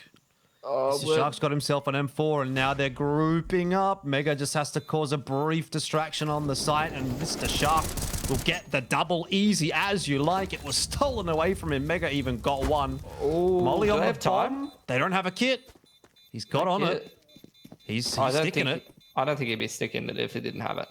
That's what I normally like to think when I'm watching pros play the game, but sometimes I'm wrong. He's got it. Well done. Whew. That was tight.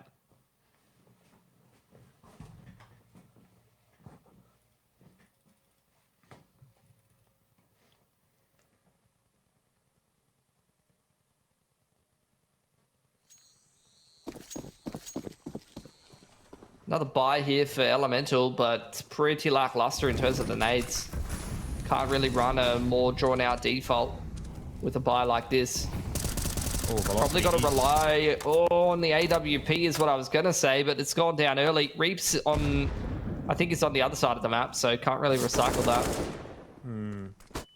Velocity's definitely under pressure now. Needs to get that gun out in his hands. Where's the trade coming through? Mega dropped off. Wasn't there. So it's worked out for Rory.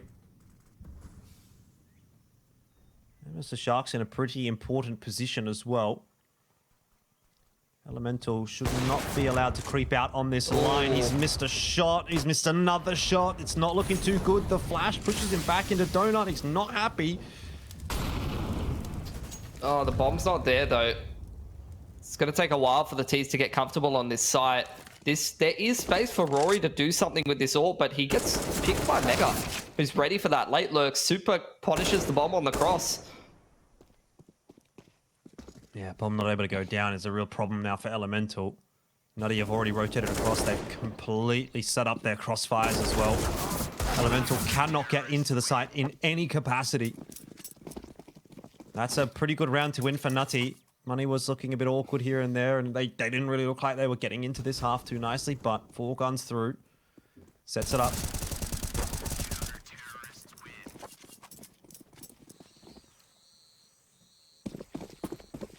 Money's broken for Elemental. Earlier parts and portions of the half were looking promising, but now Nutty, if they have a clean anti-eco here, should be in the pole position. T's put out the Molotov and try to fight out mid, but kind of get mopped up. And now Nutty, I mean, look at their cash. CT side, Money across the board looking very, very solid now, and this is where the T side, the game gets much harder to win for you here, because even after you buy in this round, you're going to have pretty limited util. Got to go down to Galils if you want that full belt of util, as some of them have done.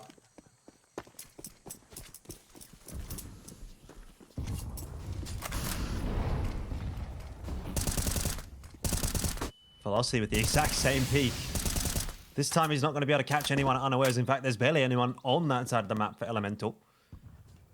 Mr. Shark, again, has a bit of an onus put on his shoulders.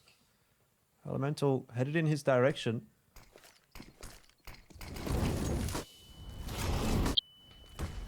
Gets the molly out in time quite nicely, and that's going to isolate a couple of those players. Mega just peeks out from Donut and says, thank you very much. There's 3 heads. I'll click them all. Much better looking. Wasn't a bad approach from Elemental. Like, the read was decent, but the spacing getting out after they threw the exi wasn't super fantastic. Needed to get close to pyramid side.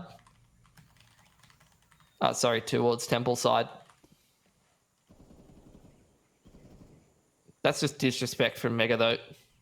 Just underarm straight through the smoke and fight.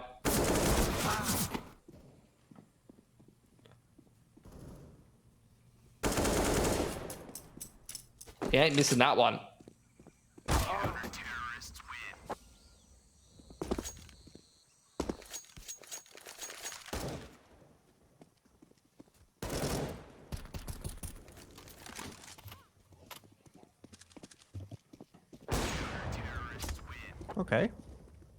Okay.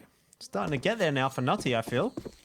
Taking a little to warm up into this map, but 5 apiece, 5 guns alive, 4 guns alive last round. Tons of cash on the CT side as well.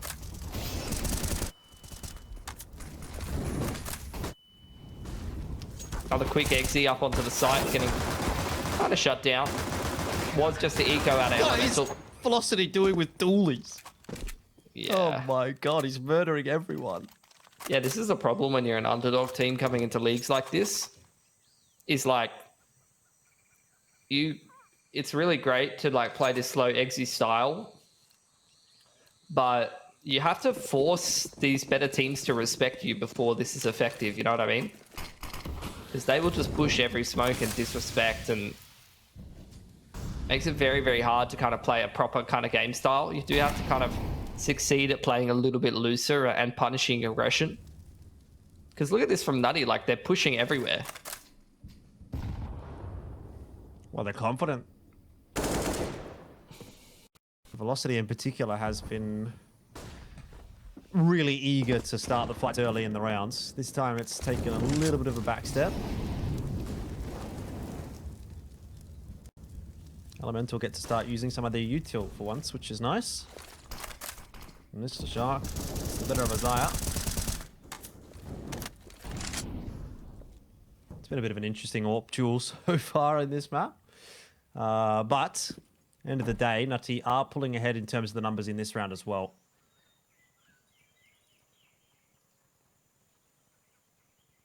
Round 4, middle of the map belongs to the T's, but they need to try to convert that into site control. And right now, there's just no spacing out of the T's whatsoever. You really just can't work separate parts of the map. You're kind of splitting up, trying to divide and conquer, which really relies on individuals winning XVX duels against CTs that have often better positions, you know?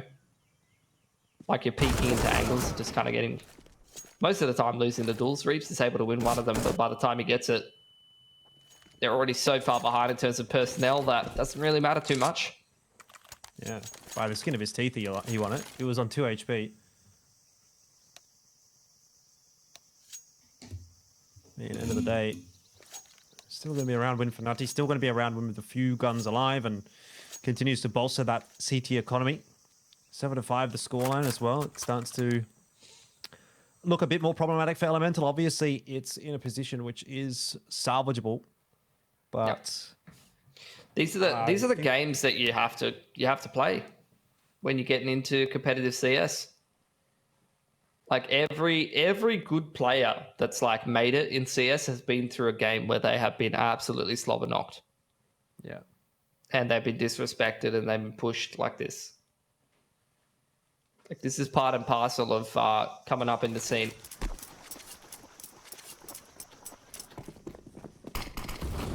I mean, the thing is, like, they're not doing that poorly, Elemental. In the scoreline, but look at the economy. They are getting wrecked in a lot of these rounds. They're getting wrecked after the CT's got money. All I'm going to say is at least it's not a 16-0 or a 16-1 or something like that. Like, it could be worse. Yeah. This round probably going to be leaving a little bit to be desired for Elemental. They've only got the pistols.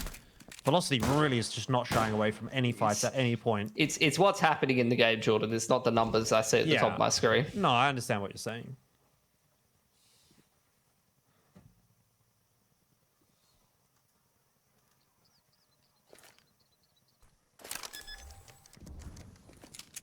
Chief will be lucky to get the bomb plant down. Has managed to do so, but pretty quickly executed by Super.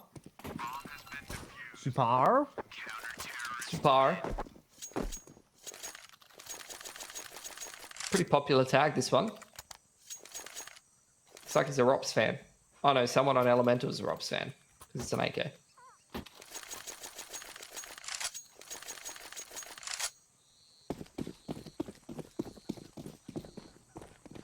Alright, another gun round for Elemental. They've got the AWP out.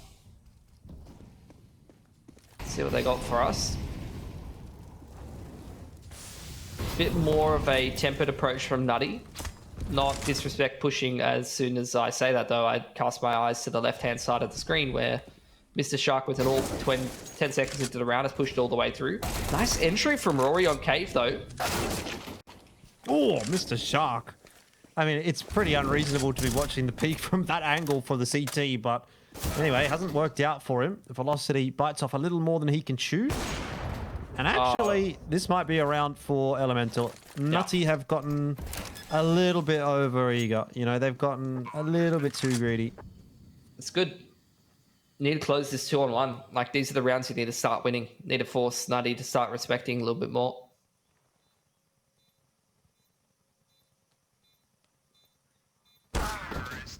Good line from Isaiah. That's good stuff. See him get another. They've bought themselves at least another full gun round. Just keeps Nutty a little bit honest, you know? Yeah. Lets them know, like, all right, well, you're not going to get away with that. That's what, like, I've played so many of these games, and it's like, you need to force the other team to respect you before you can actually play Counter-Strike properly. Because otherwise, you're just playing against these guys who are literally just, you know, they're playing for fun gaming. You know, they've got their feet on the desk. They've got a fresh can of Coca-Cola just opened, you know. That's how it is. Fresh. Fresh and bubbly.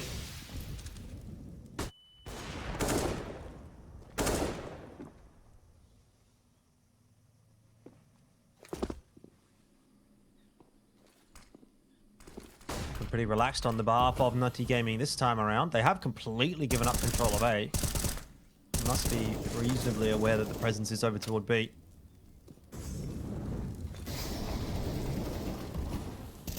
Good U-tilt.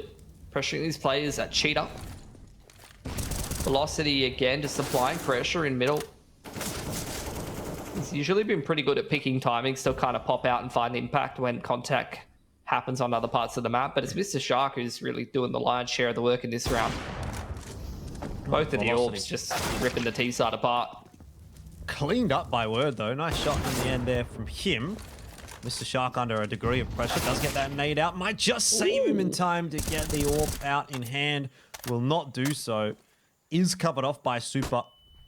And Word, 44 HP. Doesn't really have much of a chance left in this round. Cleaned up in the end. 9-6. Not a bad first half on either side. I mean, I guess, end of the day, Elemental can probably walk away from that half, 6 rounds, and say, that was pretty good. Yeah, I mean, their T side on their map pick, they did all right. I mean, they got a lot of the early couple of rounds and then kind of fell flat once the gun round started to come through, which is usually not a super promising sign. But maybe they'll do a little bit better on the CT side. Pistol is a good way to start.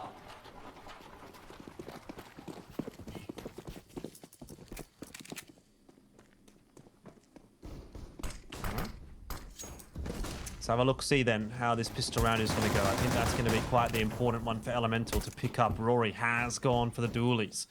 Wants to take a leaf out of Velocity's book. Bomb plant goes down really early on in the piece for Nutty, but already rotation starting to come across from Elemental, and picks are being made. Mr. Shark whiffs a little bit, but does recalibrate. Brings it back into control for Nutty. Wants to find that one-on-one against Word. Close range angle with the Glock. He's got 5 more to do it with, and does cleanly onto Isaiah. Really makes amends for the earlier duel. 10-6 is the scoreline though, and Nutty well on their way to a map victory now. Elemental going for the force. No one holding cash over for AWP purchase in round number 4, so not something they're going to be afforded if they want to go for it. Nutty going to deal with this anti-force by what looks like a pretty quick one over onto Reap's side of the map. He's going to take first contact. Does a lot of damage, but Velocity just jumping at him with the MAC-10. Yeah, good util setup as well here from Nutty, completely cutting Elemental off from the bomb site. Plant's going to be really easy to secure.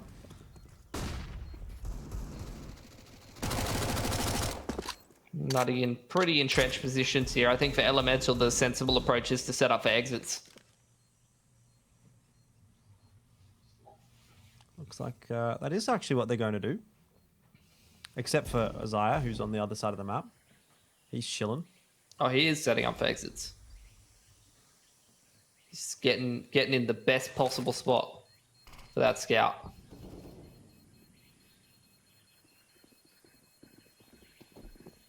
5-7. Big fan of that gun. Mega maybe is not. Oh, that's a lot of damage from Rory. That's Flex Seal ain't gonna seal that one up. That's for sure. The economy is absolutely leaking at this point.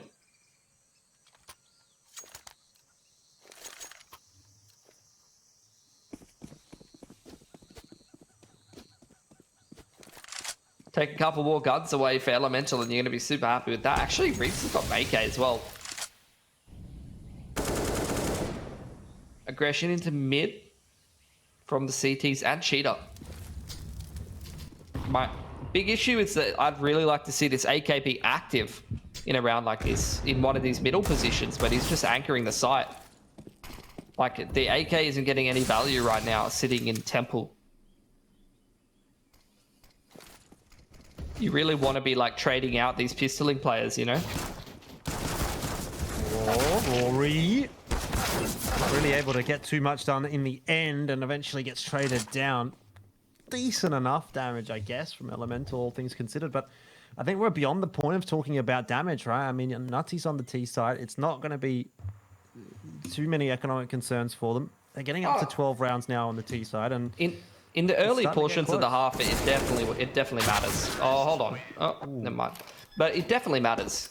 Like, they've got to continue reinvesting, and if they had like a clean anti-eco and didn't lose as many guns, they would have a really good economy here. Like, they would have probably 2 buys worth of economy after this. But now they got to kind of scrape the bottom of the bank accounts, dropping guns over, which actually gives you a much earlier timing to reset as CT and come back into the half. Whereas before you would have to win like 2 gun rounds back to back, right? Now you only have to win this gun round.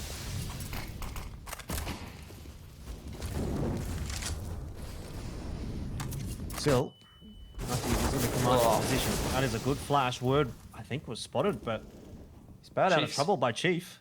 Yeah, thanks, Chief. Double mid setup. Not what Nutty was expecting. I think when you're that close to your monitor, you get extra blind as well. Possibly. Hurts the retinas.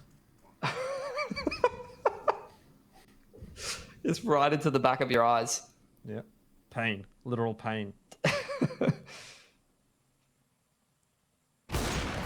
Oh, that's beautiful from Isaiah.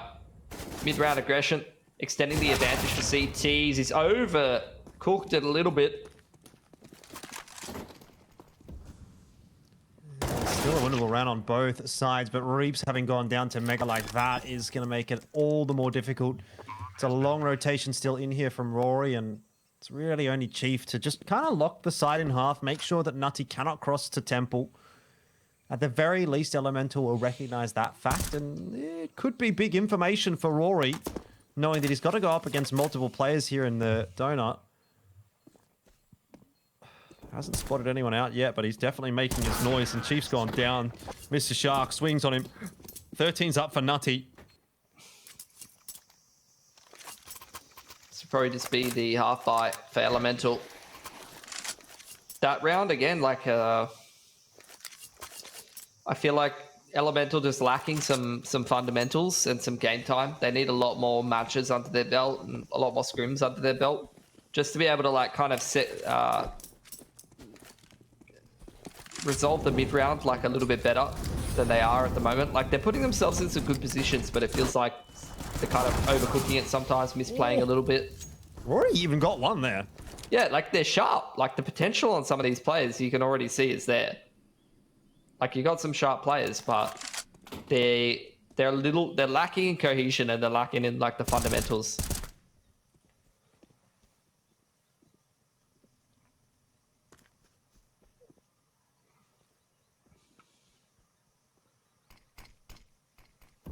What can they do? You've got two players on this bomb site, one of which is in cave. That's the guy with the deagle, so poor old Isaiah kind of needs to defend this one with a USP. I'd be pleased if he even got one. Obviously, that was a little task for him. Deagle shots ineffective, and Nutty will go up to 14. So 14-6 the scoreline. And I mean, I guess that conversation we were having about the first half where the scoreline was pretty comfortable or not too bad for Elemental. But what was happening in the server was a different story. It's kind of starting to actually get converted into a scoreline deficit now as well. Yeah. I think they went up like 4-1 or something, and since then it's been like 13-2. Mm-hmm. And I'd like to see how many, like what the gun round stats look like. Like Nutty has won so many more gun rounds.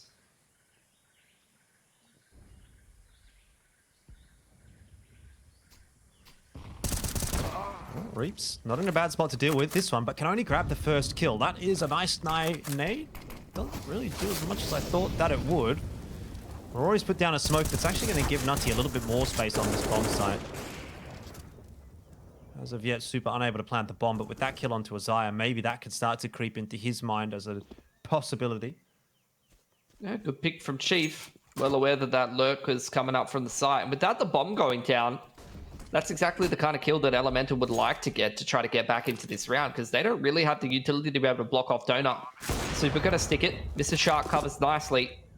Puts it back into a 3-on-2 with Temple control in the favor of Nutty.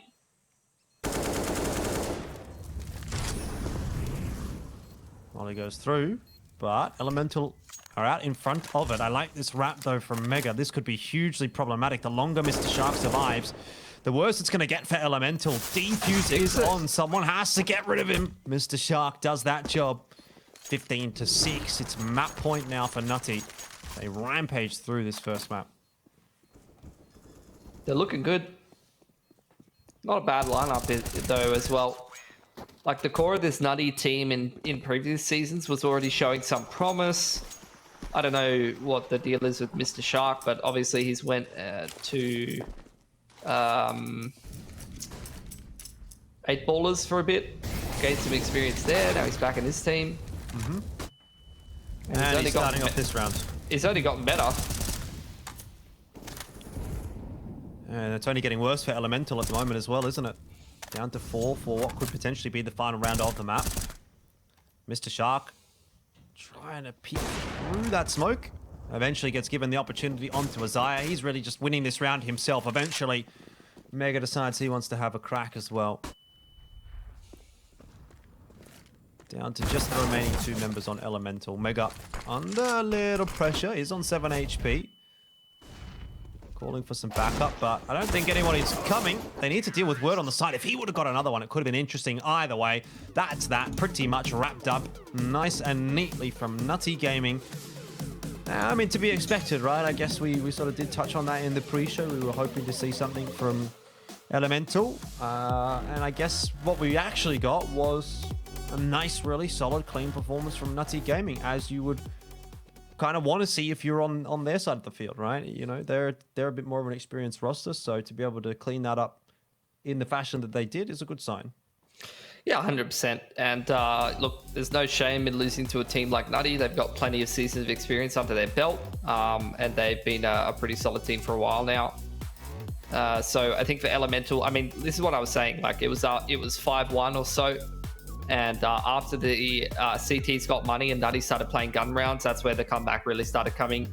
And you saw them really show their class and experience over a team like Elemental. But like I said, at the end of the day, you know, it's happened to me. It's happened to every player that's ever tried to play competitive CS. The first time that you qualify for a league like this, you are going to get caught lacking, for want of a better term, in some of your games. And that's just all part of the learning experience and the improvement of just getting into playing competitive, and you know, you're going from that matchmaking experience into actually playing matches and more than just, you know, the scrim kind of approach. So look, not the best performance in their initial debut game, but can only go up from here. Yeah, well, I mean, the series is not over just yet, so let's, you know, take a step back and wait and see what happens in the rest of this series. Speaking of taking a step back, we will jump into a short break, but we will be back in just a second for map 2 of the series.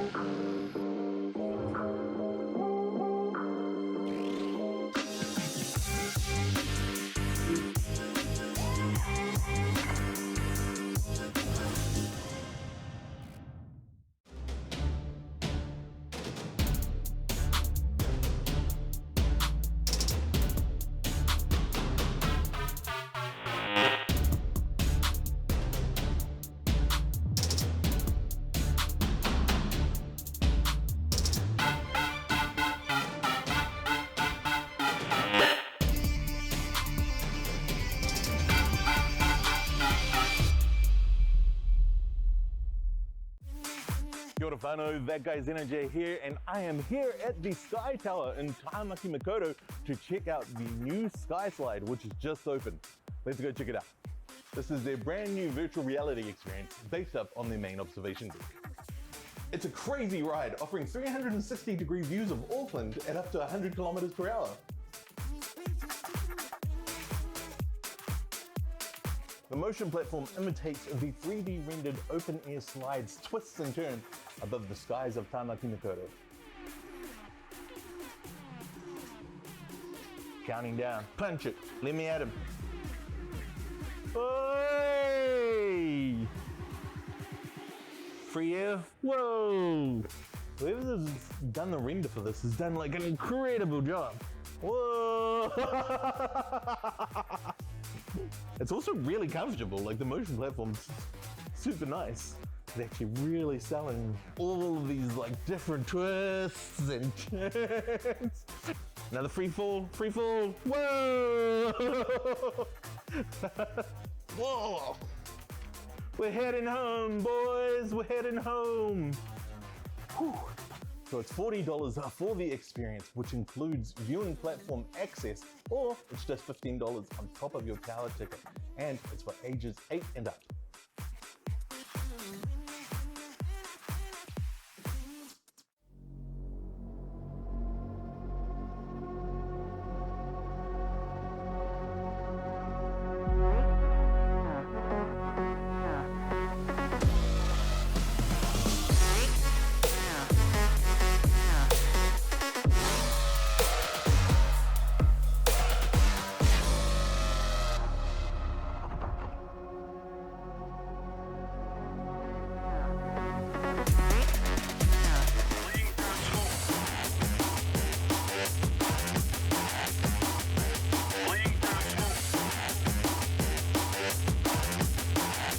G'day and welcome back. It's LPL Pro CSGO. Right now we are watching Nutty Gaming up against Elemental Esports, and I have to say Nutty is looking quite true to their namesake at the moment. That was a very, very solid map win on their opponent's map choice. 16-6 on Ancient, and you're starting to think, well, maybe we're leaning towards a 2-0 here. We are jumping onto Nutty's map, and we know that actually Dust 2 and Mirage are both pretty decent for Nutty, historically speaking. So even if this one were to not go their way, I'd probably calling Nutty to win the series regardless from here, which I think is pretty, you know, like that's like the coldest possible take I could have made going into map 2. But there you have it, ladies and gentlemen. That's why they pay me the big bucks. Nutty's going to win the series. That's my opinion. And Pilsky, what do you think?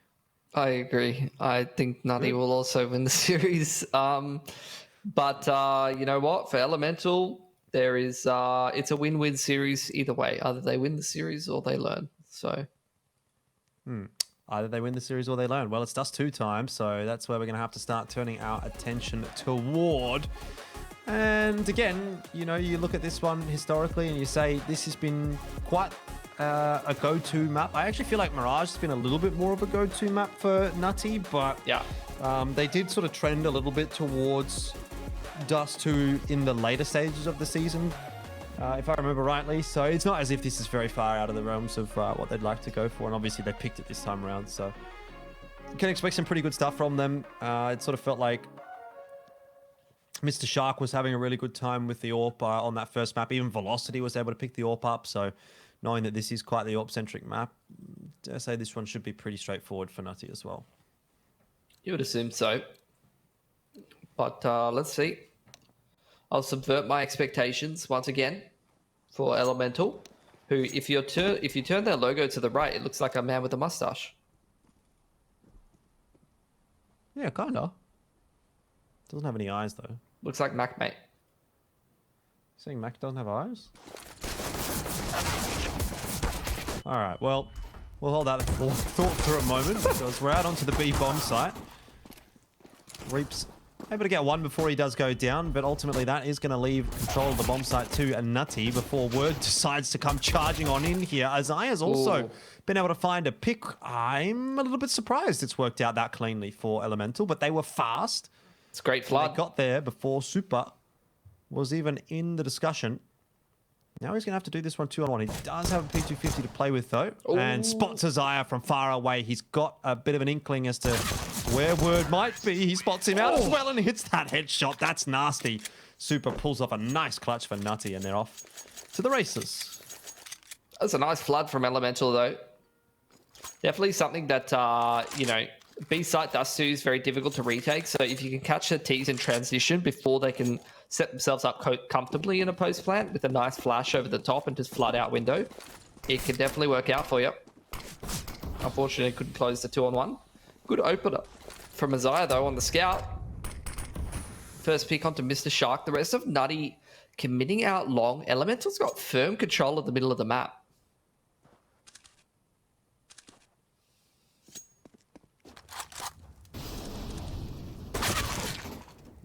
Not a bad shot from Clover at all. I don't think Isaiah was expecting that. Didn't look too pleased with it in the player camera. Word's got the nade through, but it's not going to do too much significant damage. And Nutty Gaming got their way into the bomb site pretty cleanly. Super's also locking down long with the AK. That's exactly what you want to be seeing.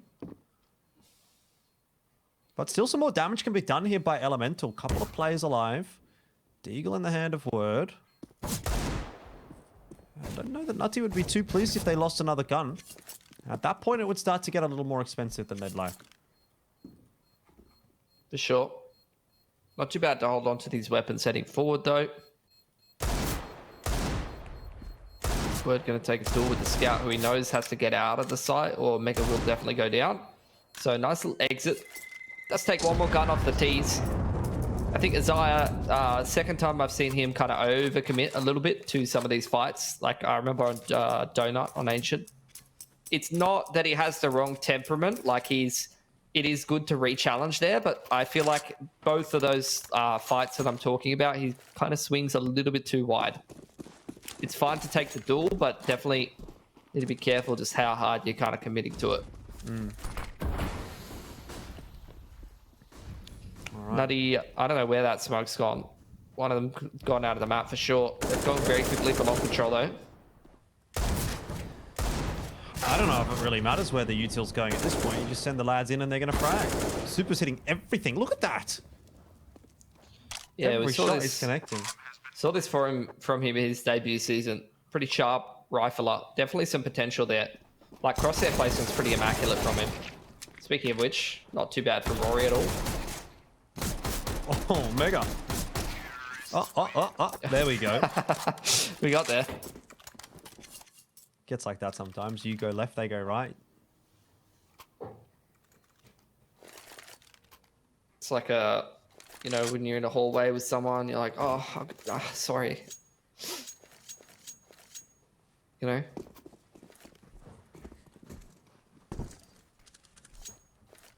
Guns out, fun's out. Not for Rory, though. He didn't have a hat, so he was not allowed to play. Oh, didn't you hate that? That was the worst. I actually just submitted and sat under the shade cloth. Didn't even try to fight it. Super's fighting though, because he's got Mega's flash to work off of. Nutty are taking long hut and going into B, and the bombs in spawn, and someone's picking mid. They just decided they're going to shoot them on every angle and win every duel across the map. Super's got A site, so they can rotate back to A if they want. Oh, the round's over. Yeah, I don't even know why you're trying to do analysis at this point. It's a bit of a run and gun kind of a game from Nutty. Send it. Shoot him. Go shoot him.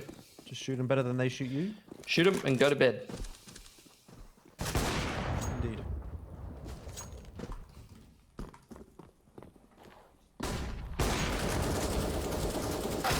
Velocity hasn't connected with the AWP, but hey, he likes to pull it out here and there. I mean, the fact that they're running double AWP on T side of Dust 2, I think probably goes to show you exactly where Nutty is at in their headspace right now. Super died. Unfortunate. Bad player, if you ask me. Who dies these days? Well, didn't ask plus ratio, so there you go. Alright, Bozo. When? Can't say when I haven't said it.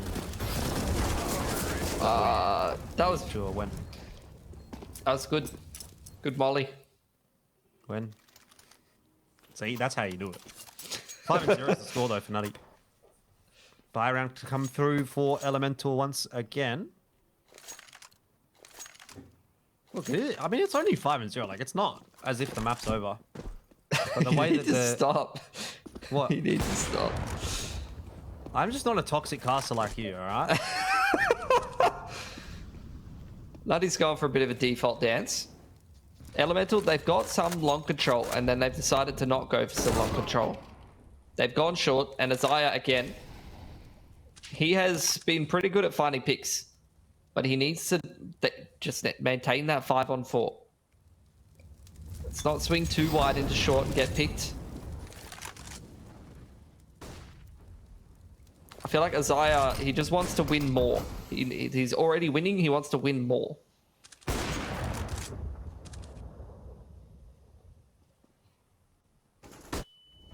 Wonder if Elemental can convert this one. 4-on-5. It's been their best chance so far.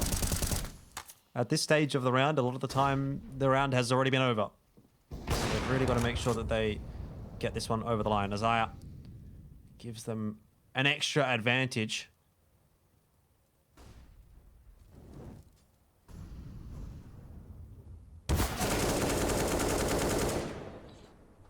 From Mega. Trying to take this small site.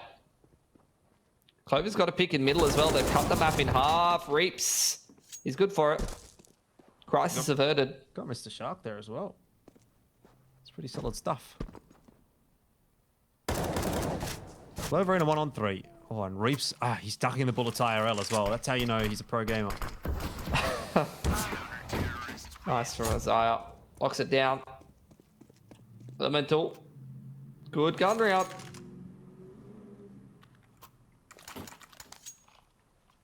That's a good good tool for them to have. Isaiah seems like he can definitely get them picks. Then they just need to convert those 5-on-4s.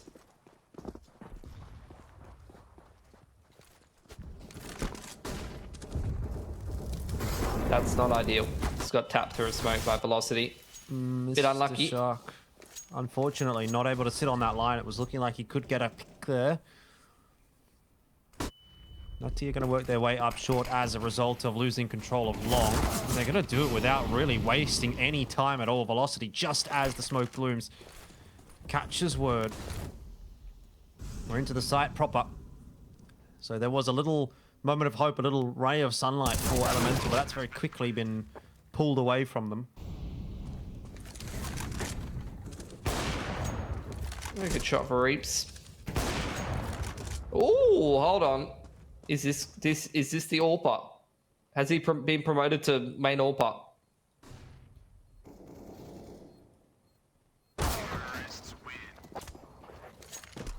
Have I ever told you about that, Jordan? What? In my teams, we used to have AWP hierarchy. If you had a pop-off round with the AWP, you get promoted to secondary AWPer. Really? Yeah. I didn't know that. It's a good way to go. So I think Reaps, those were some pretty good shots. Do you reckon he's the second AWPer now? No. Okay. I don't know if that's how it works. I think you just give someone that role. No. That's outdated. Oof. Is Chief now the secondary AWPer? 1 shot, 1 kill? Nah, it's a deagle. Doesn't count. It's the pistol. Rory's got a freebie with 5-7. Super wasn't looking in his direction. Isaiah's going to get the same as well. It's getting a bit awkward now for Nutty. Oh, Chief drops, and that is the bomb in a very awkward spot. Clover's going to have to win this 1-on-2.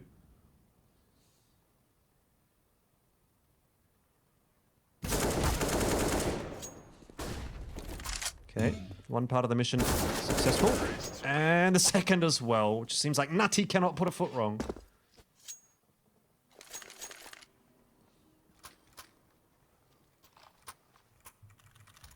Seven and 1. CT's economy starting to run out of cash. Could be reset after this round. Money for Nutty, despite taking some losses, still looking pretty alright. Super using the HE nade to cross. And Nutty looks like they're just going to go hit the small side, maybe? No? Down into lower dark. Running a bit of a unders default. Oh no, it's a quick mid to B. Bit of a quick mid to B. Yeah, there's a lot of quick going on in this map right now, Pilsky, and it's a lot of quick wins, quick shots, quick kills. 7-1. That was probably one that Isaiah would rather quickly forget. But it's been a quick first half, hasn't it? 8-1, going to be the scoreline in just a moment, and feels like we barely even started this map. Super's on the hunt. His mouse is spun out. He's given it a bit of a blow. I can simulate it if you want, Jordan. It was a onto the old sensor.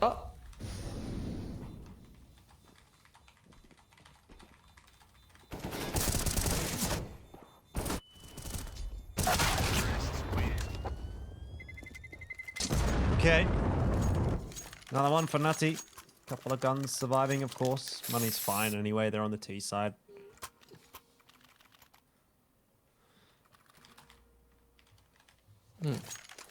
Tack timeout for Elemental, perhaps.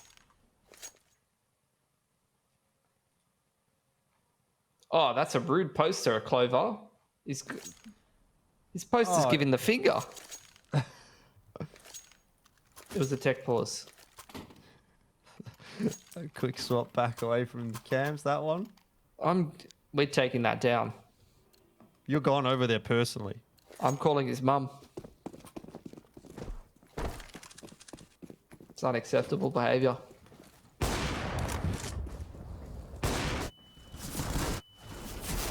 Oh, Isaiah, full white. Actually survived. Now gets a bit of a helping hand from the Molotov of Word, and he puts that to good use. Nutty still going to have a little work to do in this round, but if Elemental push in, that would have been a bit of a problem. Yeah, Reaps is in uppers, though. It's a good position. Nice and safe. Smoke's on the middle of the map. Oh, spam through from Isaiah. Almost connects. Reaps has only got an MP9. That's not a great angle for it, really.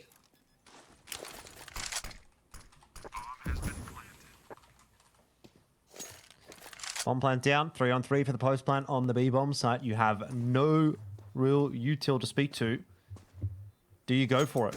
You're 1 and 8 down. Yeah. Got a kid on Chief.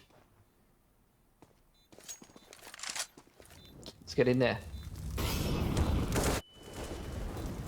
don't know if that's going to work out too kindly for them. Mega having already found the first. It's now going to come down to Mr. Shark and Super, who swing together and get it done. 9th up for Nutty. Very quickly falling by the wayside this time for Elemental. Got another buy-in, though. Surprised they haven't gone for double AWP yet.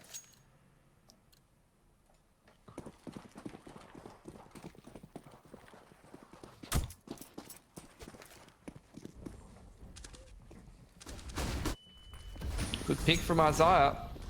As I was saying, it's a win condition for Elemental. They haven't got many rounds, but getting first pick and then converting the 5-on-4 is a good way to be. Great readjustment from Word. Isaiah trading back. Oh, this last pick could be the difference maker, though. Flash over from middle from Mr. Shark. Sets up Super so well. Yeah, they're just too well drilled, aren't they, as a unit? Still, again, winnable for Elemental, but how many times have we said that and it's just gone the way of Nutty? 9. Might end up being a 1-on-2 for Reaps. Rory is out on short. Oh, he's been spotted. He's spotted Mr. Shark as well, I think, but let's to try to hide in the cutout. The Molotov is put out by the smoke.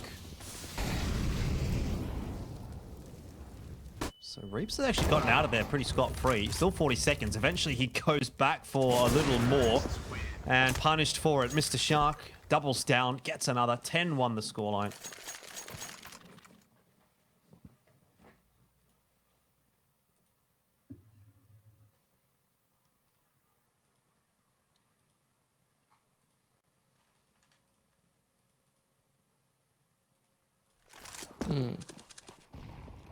Another save from Elemental. See if they can cause a bit of an upset here. The T-side money's honestly not all that great. Like, T-side economy kind of resettable right now. Then win this round, or they can take guns off of the CTs. Issue being, Reaps is all alone on beat, and he's getting wrapped from window. It's going to make it hard for them to do damage when trying to retake the big site. Never mind, they're not going to ever get to retake the big site, I don't think. Oh, it's a good couple of shots from Chief.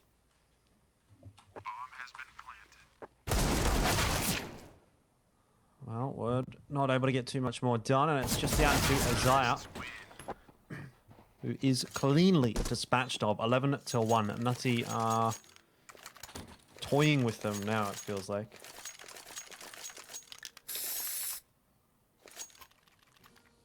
Still no double AWP for Elemental, which is what you see a lot of CT teams do when they max out on cash on this map.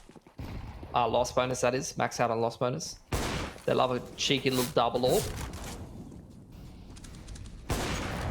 Again, Isaiah is finding opening picks relatively easily a lot of these rounds, but their conversion rate has just been pretty shocking.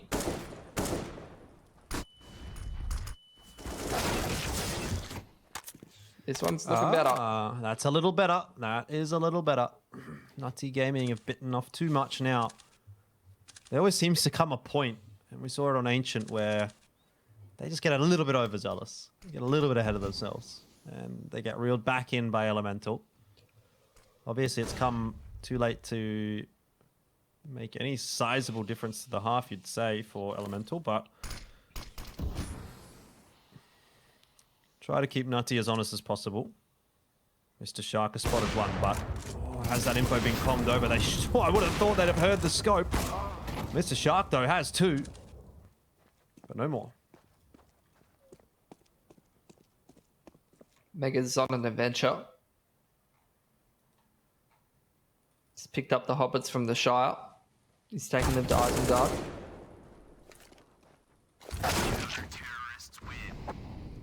Nice multi-fragging from Word. Him and Isaiah combined for 5 there. Nice little multi-frags on the A1S and a couple picks from Isaiah. It's good stuff.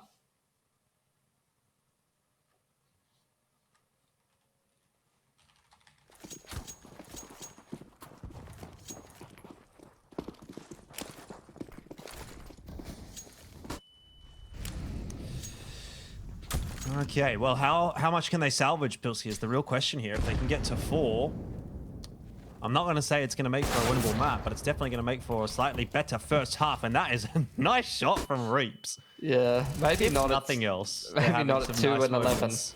Maybe not at 2 and 11. Start of the game, that would have been great. Yeah. Look, I don't mind it. Have a little bit of fun. Yeah, another very winnable round. Rory's all the way through uppers. Reaps has found that pick on the player trying to creep through mid and cut the map in half. I like this car line from Word. Won't even be needed. Isaiah's like pretty sharp with the zoom banger. Yeah. Pretty sharp, man. Did you watch that clip on Ancient? I watched it. I watched Ancient. I was here with you. What was present? No, I mean, look, yeah, I think, to be honest, these Elemental guys, they can shoot. There's definitely no question about that. But it's sort of all the other aspects that are kind of bringing them undone a little bit. Obviously, Nutty, just a little bit more well-drilled, their spacing and their trading, and particularly the util usage as well. I mean, I know you highlighted that a lot on Ancient, but I think that's kind of coming through on the side of Nutty as well here on Dust 2 in the positive aspect that you're sort of just seeing those flashes come through for teammates and that kind of thing for Nutty, which isn't really happening so much for Elemental. But when they get into straight 1v1 duels, I mean, yeah, there's every chance that an Elemental player is going to be able to win it. They have actually finally kind of broken the money of Nutty right at the end of the half, which is fantastic. Now they don't have to, you know, deal with full buy. from the T's. Util's fairly limited. They've have to go down to a Tech 9 in the Mac 10. That's an easier round to win for Elemental. Reaps has got a task on his hand with Rory to lock down this B-site timing.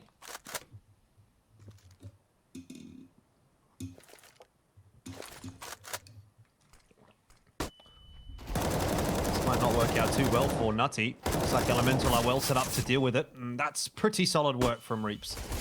So in the end, it'll actually end up being an 11-4. So there you go.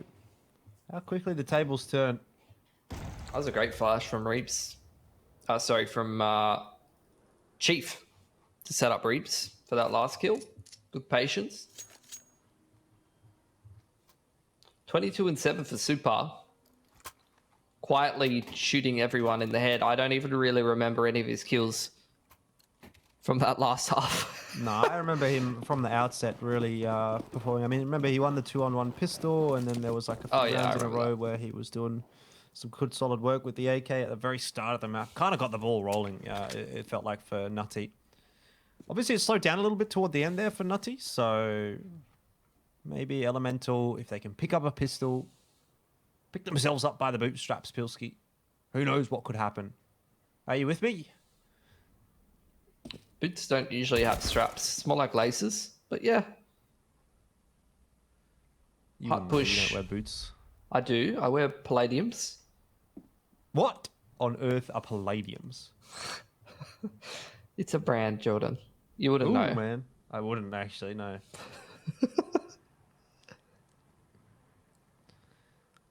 Okay. Elemental, I've got up short. What are they going to do with this? I've got a smoke and a flash. Smoke's going to go down into CT, but is it the waterfall into CT? Looks like it is. You've got a couple of Nutty members down there. This could end up being very problematic indeed. Lots of shots being connected on the CT side. Mega and Super chiming in with 1 or 2 each. Isaiah needing to salvage, can't do too much, and that's the end of that. 12 up, pistol on the board for Nutty. Let's have a look at what Elemental are going to do with that.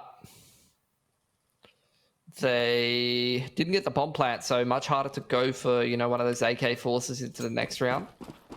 So they are going to take a single save and try to play out the gun rounds. Yep, Clover's speed running to T-spawn. Mr. Shark also going to put his submission in, I think.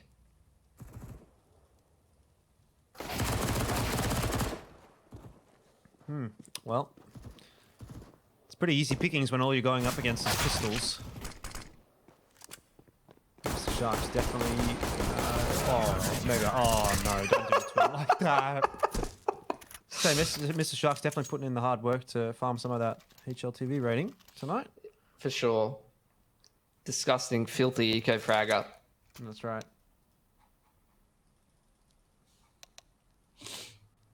Deserves to be named and shaved live on air.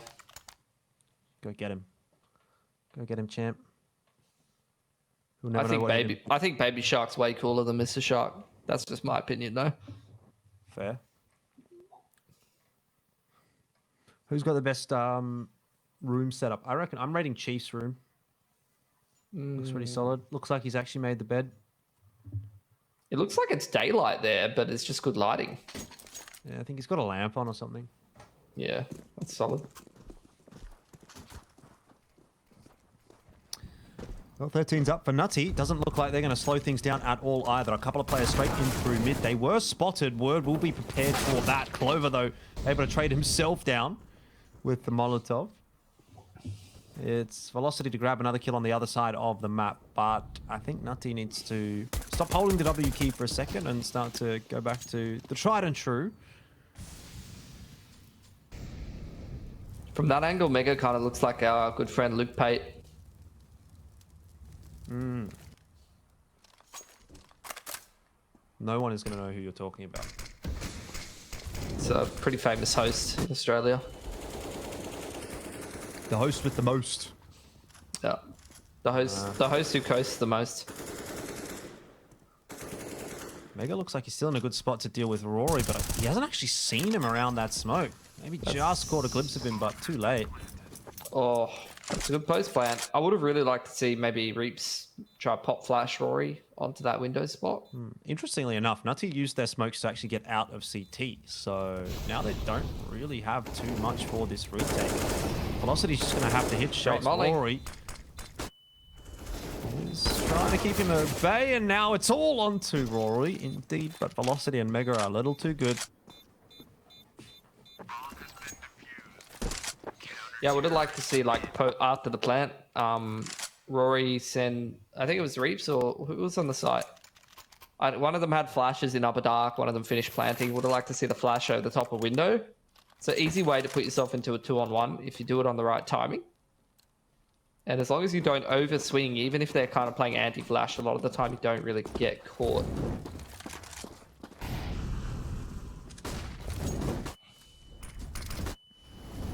Lots of util out on long, lots of players in that area of the map as well. Super decides to go through the smoke, and Clover gets traded down. So overall, not too bad here from Elemental. They'll still have to deal with Mr. Shark, who's keen to continue peaking. Brought it back to the 3-on-3. They've got no control on B. Yeah, Velocity's in middle. Reaps is just chilling in backyard. What's that show? Is it Bert's backyard? Yeah, big fan. Yeah. Reaps is Bert's backyard right now. Look at this push from Nutty, though. Oh, look at that Vox sticker. That's a lot of money. That is a lot of money. Is that like $7 grand or something? Thousands of dollars, I'm pretty sure, yeah. Yeah. Oh, that's thousands of dollars worth of warp shots as well. Great stuff from Velocity. Cleans up Reaps. Got the info as to where these two Ts are as well. And that's going to set Mr. Shark on a nice line. He's just watching long. Should be good for one here, at least. Nope. He's not. Flash out. Send out. Trying to keep them at bay for as long as possible. He's done a good job of that. Has another chance. Is not able to connect it. And now it's on to Mega 1-on-2. But Mega is a bit of a clutch minister in his own right. So let's not count him out here. Nade's gone too deep to damage Isaiah. And Mega's already got one. This is danger territory. Isaiah's on 55 HP. If he peeks the wrong angle, he's dead. But he hits the shot with the AWP. Keeps it afloat for Elemental. He's having a great time. It's a good clutch from him. I love the momentary celebration followed by the, as soon as freeze time's finishing up, just, oh god, we're down 14-5. Yep. That's a good pick though. Money's actually starting to run dry right now on the CT side, but they've got two AWPs, three AWPs. I mean, I don't really know what's going on at this point. Isaiah's legit. This guy's legit. Bragging up. Clover's not bad either, apparently. What is this? This is like, you ever played League of Legends, Pilsky? You know what an ARAM is? All random, all mid. Yep, that's right. That's exactly what this is. Everyone's Do you know how I know that? Why? So I played Dota 2. Oh, sorry, original Dota, even. They've just bought random weapons and everyone's just run mid and taken a brawl. So we've got a scout and two AWPs remaining for Nutty.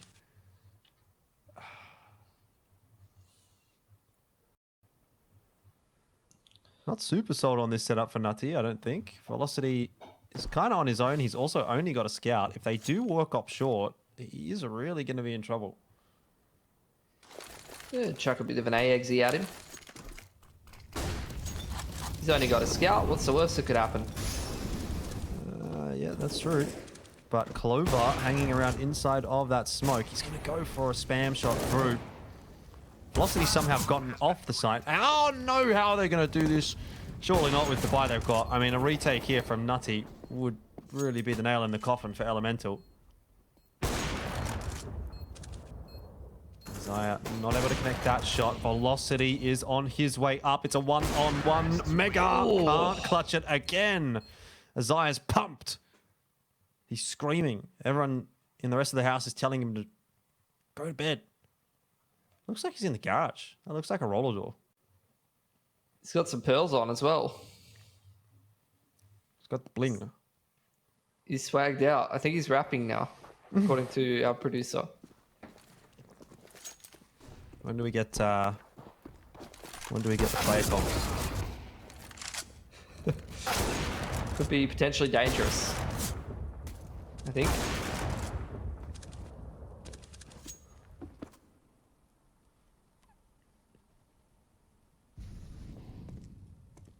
It's a good anti-eco.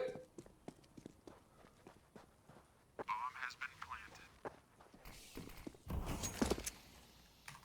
think Elemental now going one better than non-ancient. Am I right? Yes, you'd be right. That's good.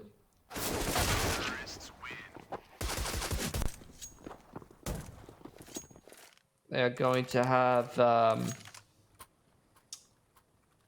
bit of a AWP advantage this round, especially with Isaiah. Like, this guy just gets opening picks for days, and he's not even going to have someone AWPing on the other team. He's got the long spawn. It's as good as done. Who's first one over there? Clover. He's Dunskies. Oh, Oh, this guy's crazy. he's got big nuts. This guy's crazy, Jordan. He's nutty. He's nutty. He doesn't care. But This he's guy not even doesn't playing on care. nutty. He just pushed it. Oh.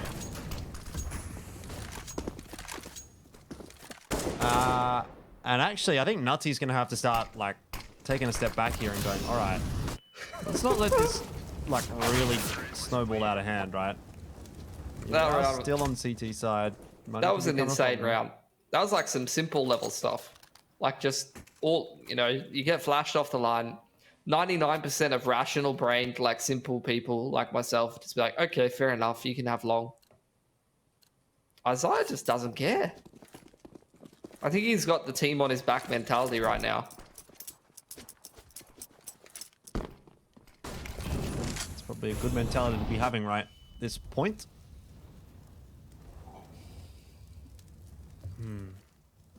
Another pick goes the way of Isaiah.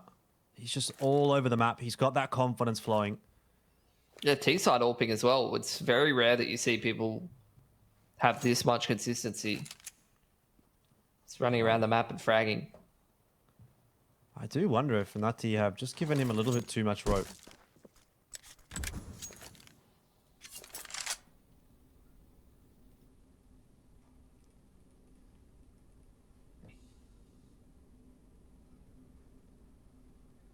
It's just the digs for Nutty.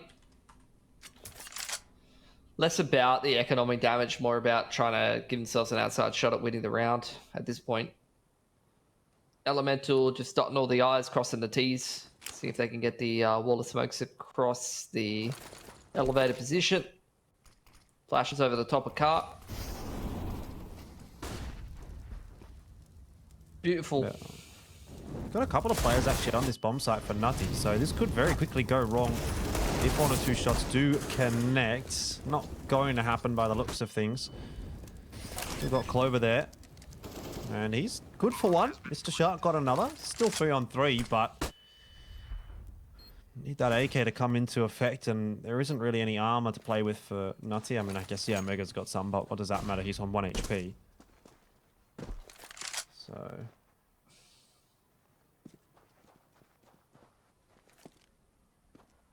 Nice anti-eco.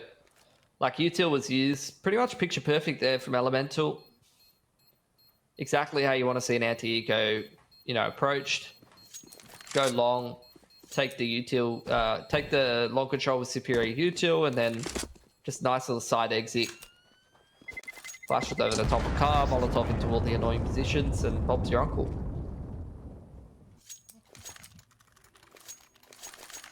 It's getting close now. He's got a B spawn now. This who's the Bianca? Bianca's Dunskies, I think. Just Isaiah cam. I'm not even trolling.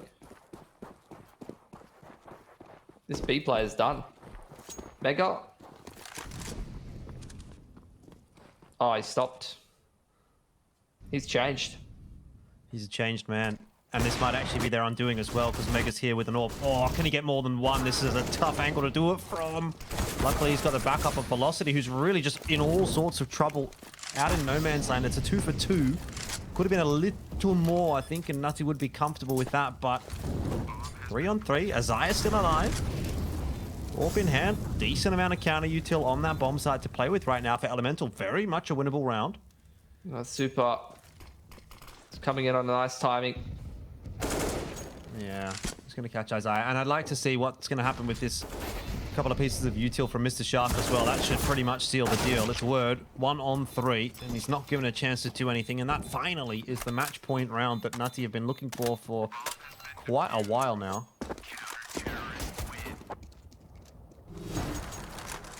I mean, it's felt like a matter of time. I think outside of Isaiah going absolutely mental, you know, it's been few and far between for the rest of Elemental. I was so unintentional, like I don't even know.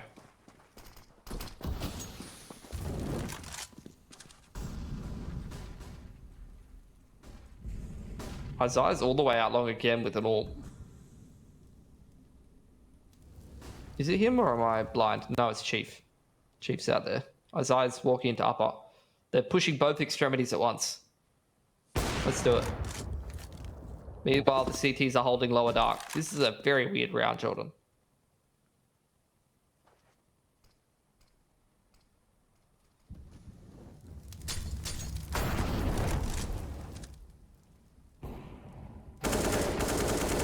Velocity in the perfect position to do damage, and he does just that. Mr. Shark was there alongside him. It's a 2 on 4, and that, I think, is probably a little bit too much for Elemental to work with. Reeves is going to go back through that smoke. He's given away his position with those shots. He doesn't have the bomb either, and he's just going to have an absolute blender to run into. It was a nice moment of excitement for a little while, but ultimately it was always going to be Nutty to win that series. They've done it 2-0. They've done it pretty comfortably. Sure, it could have been cleaner on map number 2, but end of the day, I don't think we can begrudge them too much for even still a single digits win. Azaya, though, you have to say, not a bad performance from him on Dust 2. Nice to see some of that talent getting the opportunity to shine, because there was definitely a world where I think they just get smashed out of that server and we don't even get to talk about anyone in a positive light for Elemental. So it's nice to see regardless. Yeah, I mean, you know, like I said before, at the end of the day, these are the kind of learning experiences that you need. They've got some film to look back at and kind of analyze and improve from. Think like, you know, my first nationals that I went to, I was the lowest rated player there. I got absolutely domed by like all the good teams. Maybe got a collective like 9 rounds across 4 maps or something. So look, I've been there. It happens. But, you know, hopefully they can come back stronger their next game. There's definitely a couple of flashes of potential from some of the individual players, and their run is not done just yet. So it's nice that they've even qualified for the Pro League. And we'll see how they go in their next series. Yeah, indeed. I'm not sure who that's going to be against. We'll get to the bracket shortly, see how that one does go. But, I mean, based on the games tonight, I think it would be against Arena. Anyway, let's have a look at the bracket and see what we're going to be looking for, actually. And, indeed, it will be against Arena, which, look, I got to say, I think is probably going to be a pretty tough ask for Elemental. We probably had higher hopes for Arena than what they were able to achieve tonight. I honestly think it was a little bit of an underperformance on some of those maps. But Underground and Nutty are 2 victors for this evening. Taking a look at tomorrow's games as well, something to keep an eye on, because that's going to be Group B, or the Pool B bracket. God's Work and Camo to start the night off at 6:30 p.m. Australian Eastern Standard Time, and then we're jumping into Collateral and Vodafone Esports. Vodafone Warriors Esports, I should say. The match that I'm kind of looking forward to out of those two is probably the Camo game. I'm pretty keen to see what that new Camo roster is going to sort of shape up particularly in the early stages of LPL Pro, because I think that's actually a team that could go relatively deep in the competition. If they start well, if they mesh well, then I think they've got some pretty good stuff ahead. 100%. Yeah, I think both of those games should be interesting to take a look at. But even in this group, I think there's a very real possibility that you have Arena kind of bounce back from that low bracket. So, no guarantees about who's going to be progressing in towards that next stage of the competition just yet, and plenty of good games ahead of us. Indeed. Well, that's going to be the end of the show for tonight. Thank you very much for tuning in to LPL Pro. I'll give a quick shout out to Biocode and Rocket, our sponsors for this season. Make sure you do tune in tomorrow for some more fun games of CS. Until next week, I'll see you later. But of course, for tomorrow, we'll see you then.